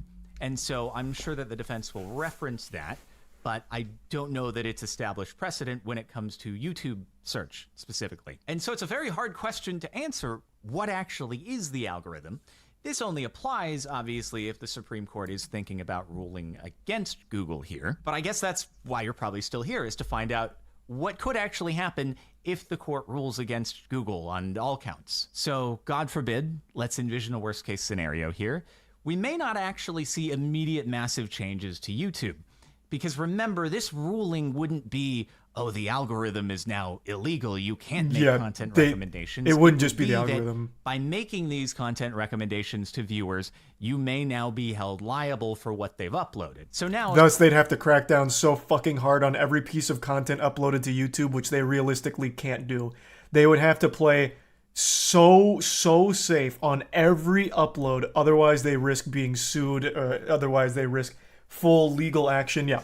It's not just like, oh, okay, so the algorithm's going away, so it's going to go back to how YouTube used to be. Because now they're going to be responsible for every piece of content on the site. If somebody goes and uploads a horrible, vile video that's a clear violation of the terms of service they agreed to when they made a Google account to be able to upload in the first place. But somebody sees it via an algorithmic means before it's taken down, and that person decides, I'm going to sue YouTube for this. And even if it's a frivolous lawsuit because it was a violation of the terms of service to begin with, YouTube has to defend that lawsuit. And defending lawsuits is very expensive. And if they start getting hit with enough of those, then it's going to be too expensive to keep the site operating in the way that it is. And at that point, they may be forced to start scaling back in places in order to avoid being hit by all of these lawsuits over and over, to the extent that the site can actually operate without being in jeopardy from them. So over time, if YouTube is hit with a deluge of these incoming lawsuits, does that mean that the only functions remaining are the ability to manually browse to a specific channel? That subscription feeds that'd be a lot are deeper the only than thing that. that's active? Channels you've already hit the subscription button on, and therefore it's going to serve you content from them. Does search still work in the same way? Will that be carved out? Will it be exempt? But when you really think about it at the end of the day, as much as, I've complained about the algorithm here and there, usually that comes from like a selfish perspective, like, man, I wish it were recommending my content more. But what does YouTube actually look like? What do all of these websites look like without any form of algorithmic content recommendation? Now, he hasn't brought up the deeper point here, so maybe I'm misunderstanding from the article, but it seems like if they do rule against YouTube, it's not just like this algorithm needs to change, it's you are now responsible for this content. So it's not just a matter of, okay, no longer we're going to be really strict with our algorithm, we can't recommend anything bad. It's we can't have anything bad because if someone finds something bad, we can be sued for it. Whereas right now, that's just not the case because of the 230 protections.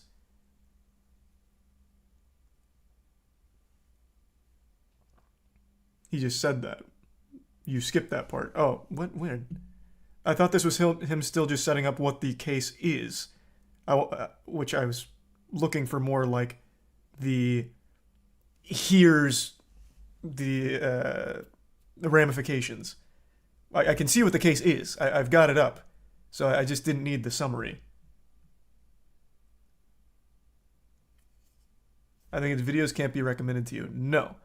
From what I'm reading here, it seems like it's no longer going to be protected by the Section 230 rulings. Not just like it can't recommend to you anymore. This is still just the same article, though, so perhaps I'm off the mark. Maybe it's not as doom and gloom.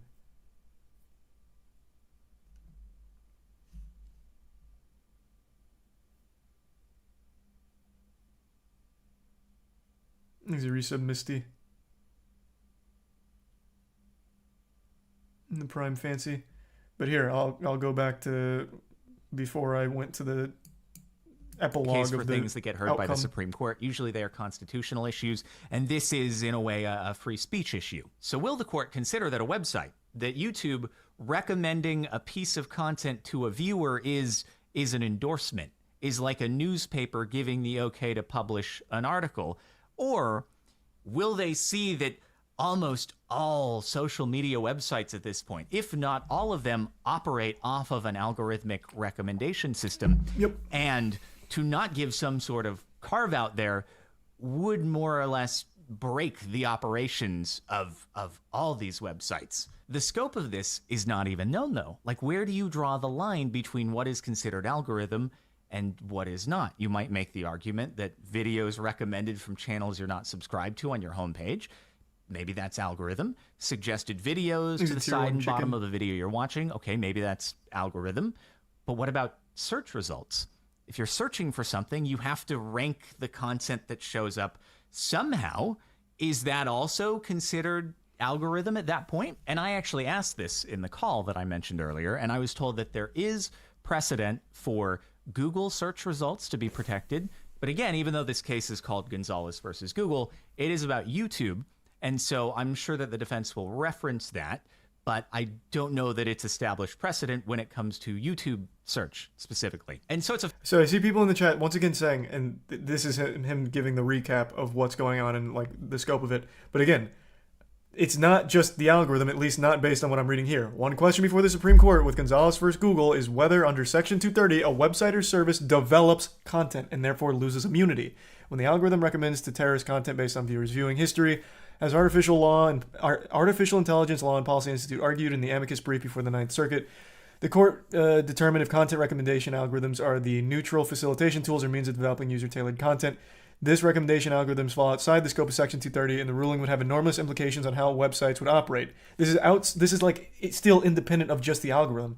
It's now looking at the website as a whole. So any kind, and he does mention this, any kind of like a search result could be considered an endorsement. That's what I'm saying. It's not just like remove the algorithm and it's all fine. This seems to be arguing that at this point, at this stage, YouTube could be considered like endorsing the content. Is the argument.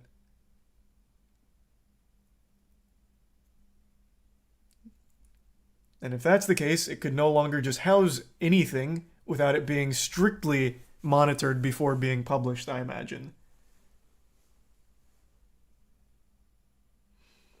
Anything served to you, which is a gray area, not anything they host. Right, and how do you define what's served to you? Which is what he's just now talking about as well. It's a very hard thing to determine. What is considered served to you?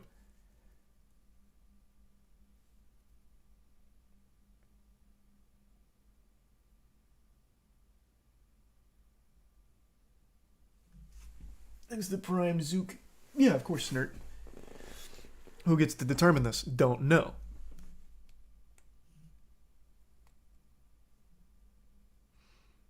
But here, here's some of the closing arguments here, I suppose. At least, well, not closing arguments. Some of the arguments. I'll read a few. Plaintiffs of the case argue that the defendant violated the Anti-Terrorism Act by communicating ISIS messages, radicalizing recruits, and furthering their mission.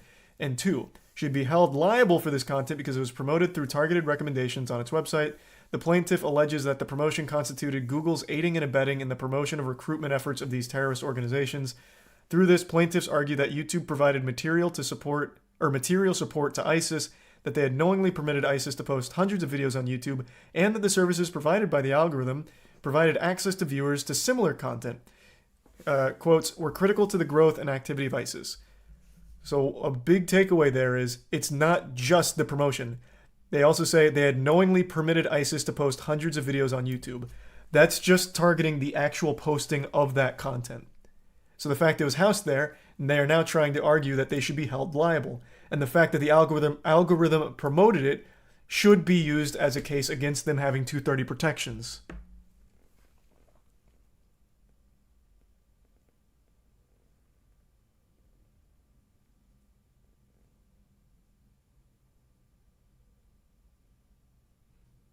So this is like a really large scope case.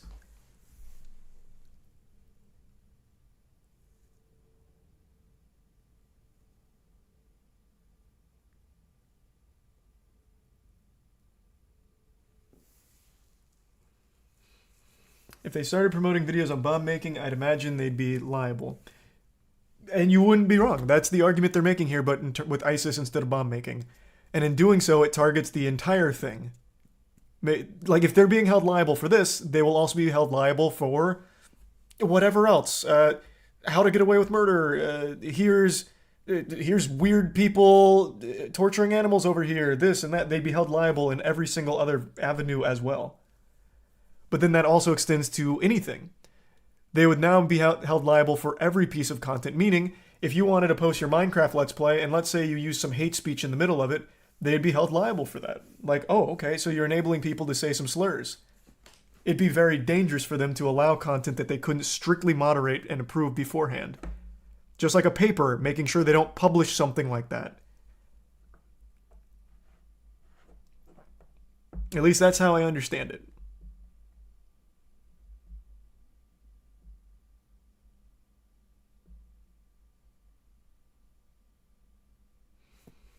.230 would still apply though, so YouTube would have to have like a message board without algorithms. But that's where it's so gray though, because, well, I guess a message board would be a little different. Because then you could say it's user generated, thus we have no say in it. The users are posting it and blowing it up, not us. But just in even enabling a search function, you could then argue like the top search results, that's YouTube endorsing these things, and there could be bad things there. Thus, that'd still be a risk.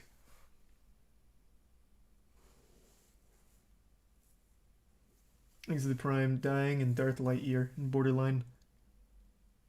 Not if by likes. Well, that'd be a totally different system. Yeah, they'd have to come up with something else that's entirely user-focused somehow.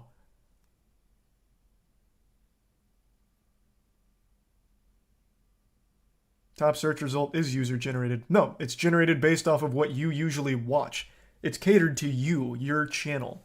Like what you're usually watching.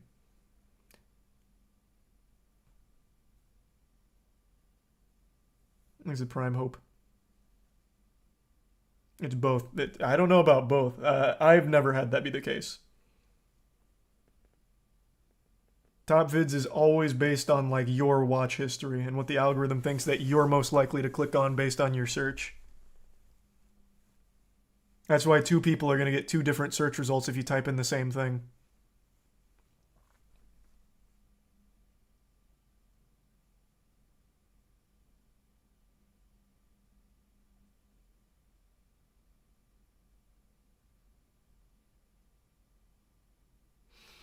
He says in the video that Google search results are protected by precedent, but he then again says that there's no telling if that applies to YouTube itself. That's applying to like searching for information on Google.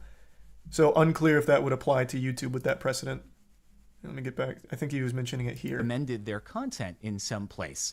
Search results, sure, but if I look in my YouTube analytics, over the course of my YouTube history, the majority of people who are here watching this, you discovered my content algorithmically. And without that, it's just going to crush potential for future growth for channels. That is true, have but I think it's people much who've bigger than obviously that. invested their livelihoods There's in a building up lot the channel. more You for have it. people who recently got to the point where they can do it full time. Well, that's not viable anymore. They can't grow. There's no more algorithm to push their content and expose them to new viewers. I might be okay because I've been at it for so many years and I've been able to build up an existing audience that may still be able to find my videos through subscriptions, but it would still hurt dramatically. Still, at least half the people who watch every video of mine are not subscribed. They're finding that content somehow. Some may be searching for me directly, but I would bet a huge majority are being found in suggested videos, recommendations on the homepage. And without that, viewership plummets. If people have to go out of their way to try This is to all very discover true. Yeah, he's new not wrong about content, any of this. It's That's a good going to point. dramatically decrease the amount of interaction that content's going to see. So in the long term, you see massive loss of jobs. There are creators out there who may get tons and tons of views, but they also employ a ton of people. They have a lot of overhead. And all of a sudden, if you decrease that viewership even by 10, 20%, they're not able to meet their payroll. And the thing is, if YouTube falls, that's the final domino, right? They are the biggest, most well-capitalized entity to be able to try to defend against this and keep the site running without changes for the longest in the event that this case is ruled against them. Every other site at that point, smaller websites that are dependent Anything on algorithmic algorithmically recommendations, based, yep. they're done. They're gone. They're not operating anymore. It's impossible. And so it's not just creators who get destroyed. There's also going to be employee job loss at tech social media companies across the board. And so while I'm not a constitutional scholar who can really determine how Section 230 applies to algorithmic recommendations, what I focused on in my contribution to the amicus brief was simply that these algorithmic recommendations, despite Tier 1 maybe Sierra. having an occasional shortfall, have contributed tremendously to job growth and people being able to make a living and are necessary for these sites to be able to operate the way they do and are, I think, a net positive. Despite, again, everything that I've complained about in the past, I do believe that content recommendation systems are a net positive to websites and helping to allow creators to do what they do. Again, though, I do just want to remind that is an absolute worst case scenario. And in my... I still don't think that's the worst case scenario, though. Because again, going back to here, the legal question at the heart of this matter is to determine the following. Does Section 230, mentioning 230 by name, which is the protections in place for websites like YouTube, Twitter, whatever, where they're not responsible, like legally responsible for the content that users generate to protect them from things like a terrorist uploading a beheading video or something. They're not responsible for that. By mentioning Section 230 here and then talking about how content currently works, it feels like it's more of a threat to the protections put in place on the website as a whole, even if it's mainly like focused on the targeting. So does Section 230 immunize interactive computer services when they make targeted recommendations of information provided by another information content provider, or only limit the liability of interactive computer services when they engage in traditional editorial functions, such as deciding whether to display or withdraw with regards to such information? Like, to me, all of this seems much bigger. Should they rule against Google, it feels more like not only will the algorithm have to completely not exist. I don't see how they'd be able to anymore because you'd never be able to make an argument against it once that's overturned. They would also then have to strictly moderate what goes up because it's such a gray area on what you can consider targeted content, like what is getting recommended to you. It's just such a huge risk I don't see any companies taking.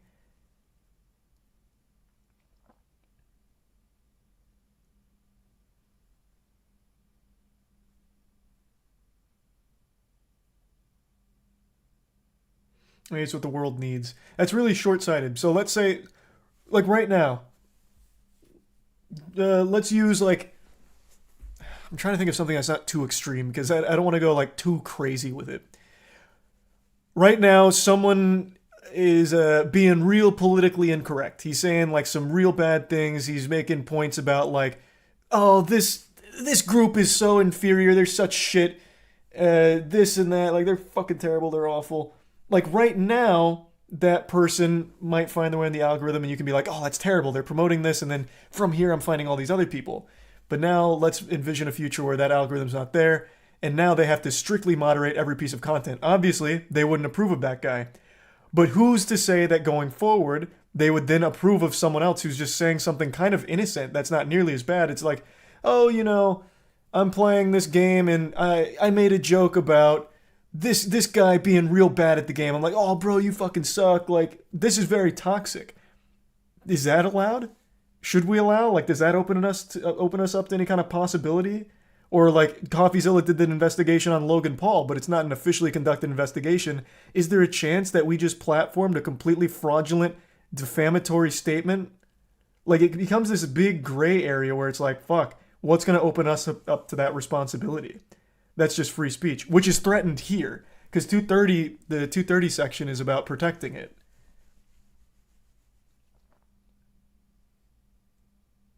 They can easily moderate their content with AI. No, they can't. That would be a problem. Because right now they already do that, and that's become a big issue because here, as mentioned, it allowed ISIS to promote hundreds of videos, post hundreds of videos on the platform.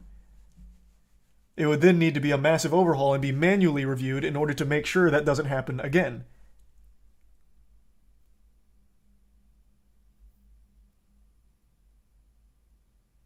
And it'd be much more serious.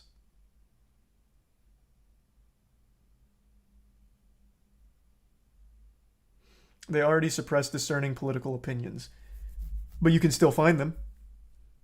Like, imagine if you right now search for discerning political opinion, you can find it and a ton of creators and keep yourself in that bubble. You can do that for anything. I mentioned that monkey torture ring. If you look into the monkey torture ring, watch a video, you can find the entire echo chamber. It's all still there. Which is obviously like a bad thing. You don't want that to be promoted, but that's the reality of it at the moment. And then if they rule against YouTube and it's like, this is no longer protected by Section 230, you are responsible now because you have recommended this. It is you endorsing this content. They're going to be very, very, very, very selective on what can even be posted in the first place. They'd have to be. Or they'd constantly just risk being open to a lawsuit.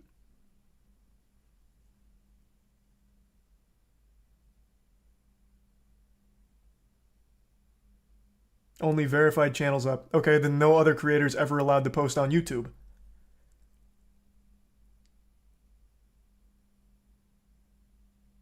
So then you have no small creators anymore, you have no new creators, and you have no new viral videos because you're not a verified account.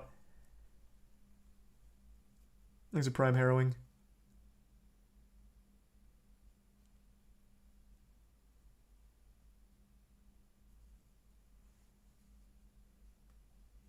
Plus, that's just so fucking dystopian. Only trusted uploaders can upload onto YouTube. I'm hoping that this article I'm reading is kind of like overly fear enticing, and it's actually much more grounded in the things that Captain Sparkles is focusing on what it means for like the actual creator atmosphere. But it just seems to me like it's a lot bigger than just that. Because he does mention it, this would affect anything that uses an algorithm, which is every social media platform, and really every platform.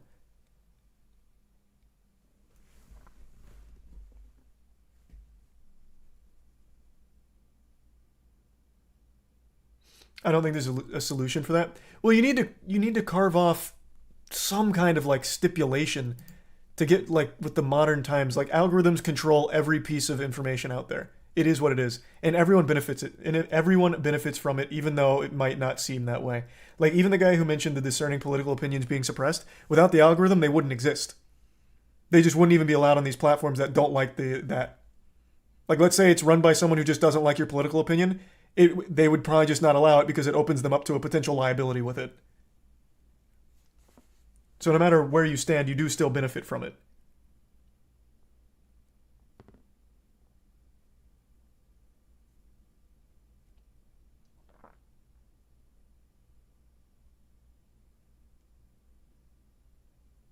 At least I'm just learning about this. It's very possible that all of this I'm reading here from this, which does seem like a pretty reputable website, could still just be a little overblown, perhaps, on the scope of the potential.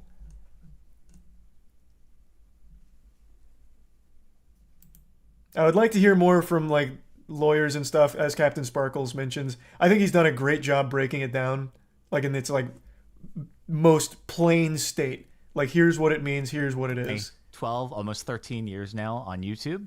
I feel like we've seen enough legislative scares, SOPA, PIPA, the end of net neutrality, that have come and passed and not ended up being nearly the apocalypse they were promised to be. So I also have hope that that will end up being the case here. But it's also good not to get complacent and be aware of things like this. And even though in this case there isn't quite as direct a way to participate, you can always call up your local representative and voice your concerns in the matter, in the hope that maybe at some point there can be legislation that is actually passed in order to enforce that algorithmic content recommendations are concretely protected by Section 230, despite what may end up turning out from this case. If there are elements that are ruled against Google, there could always be legislation in the future that is passed in order to protect this sort of thing. So it's good to be aware of. I haven't seen too much coverage on this, interestingly enough. I didn't hear about this shit at all. Yet it was the first time that I was asked if I wanted to get on a call with YouTube employees and other creators to discuss it, which I did find interesting. Maybe as the trial gets closer, we'll start hearing more about it, but I still thought it was worth making the video, putting it out there, putting it on your radar in case it's of interest, and we'll just have to wait to see how it plays out. I do hope that algorithmic content recommendations will be able to remain. As much as I've complained, again, I do think it's necessary. So with that said, thanks for watching, and I'll see you next time. That was a very, very informative video there. Jesus.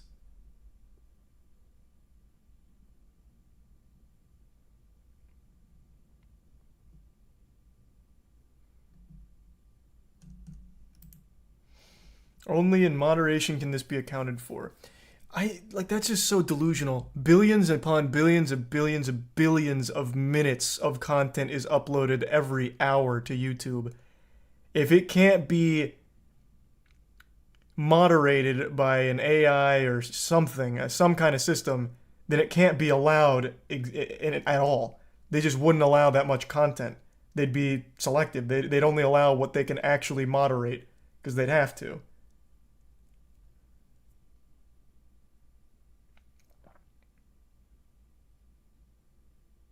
It's a lot, but not that much. Probably exaggerated, but it is. Here, actually, why don't I look it up? They have stats on it.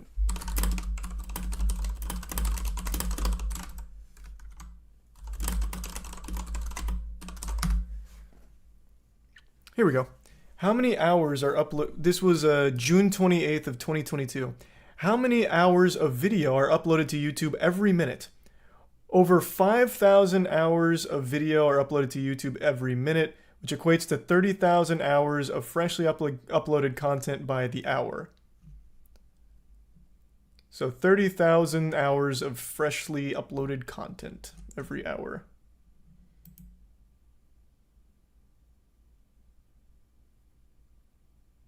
Like, there's just no team they could do that isn't bots that could actually moderate that shit.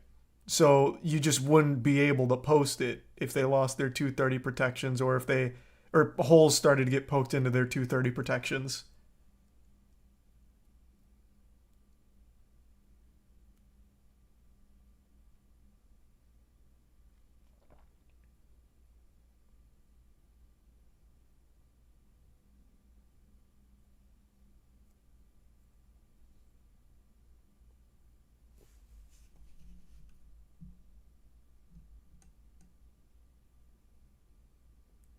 If I'm an idiot and trying to find out if the Earth is flat and YouTube algorithm suggests flat Earth content to me, the algorithm has contributed to me believing the Earth is flat.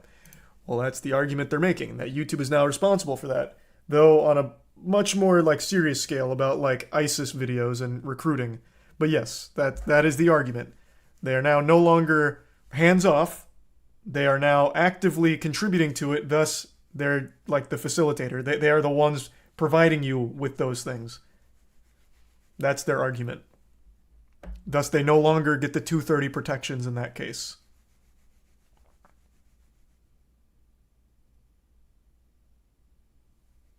There's a tier 1 Heave and the Prime Jimmy.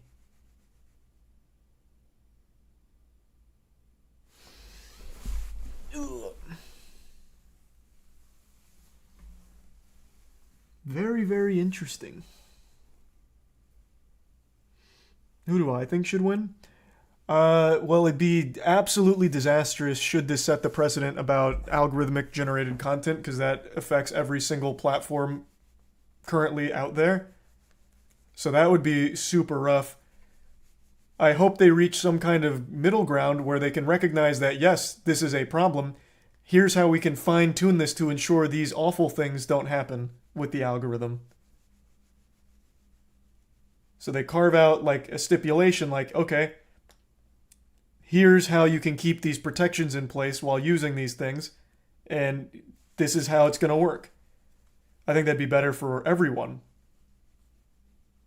Because the algorithm's not, it's not great right now. Like, under no circumstance should I be able to look into monkey torture and find thousands of channels and videos of people torturing monkeys. Like, that just shouldn't even be, like, a possibility. So, like, the algorithm needs some tuning. So hopefully they can find a way of actually tackling the problem with the algorithm, the overall issue, and stop suppressing things as well. I don't like the suppression of content. I do understand it in cases where it's like dangerous, where it's like one that I used to watch, God rest its soul, was the man who was calling for action against the reptilians. Like, that kind of shit is dangerous, and I get why you'd not want to like not have him super frequent out there. But I mean, as just like genuinely differing opinions that aren't like the mainstream ones, suppressing that shit I've never agreed with. So the algorithm needs tuning, and hopefully that would be the best. That'd be the best outcome here, I think, as opposed to just the complete abandonment or the complete throwing away of the 230 protections because of it.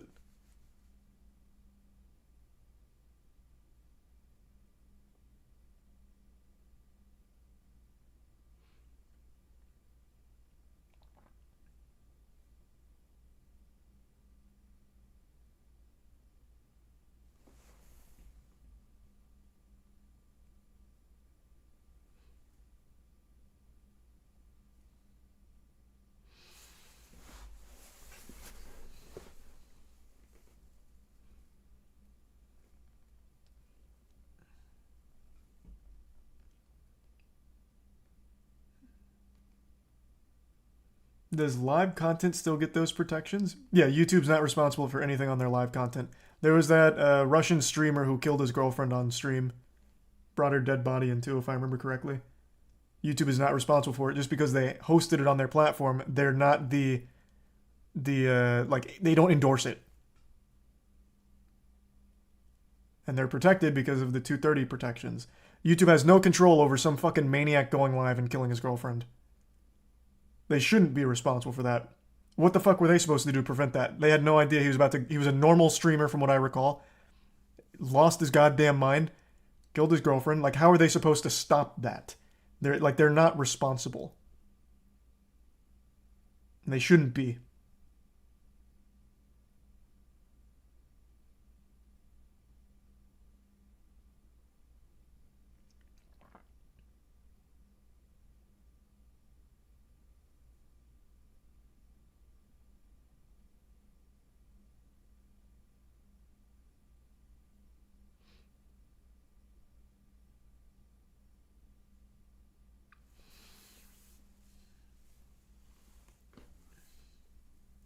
Why shouldn't they be? Is that a real argument? There's no way.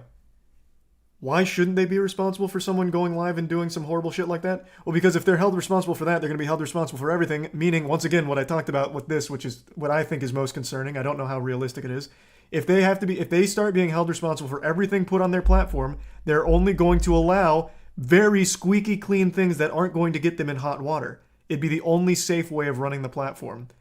You wouldn't be able to freely post a video. They'd have to check it beforehand to make sure it's even allowed to go up. There would be no free speech anymore. It would all have to be highly monitored and approved content, just like publishing for a newspaper.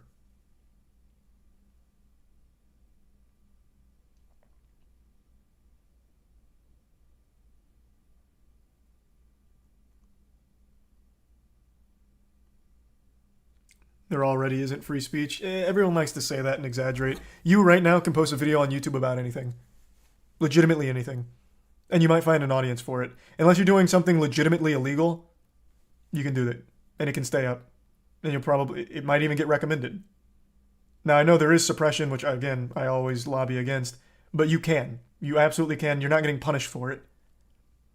Unless of course it gets suppressed, which very well could happen, I suppose. But you can right now.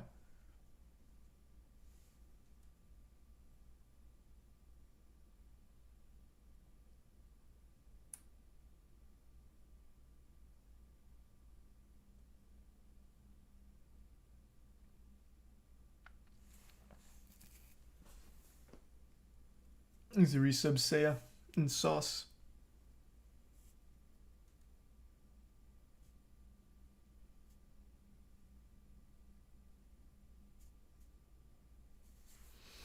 It's such a dumbass argument, though. Sure, they program the algorithm, but it's designed to send you shit based on your interests. Obviously, YouTube shouldn't be liable in the first place. You guide the algorithm most of the time, not the other way around. Yeah, and the argument is trying to poke holes in it because, again, getting recommended an echo chamber of ISIS recruitment videos is probably not the best. Like, it's not a dumb argument to make. Like, that is a problem. Like, even, like, let's say one of the ISIS recruitment videos was disguised as a fucking Minecraft Let's Play.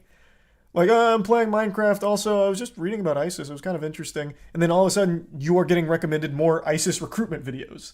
And now you're in that echo chamber, even though at first you didn't want to be. You did find yourself there.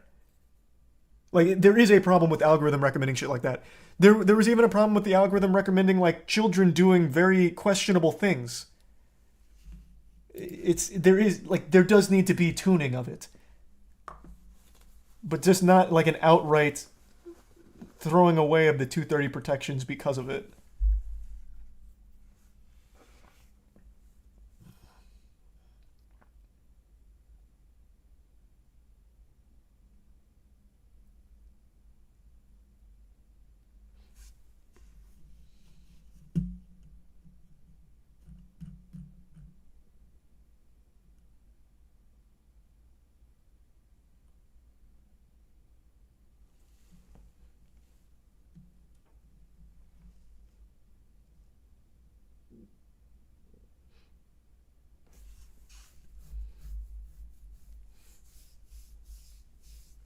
But yep, I had never heard of this until Captain Sparkles, so that's huge. I'm definitely going to be keeping my eye on it to see how it develops and try and get a better understanding of it, because right now it's all pretty surface level. I just learned about it. I'm hoping I'm wrong about, like, the scope of it. Like in the Doomsday scenario, I hope Captain Sparkles is more accurate on it, where it's mainly just instead of like a complete destruction of the entire site, like I feel it would be.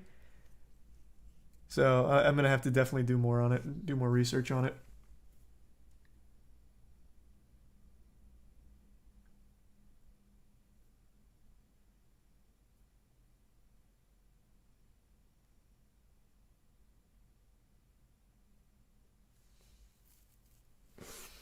Did you find the video from the algorithm? Chat recommended it.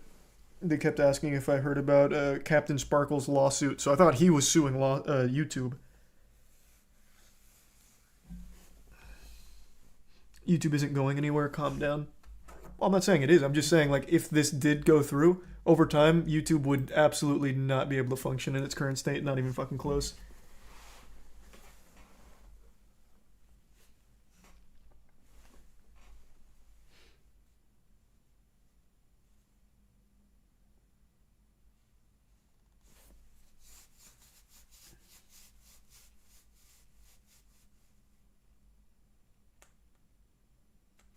Honestly surprised this hasn't started rolling out sooner. There's been certain things that are kind of close. Like I remember like, what was it, SOPA or COPPA or some shit? I don't remember.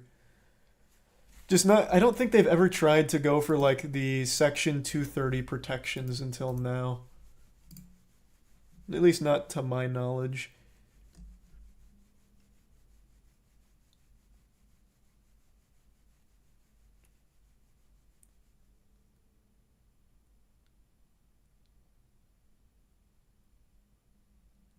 But yeah, it's a lot.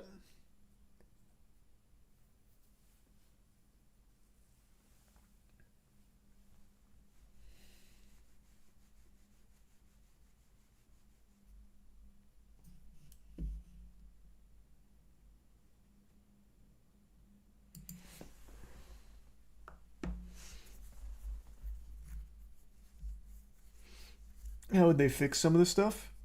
What, like with the algorithm? I don't know, man. I'm not a fucking engineer. If you want like my dumb little reptile brain idea, let's say, like again, anyone can post anything to YouTube. That's the beauty of it. Let's say someone posts like, I'm getting people together to commit this mass murder. Sign up here so we can go do mass murder together. Like, let's say that video gets made. It shouldn't ever get recommended. It should somehow be identified, ideally. But let's say it doesn't and it slips through and some people find it. Well, with the algorithm currently, like it would give you, you'd watch that video and then the recommended videos would be similar things like, hey, talking about mass murder over there. You ever heard of like ISIS? It feeds you more things to keep you in that loop. Whereas like, ideally the algorithm would be like, oh, you just watched the video about like, you know, joining mass murder. Well, that's not good. How about we recommend something to get you out of that headspace? Here's Roblox or something. I don't know. Steer it away from those kind of things. Sounds impossible. Probably. I'm not a fucking engineer. I also think some of the things the algorithm actually does seem impossible to me, but I'm just not smart enough to comprehend it. Thanks for your big bubble.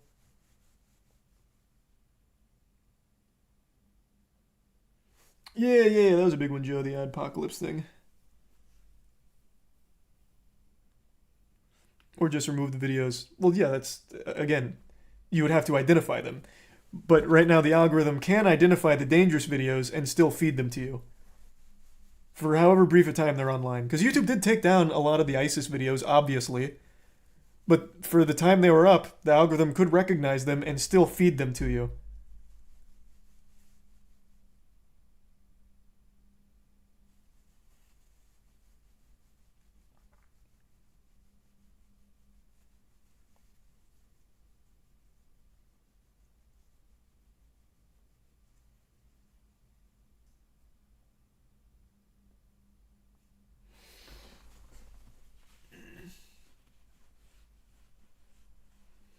Thanks to the resub wore it. Couldn't tell you, Light. No clue. No idea.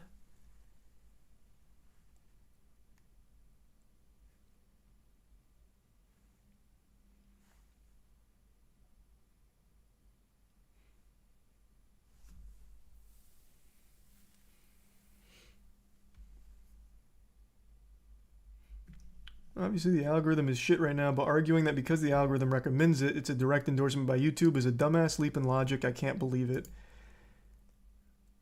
Well, I mean, that's the argument they're trying to make, man. I don't know what to tell you.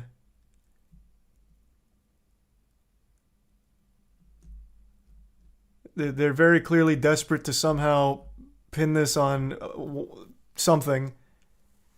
So they're choosing this. Like, hey, you guys got this. Shit's not doing great for us.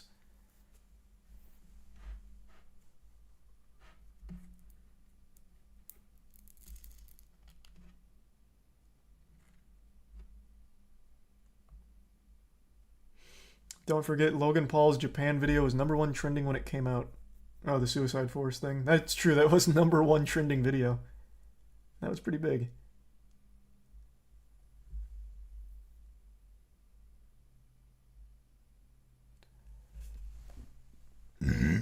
Thanks to give subs.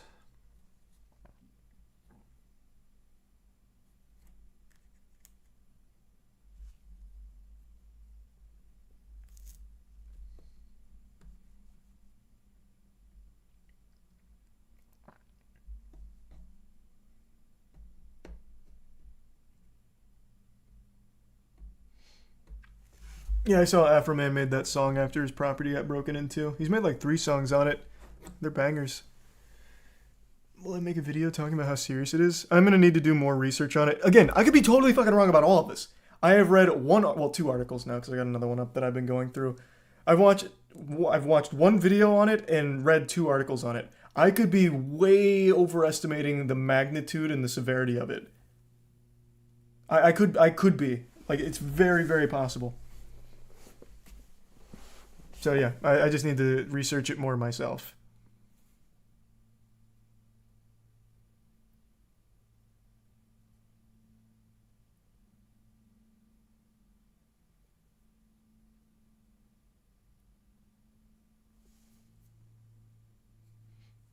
But yeah, big ups to Captain Sparkles for even getting the word out about this, because I didn't hear shit. And this sounds like a very big deal. Alright, I'm going to bed though. It's 3 a.m. Alright, everyone. Thanks for tuning in. New subs, welcome aboard. Sub means a lot. Thanks for subbing. Enjoy those emotes. I'll see you all tomorrow. Have a great rest of your evening. I'll see you all tomorrow. Who's doing AMOC runs? I'll toss you to an AMOC runner tonight. Who's still on? Holy shit, everyone's still on. No way. Yep, Distortion. Yeah, literally everyone's still on. Distortion, Ouija, Maxi, Zach, Matt, Golden Spat. Jesus. I haven't tossed you to Distortion yet, have I? He usually goes to bed by this time. Oh, he is just now getting off. He's raiding Maxi. Alright, who haven't I tossed you to? I tossed you to Zach. I've tossed you to Ouija. Let's see. Let's give you a new face here.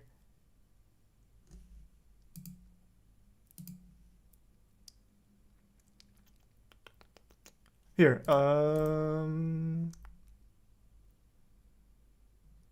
toss you over here.